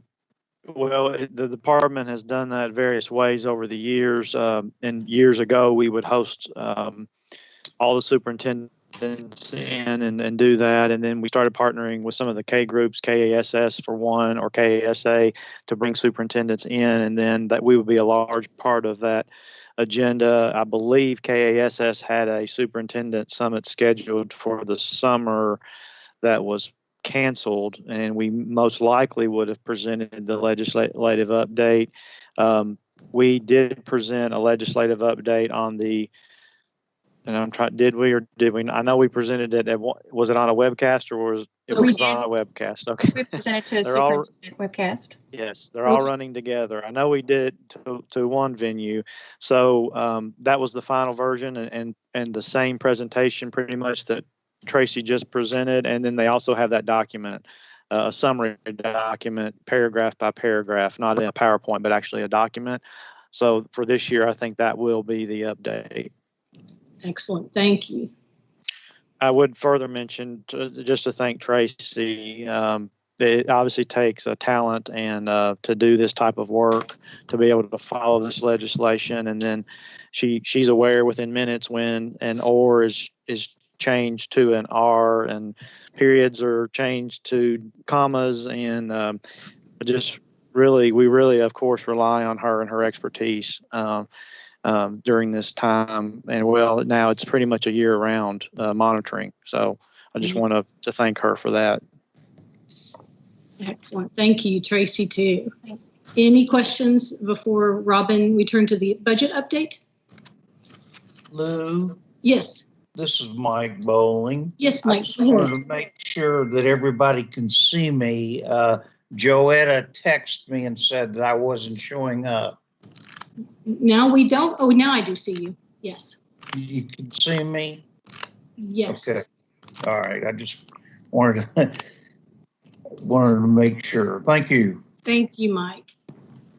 All right. Thank you, Tracy. Robin, Charlie, others budget update, please. Good afternoon again. And if I can just echo Commissioner Brown's remarks about Tracy's work, I mean, she's so important to our entire leadership team. And I would encourage you, even though Charlie and I are going to talk pretty high level about the budget, her detailed communication that she has provided on the budget bill and other attributes that affect funding for local school districts, because we're going to primarily cover the Department of Education's appropriation. And of course, there are other appropriations that go to other agencies within the Commonwealth that support local school districts. So I would encourage you to really take some time and read through her detailed analysis, because it is very good and very helpful for all of us.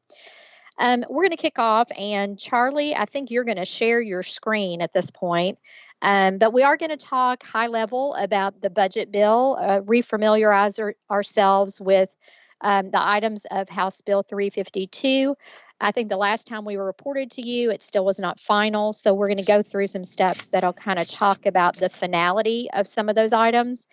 But really, we want to spend most of today's presentation and questions with us looking at a very high level of what has been happening to the funding in both local school districts, how it impacts local school districts and the department as a whole. I think you will find some of the slides that we're sharing with you today, you'll see that we're not going in the right direction when it comes to money and revenues. And of course, that will inhibit our ability to support local school districts and for local school districts to really accomplish all that we charge them to do. And then at the very end, I'll give you a quick update on the CARES funding. So I can give you an update on the status of where we are as far as districts' access to those CARES dollars. So Charlie, I'm going to let you kick it off and we'll go through House Bill 352. Thank you, Robin. Chair Young. First, I'll say that in our April presentation that there were hardly any changes because at that point in time we were waiting for the veto session to end, and luckily there were no vetoes, no changes due to veto in our budget. So there were no significant changes to our presentation as well. First, of course, as Tracy mentioned, House Bill 352 is the executive branch budget for 2021. So it's the first time in my career that I've seen a one-year budget. We did have twice that we had executive spending plans when the legislature failed to adopt a budget in their initial session. But this is the first time the legislature, to my knowledge, has passed a one-year bill. So some pretty good things that happened. Our SEEK base guarantee, $4,000. That's what it's been the last 2 years, and that's what it's going to be in FY21. We also had some language that was added, which we've had a LEP, a limited English proficiency multiplier. It's been in and out of budget language several times over the years. We've always used the 0.096 multiplier, but this kind of puts it back in and helps us with some public relations there more than anything else. And also in the year we're sitting, we had unexpended SEEK funds this year of around $85 million. So that's a pretty significant amount of money. And I'm going to say in most cases over the last several years, if we had a SEEK excess, we were able to use it on education-related issues like district health insurance, school district SEEK transportation, and some other things that dealt, that stayed within the department's budget and helped districts. In this case, that money was lapsing to the general fund. Of course, as Tracy mentioned, we had a pretty tough April, May, and June revenue, so they thought that the general fund need was the most important at that point in time. Of course, we lobby hard to keep that money in the department's coffers. Also regarding the nickels, there was some pretty good language in for districts about nickels. 25% equalization for who have not been previously received equalization on the original growth nickel. That's a big bonus for a district. 100% equalization for districts that levied a recallable nickel prior to January of 2018. 25% equalization to districts that levied a nickel after January 2018, but before January of 2020, and provides 25% equalization for districts that have not previously received equalization for the equalized facility funding nickel. So that was a win. I don't think that had ever been equalized in the past. So we had some things in our budget that people always ask about. So we put a slide about some of our grant programs to districts. I'm not going to go over all these, but you can see that none of them were reduced, which is good in this case. We got to keep some stability in our budget. And then there was some areas that we had not had funding for in the past and that they chose not to fund again. And you can see those down there. Many of those are PD related. So districts will really have a great need for professional development dollars. CTE, there's always been language, or for a long time there's been language that had a transfer provision when we would have an area technology center that state maintained to be able to transfer to a school district. This year there was some new language added to that I'm going to say guaranteed districts that in year one of the transfer that they would receive the exact amount of funding, not less than the exact amount of funding that they're currently receiving as a state school. And there's a little bit of question about year two, but the language in the budget said that 75% would follow in year two. The problem with that is we don't have a budget for year two, so I'm guessing that for the FY22 budget, there'll be some kind of similar language in there about that as well. Charlie, could you go back to slide 6 for a second? I wanted to point something out to the board before we get too far away from that issue. Yes, sir. If you can see under the funding that's been provided, I won't point them out, but there are the general, and I said this at the last board meeting, I want to say it again because you all need to remember this. I won't be here as commissioner when this comes up again, but I want to make this point, and maybe I'm uniquely situated that I can make this point. The General Assembly makes policy choices about their budget, of course, and the governor, of course, submits a proposed budget, but then the General Assembly makes policy choices. And of course, they have the legal authority and should make those policy choices, but they are policy choices and they're choices because we don't have enough money to fund everything. And all of those things listed there are very valuable. And some of those items that are funded are nonprofit groups that do wonderful and amazing work. They all do. But they also are groups that have other sources of funding besides state government. We only have one source of funding for our efforts other than the federal government. We have state government. And then we also run the School for the Deaf and School for the Blind, and we only have one source of funding, period, for those schools. And so when we are short on funds, as this state is, when the General Assembly makes policy choices and sends 500,000 here and 500,000 there to other groups, even though they are doing great, wonderful work, that is $1 million that can't fund a shortfall at the department. As an example, we have around $1 million shortfall in a little over that for the School for the Deaf and School for the Blind. And over the past few years, because state funding has not kept up with our increased cost of personnel, retirement, and health costs for those employees, we have literally been taking funds from other parts of the department to pay the light bill at KSB and KSD. And we will need to continue sending that message to the General Assembly that if they want to continue, they obviously have the authority to make those policy choices. But when they do, and when this state does not have adequate revenue, there are winners and there are losers. And sometimes the losers don't have an alternative source to get that money. So I want to point that out, and I will continue to sing that song. And if you have any questions about how that works, then feel free to ask.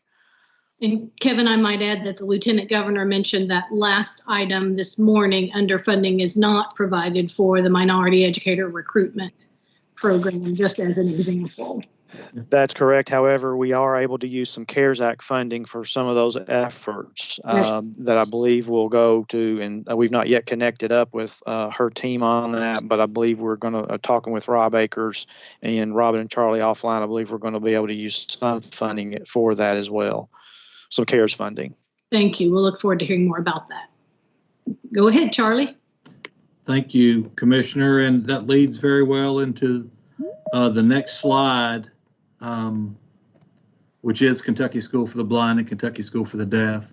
And as Kevin so eloquently said, these schools, their budgets have been, and I've got slides on this later for some historical, but their budgets have been tight for about 7 or 8 years.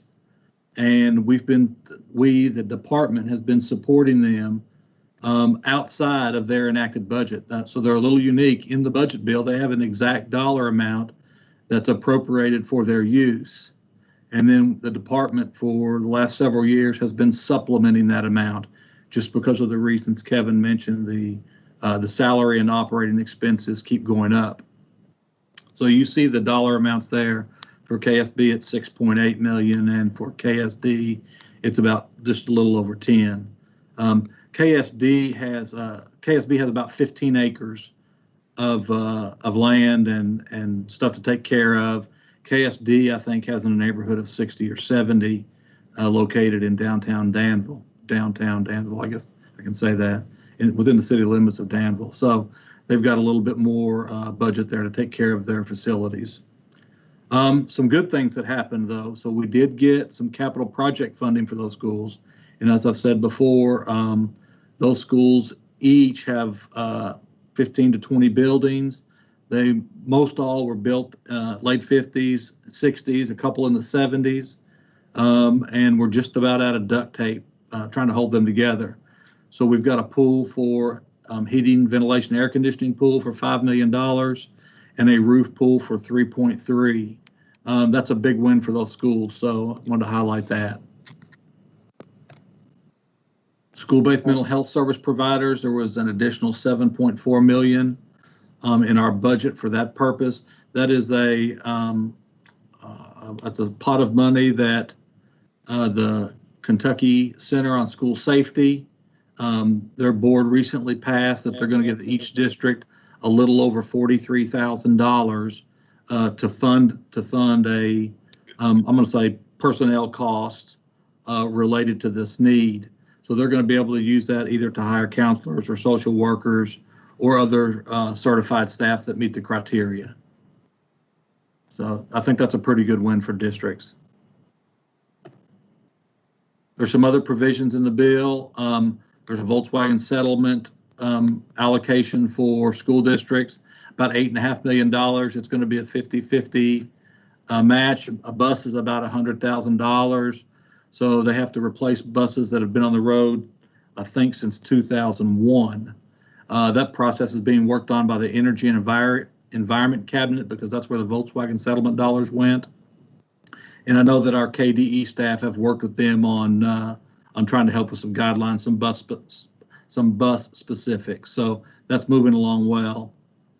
There's some language in there that allows for district expenditure flexibility. So I'm a pretty careful person. And I was the one lobbying against this logic because when I lobbied against it, it was before we had this COVID. And I think now districts are going to need that flexibility more than ever. So it's a really good provision. There's also a provision about school building plan review and inspection. It notwithstands 198B060 and local governments. So it basically says that the State Department for Housing and Building Constructions shall review those plans. So that's a good thing. Program flexibility, it's also a good thing for districts. It's a flex focus funding that we've had for a long time. Problem is we've only got extended school service flex focus and safe school flex focus that are able to be flexed out. So that's still some flexibility there when districts need that. Tracy mentioned this one, the EKU. There's $4.5 million in the budget bill for a model laboratory school, and that's part of House Bill 366, and Tracy went over that very thoroughly. There's some language in there about housing, building, construction, public protection, so that's that piece. The School Facilities Construction Commission, that number is the amount of money that's made available to districts for bonding. That number has been as high as $100 million before. I think that's the highest. This budget bill contains $58 million for school districts. School facility upgrades, it permits district, this is a pretty positive for district facility staff and their boards. It allows them to modify their district facilities plan, their DFP is what we call it, without going through the local planning committee, which the local planning committee is a good piece of the process, but it takes a lot of time. And this allows for skipping that piece if it's related to complying with Senate Bill, KRS 158, which I think is the Senate Bill 1's security requirements. Unmet, let's see, all that's related to that. So, and there's also $18.2 million of bond funds, and we've confirmed that those funds will be available to districts as soon as the fiscal year begins. So that's going to happen pretty quickly. Our facility staff is working with the Kentucky Center for School Safety on allocating those monies. And so we're going to try to get those out to districts as soon as possible. So that's the budget bill. The next several slides are something that I know we've had a couple of board members inquire, and then Commissioner Brown has asked us to put together some things that talk about the important funding programs of the department and how they've looked over time. So I've got about 6 or 7 slides here that we'll talk about, and we're going to talk about the programmatic areas, the funding that goes to the department that goes to districts with a purpose, okay? Not just like SEEK, but the ones that have a purpose that they're supposed to spend it on. As I mentioned, KSB and KSD, we'll show you some historical figures on there. And then I've got a group of slides that deal with retirement, pensions, and health insurance. And we all know that those costs have gone up over the years. And as they go up, our budget goes up, but sometimes the budget doesn't go up proportionally with those costs. So we'll see a few slides on that. And then we've got a couple of SEEK slides as well. I'll take a break for just a second and let you all look at that slide. And that is a slide that shows the flexible focus programs and their fundings from 2006 to 2019.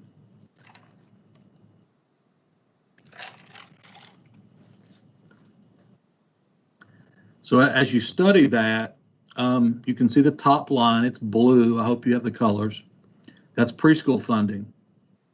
And you can see that that's a significant amount of money. That was just a little over 50 million back in 06, and it's been as high as 90. So you can see that right now in our current budget bill, it's that's going to start in House Bill 352 is going to be 84 million. Okay, and that's a funding that goes to school districts.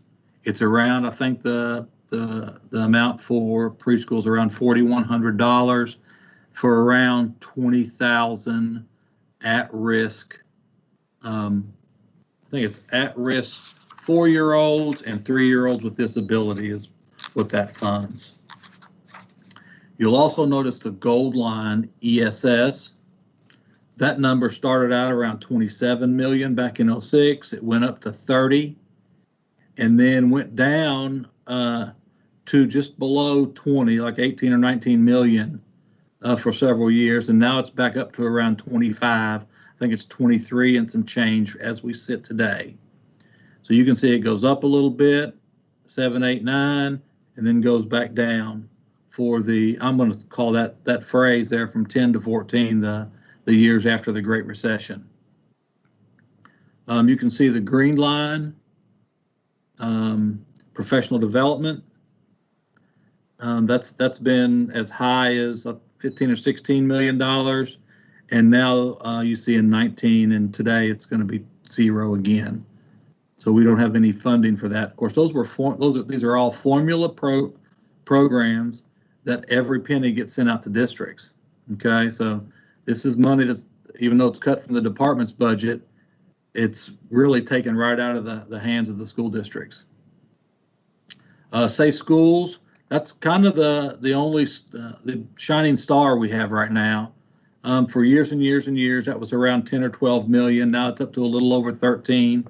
And if you add in the other 7.3 that we got this year for the counselors and school-based, the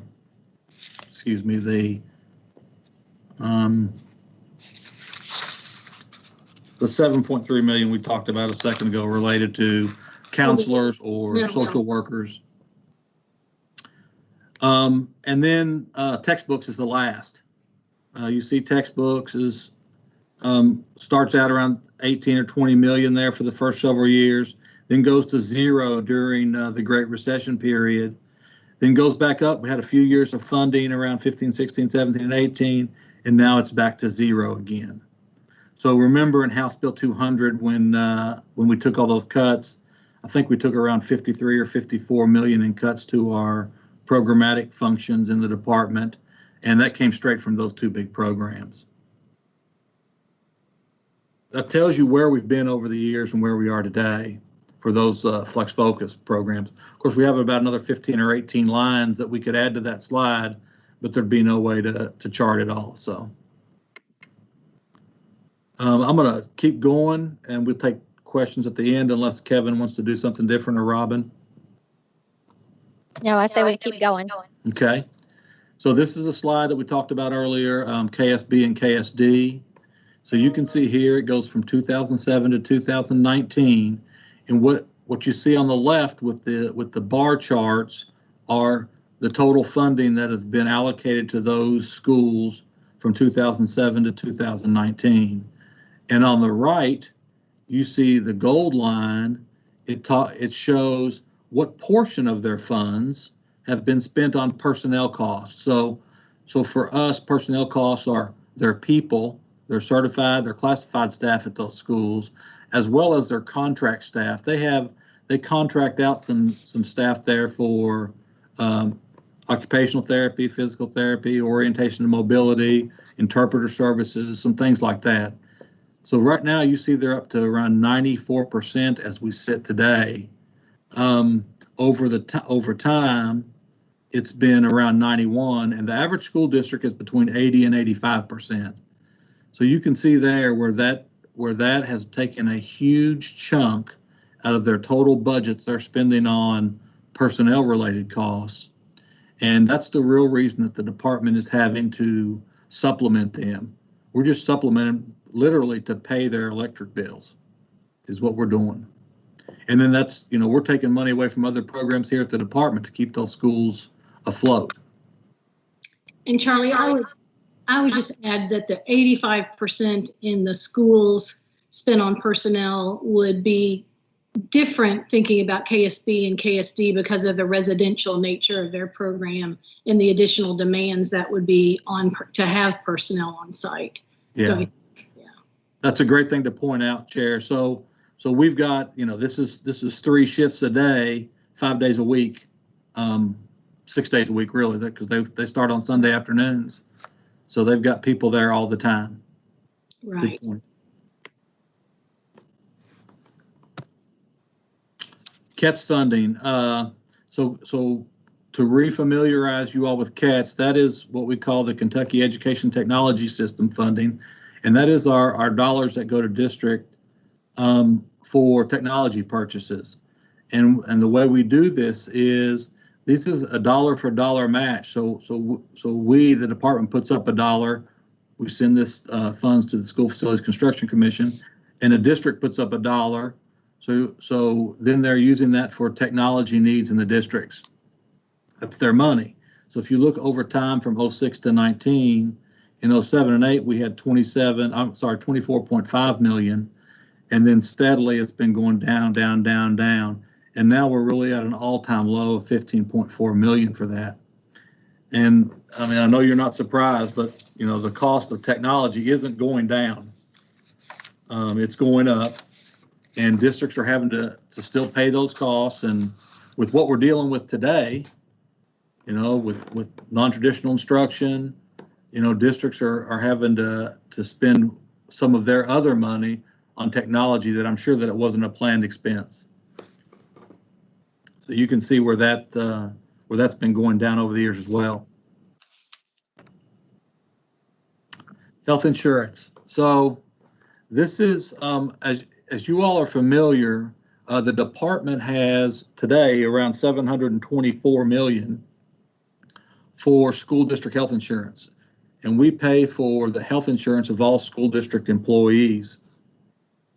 So we pay directly to the personnel cabinet because they choose. They are part of the same plan as all state employees. So you can see it started out at 471 back in 06, and now it's 710. That's around a $18 or $19 million increase every year. And the department is pretty well funded for that.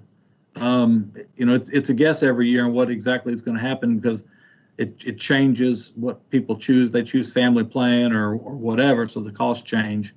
But that's about a 4% increase every year, which 4% doesn't sound like much, but 4% of 700 million is a lot of money. So we always watch that. We watch that really closely. So you can see how those costs have increased over the years.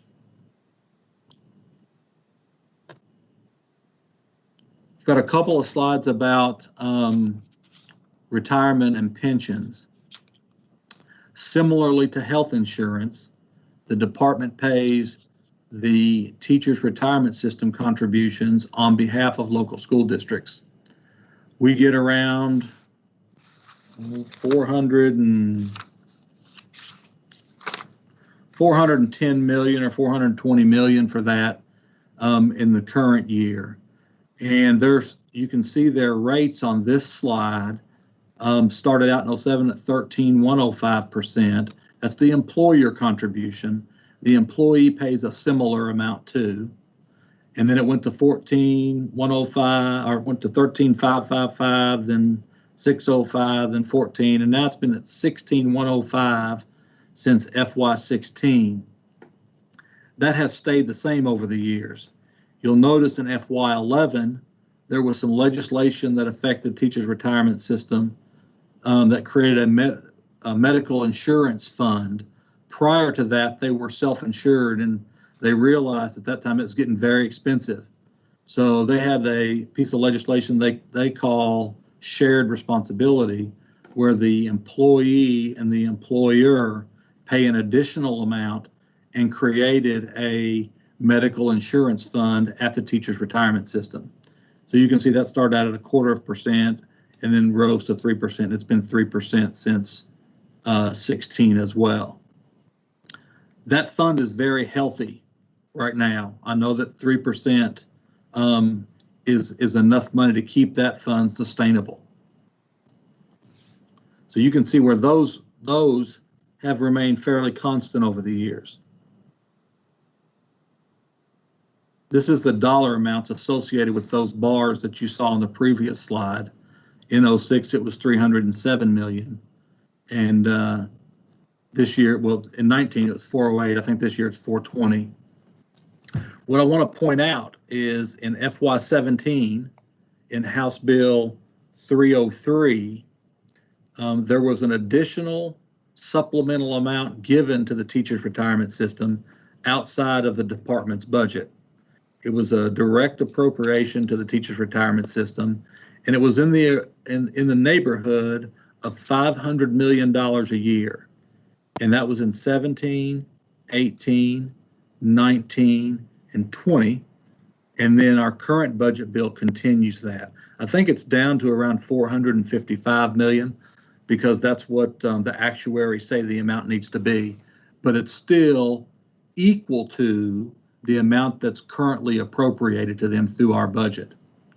So they are not having a increased rate because they are getting a supplement through the teachers' retirement system direct appropriation. Big numbers there. Now this next one's a little eye-popping. This is more state government related and Department of Education related. This is KBE's contribution rate and all state agencies to the Kentucky Employees Retirement System. Okay, so you'll see in 06, the employer contribution rate was 5.89%. And today, well, in 21, it's 93.01. So if you hire an employee that costs you $50,000, you're really paying $90,000 for that employee, because your retirement rate is almost the amount of their total salary. And that began to go high in 15, and you all have heard the phrase actuarially required contribution, the ARC. And so that was something that happened in 15, and we started having to pay a bump when people realized that the system was underfunded. And we read about that every day. This is a similar, I show you this slide because it's a similar problem that districts are going to face in the future, I believe, with the county employees retirement system, the CERS. I think they're at 27% now, but their proposed rate was around 40-something%. And then through the legislative process and lobbying efforts, they had a 1-year reprieve. So it's anticipated that county governments, and including school systems, will have an increased rate in the future. If that happens in 2022, it won't happen in 21. If that happens in 22, that's an additional burden on districts that are affecting their budgets in probably times that are still going to be lean, in my opinion. Big numbers there, big percentage gains. This next slide kind of rolls health insurance and retirement costs and our budget together. So you can see the green is the KDE budget without retirement and health insurance. The gold is retirement costs, and the blue is health insurance costs. What's interesting about these slides is a big portion of the green is SEEK, which you're familiar with SEEK. So that's in 2018 numbers, that's almost 3 billion of the 3.9 billion. And this also has federal funds in it. So that's in the neighborhood of 900 to $1 billion. So you look at that green box, and so without those two fund sources, the health insurance increases and the employer retirement increases are much more than our general budget. Because our budget, even though it includes SEEK, it's just a flow through to school districts. None of that money stays at the department. And 95 or 98% of the federal funds are the same way. Those are all formula funds that go straight to districts as well. So I'm going to take a break, and Robin's going to talk a little bit about SEEK specific and how it's looked over history. Thank you, Charlie. SEEK funding, the first slide, is really just showing that there has been a progression in our per pupil funding for SEEK from 1991 up to the current, where we now stand at that $4,000 per pupil. So if you look at this graph in isolation, you think, well, we're heading in the right direction. That's good news. I think the important thing to realize, though, when we talk about SEEK, it is an allocation method.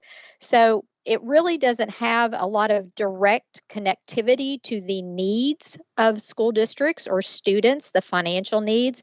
It is a way that we allocate dollars to them. Charlie, if you'll go to the next slide, please. If you look at this slide, this tries to put a better picture in front of you about SEEK. And even though we were having that increase in the dollar amounts for per pupil amounts, it really hasn't kept pace with inflation. You'll see in this chart, starting all the way down at the bottom, and the blue line that is where we are actually funded, and the $4,000 per pupil. And then if you look at the yellow line, where we actually should be if we had kept up with inflation, and you see that gap of about $516. And this is only talking about the per pupil amount. Of course, we know that there's add-ons for SEEK. You're talking about the add-ons for exceptional children, the add-ons for transportation, for home and health, and all those have a bump associated with those counts of children that are the funding should go to benefit the district to help support. But again, those rates have been fairly stagnant, and they have inflationary costs associated with those. So it's really hard to tie the needs of the district versus what is actually happening in SEEK. So we point that out. The other thing that I would say overall, as we look at these slides, you see many of them going in the wrong direction as far as adequate funding for school districts. And you see the needs that are now being imposed upon districts for additional things that need to be done. And, the question that is in everyone's minds, local school districts, superintendents, the department, is how are we going to pay for all this? How are we going to really deliver appropriate instruction and make sure that our kids are eating and are safe and are being taken care of, their social and emotional needs, taking care of our staffing, their health? How is all this going to work? So I think that is a primary concern of school districts. It's also a concern here at the department, because as we look, and Charlie, if you'll go to the next slide, please, to have just a little bit of a reflection on the staff here at the Department of Education that are supporting the efforts of local school districts. Because historically, it has been our position, and really continues to be our position to the extent practical, that anytime we have any type of reduction, we take from our own first so that we can continue to send as many dollars as possible out to our local school districts.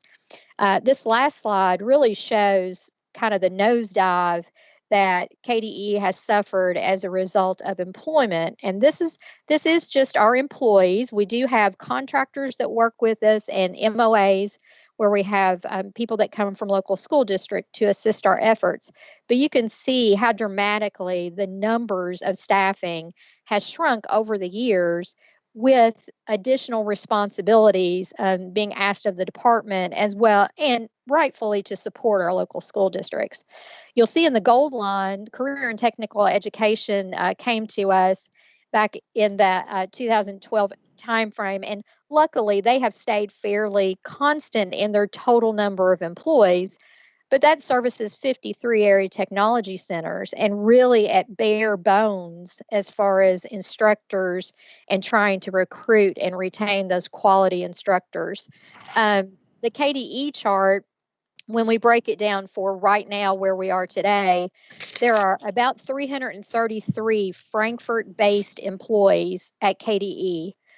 We have 72 employees at Kentucky School for the Blind, 109 at the Kentucky School for the Deaf, for a total of 514 employees, and then about 600 of our career and technical education staff that support local school districts. What does that mean looking forward? Necessarily, if we go through another budget reduction, of course, there are concerns about where we continue to cut, and continue to be concerns about how we're going to deliver the quality of service, high quality of service, which we all expect, with fewer and fewer numbers. We've provided these slides really to give you that very high level overview of what's happening in certain budgeted areas in the department and for local school districts as we continue to meet certain challenges. I'll also want to just share with you just for a minute, because we do have some funds coming to local school districts from the federal government, and want to just give you a really quick update on that. The CARES Act, the Coronavirus Aid, Relief, and Economic Security Act. Of course, we have the ESSER funds that are coming to us, $194 million. And the Governor's Emergency Education Relief Fund, $30 million coming to local school districts. The ESSER funds are already available. We set up a very quick process. Districts sign assurances, and they can already draw some of those funds down. We've had 5 districts that have accessed funding already to the tune of over $800,000. They were permitted to go back for eligible expenditures back to March 13th. Remember, that fund is very broad in the permitted uses. Maximum flexibility for local school districts to be able to meet their individual needs. And then the GEARS money is right behind it. It's a smaller pot of money, but we are working with the cabinet to make that available as soon as possible. So just wanted to make you aware that those funds are flowing. Chair Young, you had a question, a very good question at our last board meeting, I think, about how do these funds compare in dollar amounts to the ERA funds in 2009, when, of course, the whole country experienced this downturn in revenue. And we're about $225,000-ish for CARES funding coming to districts right now out of CARES. In 2009, we received over $800 million in ERA funds. So a significant difference in the amount of funding that has been received. And I do expect, Tracy briefed us a little bit on what's happening at the federal level. And I do think that additional revenues are going to be needed. We've asked a whole lot for districts to perform. CARES funding right now is one time, and districts are going to be really challenged in prioritizing their needs because they have competing interests all across their district. So I'm going to stop there for now, and we'll take some questions. And I know we've spent a good bit of your time. We appreciate your indulgence in letting us kind of walk through some of this, but really important that we make you aware of the current fiscal situation of districts and the department. Definitely. Thank you, Robin. And I believe it was Kevin who asked for that detailed comparison of the longitudinal data at the department over time. And it's really eye-opening to see that, and important that we as board members know going into a commissioner search the grim reality that you guys just shared.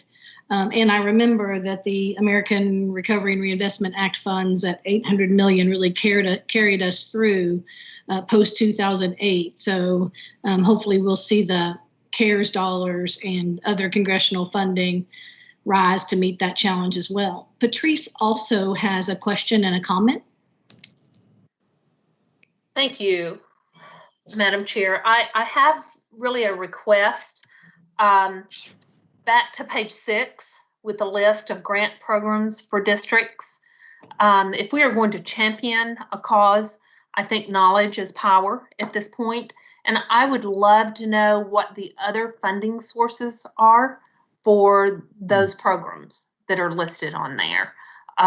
Commissioner Brown mentioned that some receive considerable amounts of funding from other sources. I would love to know what those sources are, if that's possible. And then just a comment, the SEEK funding line graph, we should all print it out and put it in our back pockets for when we are told that we have had SEEK increases, and show reality. Thank you for your information today. Thank you. I would just add that the majority of those items on there are state government functions, but there are some items on there that are nonprofit organizations that have donor bases or other philanthropic ways of obtaining money. And so that was my point, is that when the General Assembly makes those choices, but we can try to get that information. Some of it may be easier than others to get, since those are private organizations, but they are nonprofit and they do file certain forms. So we will try to compile that for you. Thank you. Other board members, questions or comments for Robin and Charlie?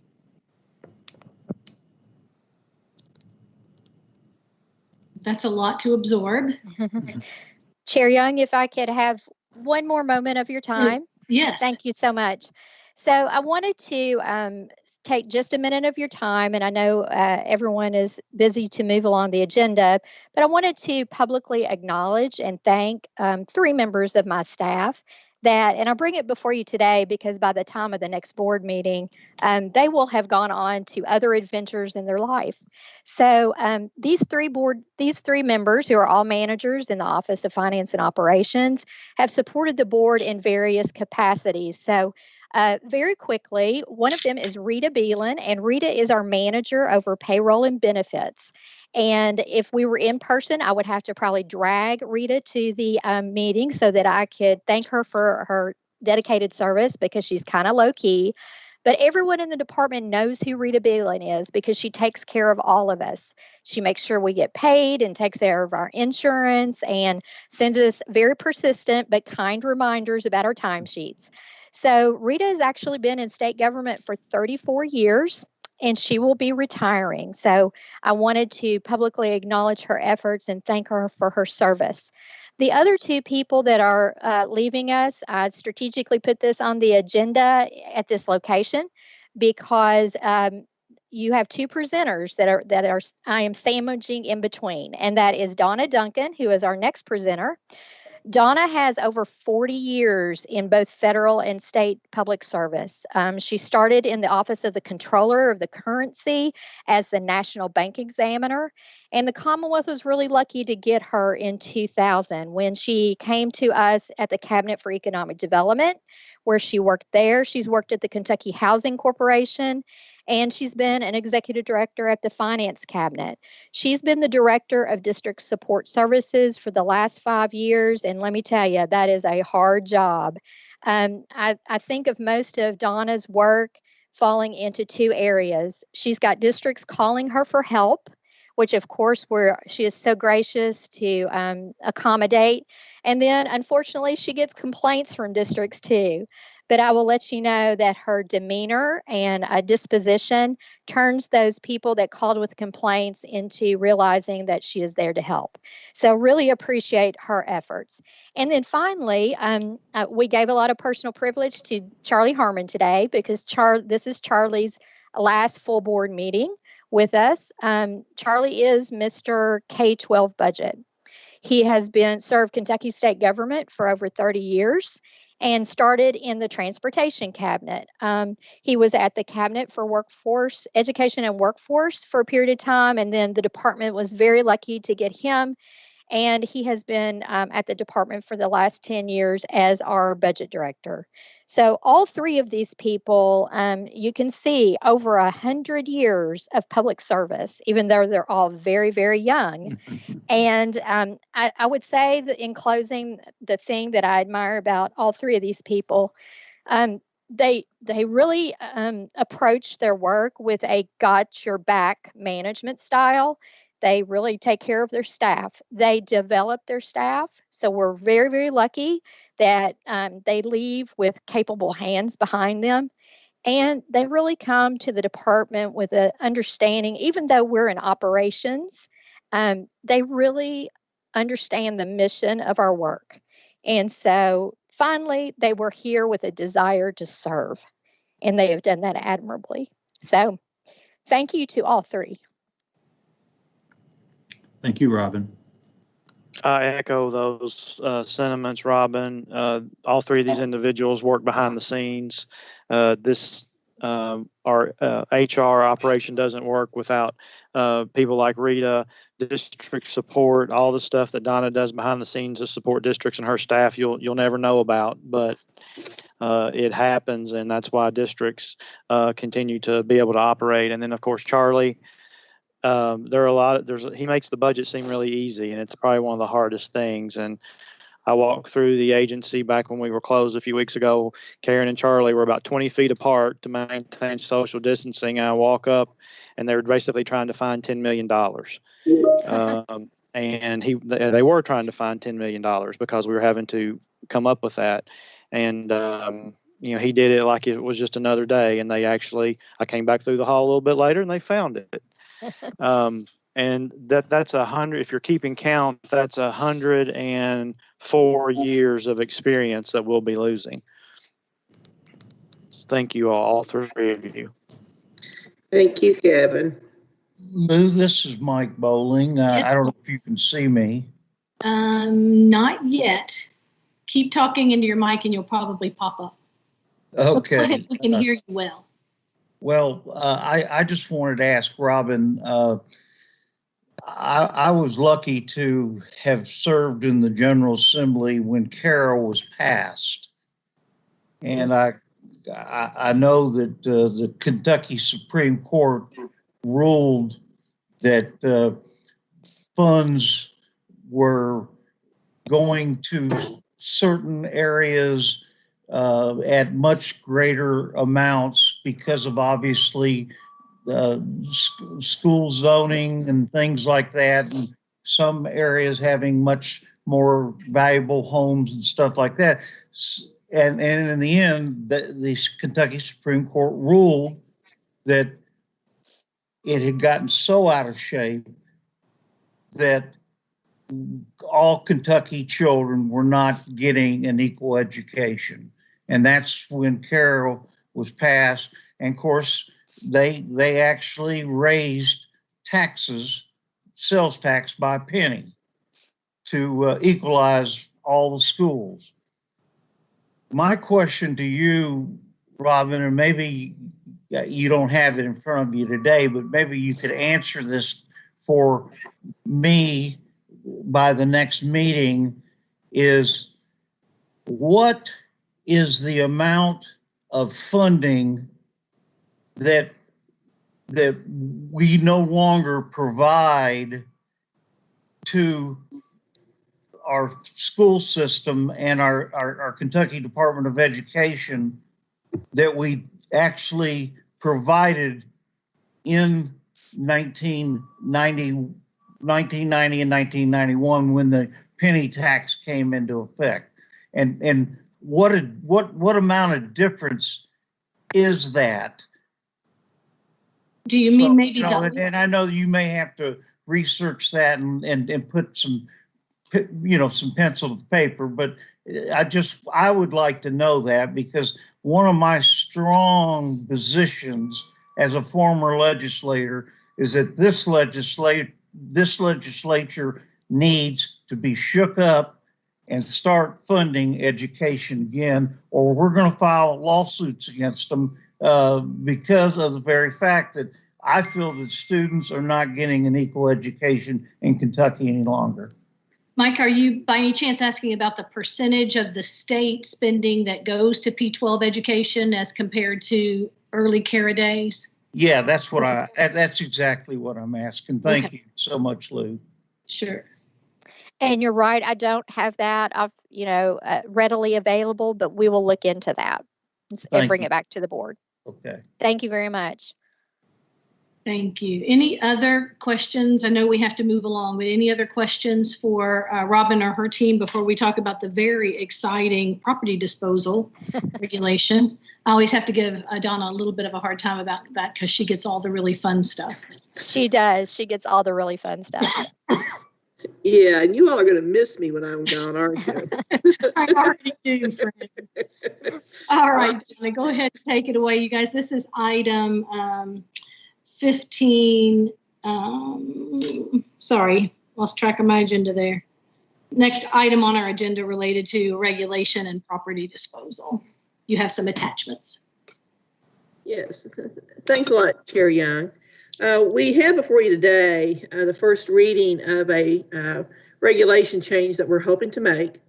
And what it does, it's not adding a new policy, it is clarifying and adding to regulation the existing policy that we follow. KRS 156-160, of course, allows you to develop regulations to implement the statutes. In 702 KAR 4:090 has the process by which a school district must follow to dispose of real property, real estate. And in that reg, it lays out what to do to declare property as surplus. And my staff in the facilities branch, after a district would approach us about wanting to declare a property surplus, would outline for them the process they needed to follow, the steps they needed to take, and then provide conditional approval on them coming back after the sale is, they follow all the processes and get a final approval for the sale. Well, the regulation only covers the part of declaring surplus, not the part of getting final approval to dispose. That kind of came to our attention about a year ago, and we thought, well, maybe we should just not have districts do that. And when we put that out to the districts, a lot of the districts, especially the smaller districts, were somewhat upset that we would not be engaged in the final steps of property disposition because they viewed KDE as a final check to make sure that they crossed the T's and dotted the I's. So we spoke with Commissioner Brown, and he agreed that what we probably should do is to formalize our existing process by amending the regulation to more specifically address disposal of property in the final approval of it. So that's what this proposed change will do. It will formalize an existing process so that there's less reliance on staff to, provide that as additional guidance to the districts. And it will not, quite frankly, we've had this question come out from LSAC, it will not add to the current requirements because that is currently what we do require, but it's been a matter of policy versus reg. So this is first reading, board members. You'll have a little bit of time to sit with this as well, but do you have questions for Donna? All right, thank you so much. And no matter what Kevin says, you don't look like you're 104 years old. Well, I am going to get my hair cut, so it'll still be gray, but at least it won't be as long. Thank you so much to you and Charlie and Rita.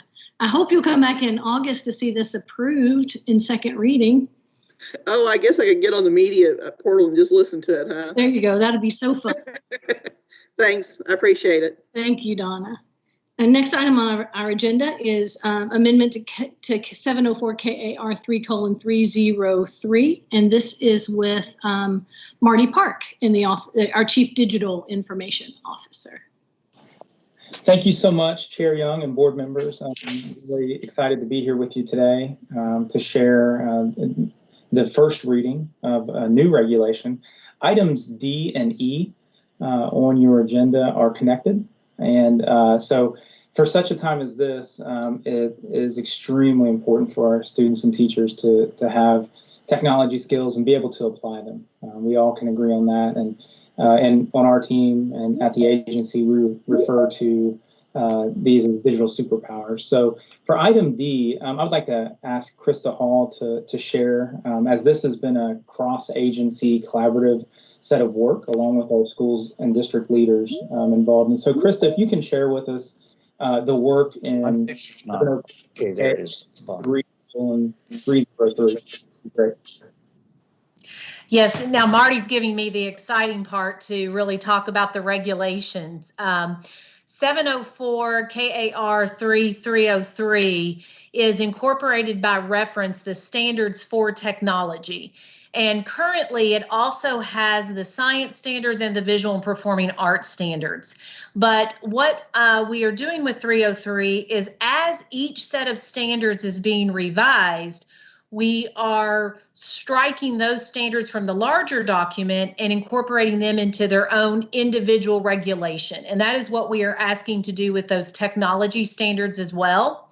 So once the technology standards are approved and adopted, then what will remain in 303 will be the science standards and the visual and performing arts standards. And then as they go through the same revision process, eventually this regulation, we will ask to repeal that because there won't be anything left in it. And what that does for us in the future is as we want to address individual content areas, we can just open those specific regulations as opposed to having a larger regulation that would have all of the content areas. So any questions with what we are doing with 303, with 704 KAR 3:303? Very helpful, clear, thank you. Great, thanks. Thank you, Krista. And I'll take the microphone back for just a minute, and I have shared my screen so that we can see the PowerPoint that was included in the attachments, as well as the staff notes. So in order to get to our new administrative regulation for our Kentucky Academic Standards for Technology, once we amend the previous regulation as mentioned by Krista, we then can transition and have and this is obviously our first reading for 704 KAR 8:090. And I want to make a couple just initial statements just to inform, but also celebrate. So our original technology standards that were adopted and approved in 2008 have been with us for quite some time. And generally, in thinking about technology, if we're targeting skills in an academic standard set that, especially in technology, that were originally adopted in 2008, that's generally problematic for us. So this is a much needed modernization. In 2008, we really thought about and targeted learning how to use technologies. And I like to say it that way because we think about working with our students on how to use applications and which buttons to click, so to speak. And now with our modernization of academic standards for technology, we're really targeting transforming learning through the use of technologies. And you'll see as we share the architecture of our new academic standards for technology, you'll really take hold and grasp what that will mean for our students and for our teachers. These are required standards, and it's important to note that they're not viewed as elective. They are required. They are connected to a minimum graduation requirement. That is demonstrated performance-based competencies in technology. And we always love to share as loudly as we can that we do not believe in an annual assessment of technologies. That's not something that that we see being viable. We do not promote that. However, there are ways to demonstrate, especially performance-based competencies. And our new modernized academic standard set include some modernized framing around what that demonstration can be. So we're not only defining what the competencies are, but we're also modernizing and updating the demonstrations of those competencies. And so that's really important for us to think about as we move forward. And again, this being first reading, I wanted to really spend just a minute on the timeline because it's extremely important to understand this has been ongoing work over a long period of time. As I mentioned in the onset, when we first started this work in March of 2019, where we were accepting applications to be on our writing committee, we obviously could not foresee the extreme value of our students being able to apply those digital superpowers that we talk about that are much needed today and as we move forward into the fall. And so we kicked off in May with our very first meeting, and I'll share that after that first initial face-to-face meeting, our work rapidly developed through online and virtual connections, both live, on demand, terms both synchronously and asynchronously as our teams met to work through the writing and development. In October of 2019, we went out to public comment, which was awesome for us. And then our team took those comments and continued to update and work towards perfecting the academic standards as you see them today in our first reading.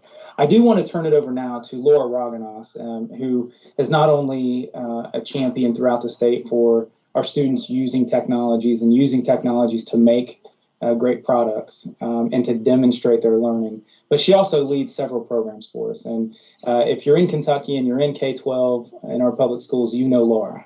And so Laura led this work from our agency, and I want to turn it over to her. Laura, I will work through the slides for you. And so Laura Raganos. So thanks, Marty. And I just wanted to point out and reiterate what Marty just said, that we went from beginning to a finished product in about 8 months with one face-to-face meeting, which was a huge win and a highlight that our technology standards were written leveraging technology and collaborating online. So kudos to our writing team. They did a phenomenal job. But what you see in front of you now is the vision that they created. And our team was dedicated to cross-curricular connections. They were very diligent on making sure that they were aligned horizontally and vertically. They are very fluid, and they're easy to integrate into whatever grade level or content area a teacher may be teaching. Next slide, please. And so one important piece as we're looking at standards, of course, is the architecture of the standards. Of course, the first piece looks at your grade band. The second piece is the concept, and we aligned these with the ISTE standards, which are the International Society for Technology and Education student standards, which would be empowered learners, digital citizens, knowledge constructor, innovative designer, computational thinker, creative communicator, and a global collaborator. One of the pieces, though, with our standards that I'm super excited about is the next one, the standard. You will see in this place, you'll either find a 1 or a 2. If you see a 1 in that place, that indicates a skill that is to be learned by the student. If there is a 2 in that spot, then that is the application of the skill. So I think it is really interesting to see how they divided these up to talk about skills and then application of that skill. And as Marty mentioned, these are required. So it should be a very fluid process to implement the standards. The next piece is the learning priority, which is a breakdown of each of the standards. And then, of course, we have the indicator, which is the measurable degree to which the standard has been met. Next slide, please. So board, as you see in one of your attachments that you received is the PDF of the standard. This slide, the information on this particular slide will not be seen on the current document that you have. but it will be coming in our second reading. Before each grade band of standards, you will have an overview, and it shows the vertical flow and the fluidity of these standards vertically from K through 12. And then slides 9 and 10 shows the feedback that we received from our public comment. I think that you'll see that we received very positive feedback, 98% overall approval with very minor adjustments to be made to some of the standards. And that is, I want to just also point out that, as Marty mentioned earlier, because of the time that we are in, our teachers have proven through NTI that they will do what's required. And when these roll out next year, I think that because of their experiences, we're going to see an easier implementation, an easier integration of these. And then one final shout out, as Marty mentioned, a couple of the groups that I lead, one that's near and dear to my heart are the digital learning coaches that we have in the state. And they are working really closely with these standards so that when we do roll them out to implement them, and they are in the process of also building some repositories of resources and examples that we will be able to hand out, if you will, when these roll out to our teachers. So I will pause. Are there any questions from the board?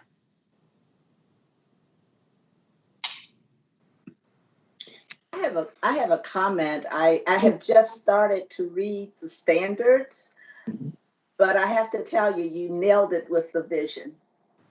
It just captivated me, and I thought, boy, oh boy, oh boy. If all we have to do now is keep pace with assessment to actually measure what we intend to teach. So congratulations. Thank you. Kudos to the writing team. They did a fantastic job. Very well said, Sharon. I would just echo that entirely. And Marty, Laura, I love the alignment to language that we often use in our graduate profiles for all the reasons that Sharon just articulated. This is David Couch. I would like to add something with these two folks that are in our office who are just outstanding. Is why they didn't mention it, and Marty kind of did, how well respected these two out are with districts. We've had over 100 districts ask our team to come in and work with them, just not for a few hours, but for a few days. And that shows you the respect and the value they get from what we're doing. But Laura also helped us launch our IT Academy, which was the very first one in Kentucky that actually gave certifications for things that are very remarkable once they leave high school. So we have a superstar in these two leading this effort. And the reason I mention this context, they are very in sync with what our school districts want. Agreed. Any other questions for Marty or Laura or Associate Commissioner Couch? All right, we will look forward to seeing them again as updated and presented for second reading in August. And then they will go into implementation in schools this fall, right? Not this fall. Oh, not until the next, okay. Targeted at fall of 2021. Okay, thank you. Which actually, if I can mention, Chair Young, that actually helps us ramp up in implementation. The timeline is actually going to work out really well for us to bring our teachers up to speed and on board. Impatience is my middle name. Mine too. We share that. Excellent. I'm actually right there with you. I wish that we could have had these ready to roll, but because of the times that we're in, it just didn't work out. But I actually believe that it's a hidden blessing for our teachers. They have so much on their plate right now. So to roll these out next year, I believe it will be better received. Sure, absolutely. Yeah. All right, thank you so much. The next item on our list is an update from Associate Commissioner Foster and state-assisted districts, and I see that Superintendents Spencer and Watts have joined us on the call. So Kelly, if you would like to roll with that one, please. Sure. I actually think this is the first time we have done an update on our state-assisted districts since this board came on board. And so I'm glad that we're able to do that today so you all can put some faces with some names. The first district that I'm going to talk about is Breathitt County. And so just to give you a little history about Breathitt County, they went under state management in December of 2012. and recently moved to state assistant in December of 2019. So I cannot say enough about the journey that the department has been on with Breathitt County since 2012.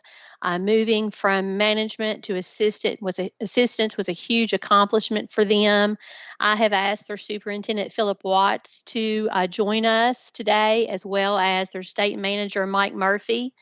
And I just wanted to give Philip a few minutes to introduce himself to you. And typically what we'll do back when we're face-to-face and we're in committee meetings is they will do a small update about some positives that are happening in their districts and some areas of next steps and growth. And so today we're just going to do a shorter version of that because of the situation that we're kind of in. But Philip, if you would like to turn on your camera and your microphone, I will turn it over to Philip so he can introduce himself. And Philip, if you will let them know when you became superintendent and give them a few pluses and a couple of deltas and areas for next steps of growth. Well, thank you all, the board, Kentucky Board of Education, for having me today. June will be 3 years, and I'm very proud of the partnership we've been able to build with Interim Commissioner Kevin Brown and Associate Commissioner Kevin, I'm a little nervous, I have to apologize. And the partnership we've been able to build with Dr. Foster and so many of the departments in Kentucky, the Kentucky Department of Ed. We're so very proud for all the people that's been helping us achieve our goals and reach big things.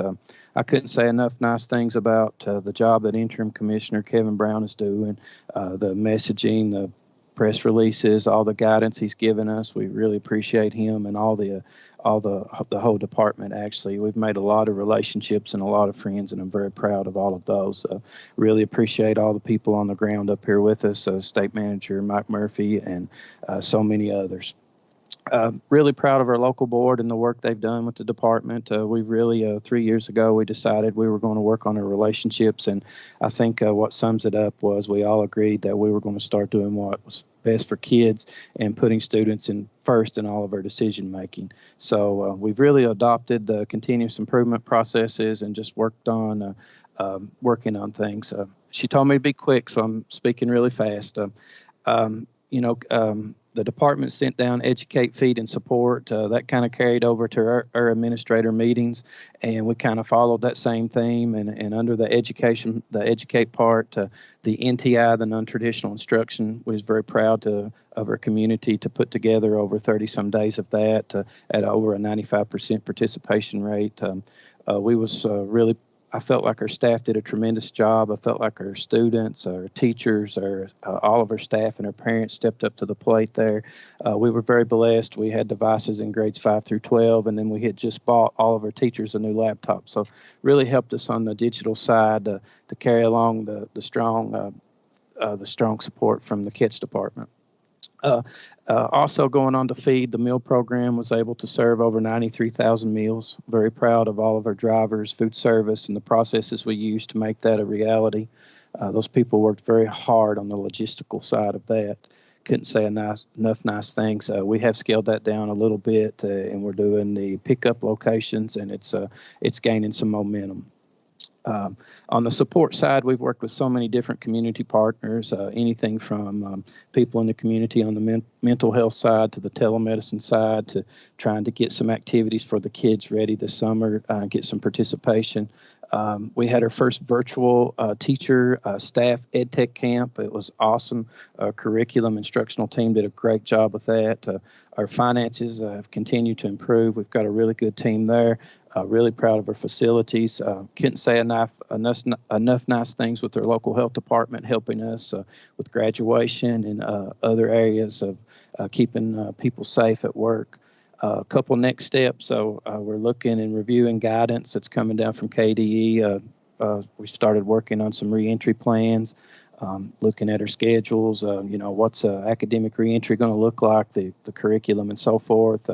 Those vertical alignment meetings where teachers can let other teachers know what gaps we have in our curriculum and what we might have missed out on.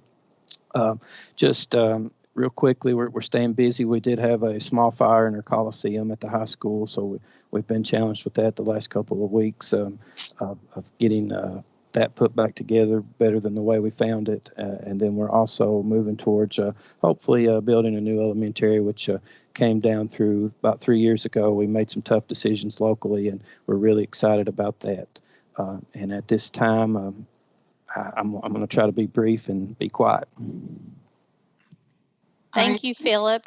Mike, would you like to chime in as the state manager there in Breathitt and share anything with the board? I just appreciate the opportunity I've had to spend the past 3 years there. The folks there in Breathitt truly want the best for the children that they serve, and they've embraced the work that we've offered or the help that we've given them, and just appreciate them allowing me to be part of their team. Thank you, Mike. Once again, I'll just say that the work that has gone on in Breathitt over the years has not been easy. So I really wanted to commend the local board there in Breathitt County, as well as the district leadership team, the principals, the teachers, the students, the community, family members, and the education recovery staff that has been working in Breathitt County. So a huge thank you to all of the folks that have been part of this huge district improvement in Breathitt County. Now we'll move to Menifee County. Just a little background on Menifee. Menifee went into state assistance in 2014, in December of 2014, and then moved into state management in July of 2015. And they moved out of management in June of 2019. And so their situation is a little bit different. Our state manager at the time in Menifee County was Tim Spencer, and he ended up being hired by the local board to be their superintendent as we moved from management to state assistance. And so once again, extremely proud of the work that has gone on in Menifee County. Their local board, I should say this, both of those local boards have made some tough decisions, as well as the community around the nickel tax. And Menifee County has already broken ground on their new construction. And as Philip mentioned, Breathitt County has plans to build a new school as well. So very proud of the communities for both of those passing of the nickels. But Tim, I will turn this over to you. And once again, he is the superintendent of Menifee County Schools, and they went into state assistance in June of 2019. So Tim, I'll turn it over to you for a update on Menifee County.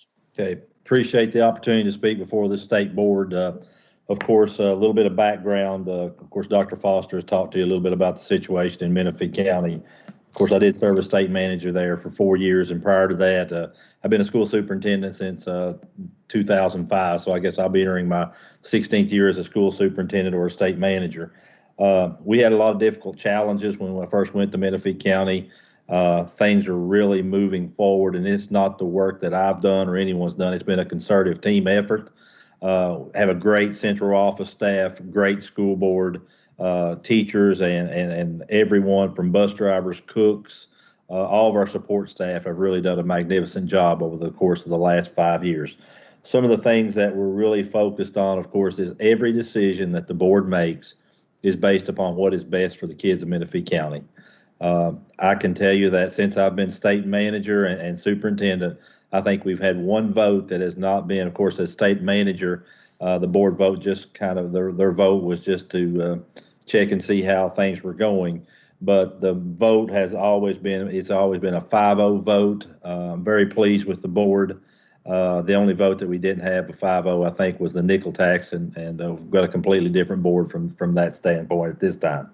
Also, the board members, of course, yesterday was the filing deadline, and I have 3 board members that will be running unopposed for a new 4-year term.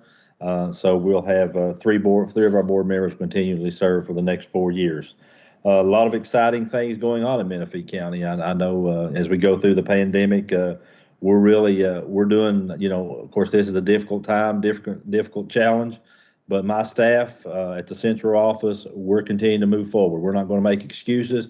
We're going to do the very best that we possibly can for our kids. A lot of the things that we've been doing, of course, we've got a construction of a new K-8 building. we'll be consolidating 2 schools. That building is scheduled to be opened next summer, June of 2021, and that will house every student in grades K through 8 in one facility at Menifee County, which really should help us as far as financially, but also should help us as we move from transitions from one grade level to the next. We've already hired a principal for that school. She will serve as principal for both of the schools this year. We've hired an assistant principal to work with her. And so they are well on their way of getting up and running next year, whatever it may be, whether it be NTI online courses or where we bring in alternative schedules or whatever we do. But they're getting prepared and getting ready to roll with that. We are working on our staffing for the 2021 school year. We have pretty much, with the exception of a school nurse position, which I will say that the board has approved to hire another school nurse. That way we'll have one at all 3 of our schools. That way we can follow the guidelines set forth by the Center for the Safe Schools and the Healthy Work Environments. One of the things that we have done is we've served over 62,000 meals. Our student population, if you take away our Job Corps students, as far as serving meals, is just right at 1,000, and we've served over 62,000 meals. Can't say enough about the bus drivers, cooks, all the support staff of ensuring that those meals are being served to our kids. We have started our summer feeding program at alternative feeding sites throughout the community, and we've had a good reception as far as that goes. A lot of the things that we're doing, of course, is making preparations for the upcoming school year. We just recently sent out a survey to our parents and our community on Facebook. We had a great response. We had over 337 responses back from our parents and our community. And it appears that based upon that response that we will probably, right now our first day of school was scheduled for August 12th. We'll probably be moving that back in order to follow along with the tourism bill and probably start school on August the 24th.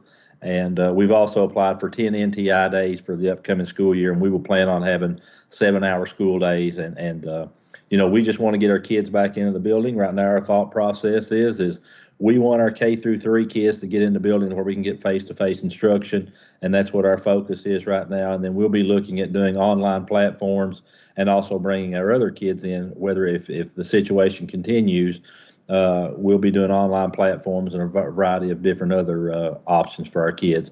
We're purchasing Chromebooks for all of our students in grades 3 through 12. We had that this year, and we'll continue with those. Some of the focuses that we'll be looking on, of course, is we did NTI, of course, through March 16th through the end of the school year. We know that we have to make some improvements upon that. I want to commend the staff based upon, we had never done NTI in Menifee County, but based upon 2 days of staff development and training, they really did a nice job in getting that together. And I can't say enough about the staff and the administrators. There was never any complaints. It was always what's best for our kids. So those are kind of our growth areas that we'll be looking at. One of the things that we're focusing on, of course, right now is we have a lot of our students in the CTE programs, is trying to get those kids to where they can complete their industry certifications. We have several kids that are within the welding program that are just waiting to get their industry certs to where they can get out and begin their career in the workforce. So a lot of exciting things happening. And on a positive note, you know, with the budgets and so forth, we started in Menifee County. We didn't know whether we needed to borrow. We had a line of credit, I think, of $350,000. Into the year at $441,000. This year, if things go as planned, we're going to end the year at $1.2 million, which is about 10% contingency for us. So very pleased with my finance staff and everyone involved. Can't say enough about everyone working together to meet the needs of our kids. So thank you all. Anytime you have any questions, please feel free to email me. I think everybody in Menifee County has my cell phone number, so if you need it, give me a call. Do want to say that, of course, I got Coach Calipari behind me. That was when he was hired in 2009. His hair is a lot different color, and my hair has been it's gradually going away and turning a lot grayer over the last 2 months. But we're going to continue moving forward with our kids and our staff at Menifee County.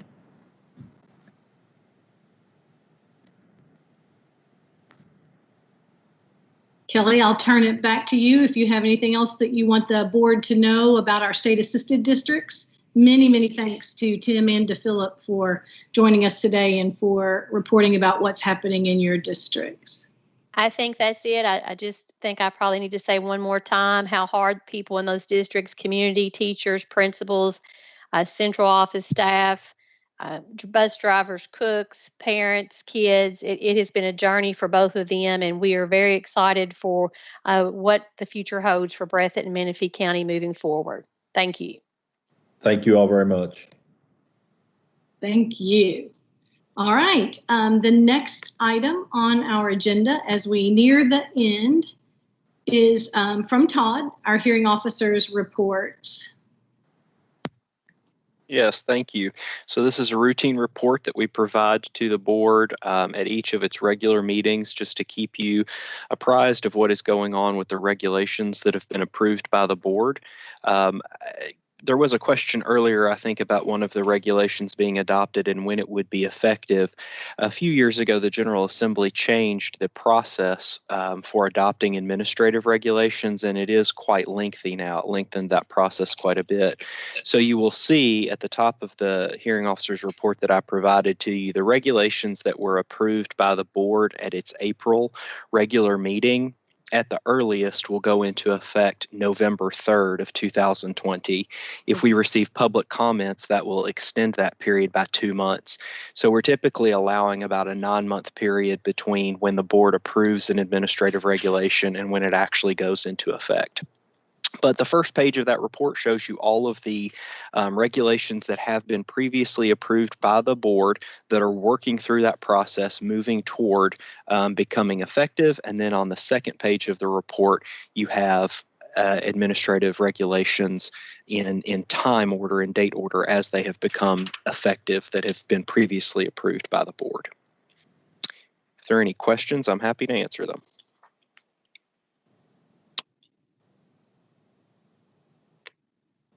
No questions for Todd? Then we have, and we do need an action on this one. There's one, Madam Chair, there's one additional item that will require action. There's a matter pending before the state board related to non-resident student agreements. State statute provides that when two districts have a dispute regarding non-resident student agreements, they can bring those to the commissioner for a decision, and then ultimately they can be appealed up to the state board. The one that is before the board, still pending, it's Pineville Independent Board of Education versus Bell County Board of Education. And those parties have participated in an administrative evidentiary hearing where witnesses were called and they put on evidence. The hearing officer has requested an extension of time to file his recommended order. State statute provides a set amount of time for the hearing officer to file a recommended order, but he has requested an extension of time from June 8th to July 8th of 2020. I have corresponded with the hearing officer and the parties and indicated that extending to July 8th of 2020 is problematic for the board because state law will then, after the hearing officer issues his recommended order, the parties can file what are called exceptions. They have 15 days to do that. And then the department staff here in my office need to review all of that information so that it can prepare the board for the upcoming August meeting. So what I've indicated to the parties is that I could recommend to the board an extension to June 29th, 2020, instead of an extension to July 8th. Just based on the way timelines go with filing extensions and preparing materials for the board to review at its upcoming August meeting. So my recommendation to the board would be that they take action to grant the extension, but grant it to June 29th instead of to July 8th. Thank you, Todd. Board members, do we have a motion to that effect?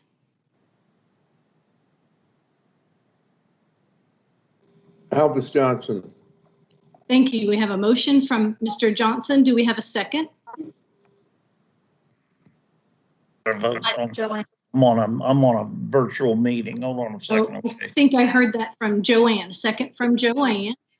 Any questions for Todd about an extension to June 29 from the hearing officer for the Pineville versus Bell County situation? Yes, Mike, go ahead and unmute. Lou, Pineville and Bell County are in my county of Bell County, okay? And for that reason, I want to recuse myself from any vote on this matter involving the Pineville School Board or the Bell County School Board. So I'm going to just walk away from this, and then when you get done voting, I'll come back in, okay? Okay, thank you. If you would just go ahead and turn off your video and your microphone. I will do that right now. Thank you. Todd, anything else that we need to capture for the record about Mike's removing himself from the vote? I don't think so. Jennifer can just note that he abstained from voting in this situation, and we'll keep that in mind when the matter comes back before the board again in August as well. Thank you. Any other questions or discussion? All right, thank you. We have a motion and a second. So Jennifer, we're ready for the roll call, please. Sounds good. Joanne Adams. This is Joanne Adams, and my vote is yes. Claire Batt. This is Claire Batt. I vote yes. Holly Bloodworth. Holly Bloodworth. I vote yes. Alvis Johnson. Alvis Johnson, I vote yes. Patrice McCrary. Patrice McCrary. I vote yes. Sharon Robinson. Sharon Robinson, I vote yes. Lee Todd.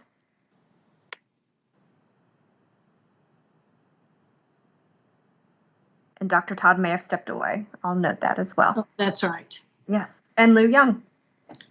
This is Lou Young. I vote yes.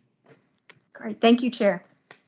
Thank you. And Todd, if you would go ahead to the next item, litigation reports. Sure. This is also a standing item that we include on every board agenda. The litigation report has been provided to all of the state board members in the secure portal. That's a privileged document, so we don't share it with the public. If you have any questions about that, I'm happy to answer those. I'm not recommending any action at this point in time or that the board go into closed session to discuss any pending matters. Otherwise, that's just for review. Thank you, Todd. Board members, any questions that we can ask in an open session of Todd? All right, thank you. Thank you. And we accomplished our board member sharing earlier. Thank you guys so much for your contributions at that time. Are there perhaps any other before we entertain adjournment?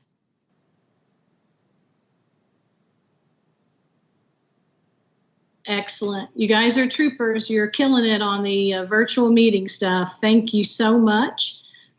Before we adjourn, this is just a reminder that the board will be meeting virtually tomorrow. This is our special called meeting for June 4th, beginning at 9 a.m. Central Time. Prior to the meeting, members, please ensure you check the portal and review all applications, as materials may have been updated since the last time you reviewed those. Please come ready tomorrow to discuss the candidates you reviewed, and I look forward to a very productive meeting and seeing you in the morning. At this time. Did you say 9 a.m. Central? Oh, I hope not. I meant Eastern, pardon me. Thank you. My goodness, I don't even live close to Central Time. Sorry, I think I'm just channeling my inner Holly. 9 a.m. Eastern Time, pardon me. Thank you. And at this time, I need a motion to adjourn the meeting, and we will still need our roll call afterwards. I move adjournment. Sharon Robinson. I second the motion. Thank you. A motion from Sharon, a second from Mike. And please, Jennifer, call the roll. Joanne Adams. This is Joanne Adams. Thanks, everyone. I vote yes. Claire Batt. This is Claire Batt. I vote yes. Holly Bloodworth. This is Holly Bloodworth. I vote yes. Mike Bowling. This is Mike Bowling. I vote yes. Alvis Johnson. This is Alvis Johnson. I vote yes. Patrice McCrary. This is Patrice McCrary. Real quick shout out to Joette Fields. She had over 100 documents she was pulling across in front of us today. She did a spectacular job, and I vote yes. Sharon Robinson. Sharon Robinson, I vote yes. Lee Todd. Lou Young. This is Lou Young. I vote yes. Thank you, Chair. Thank you, everyone. Thanks, everyone.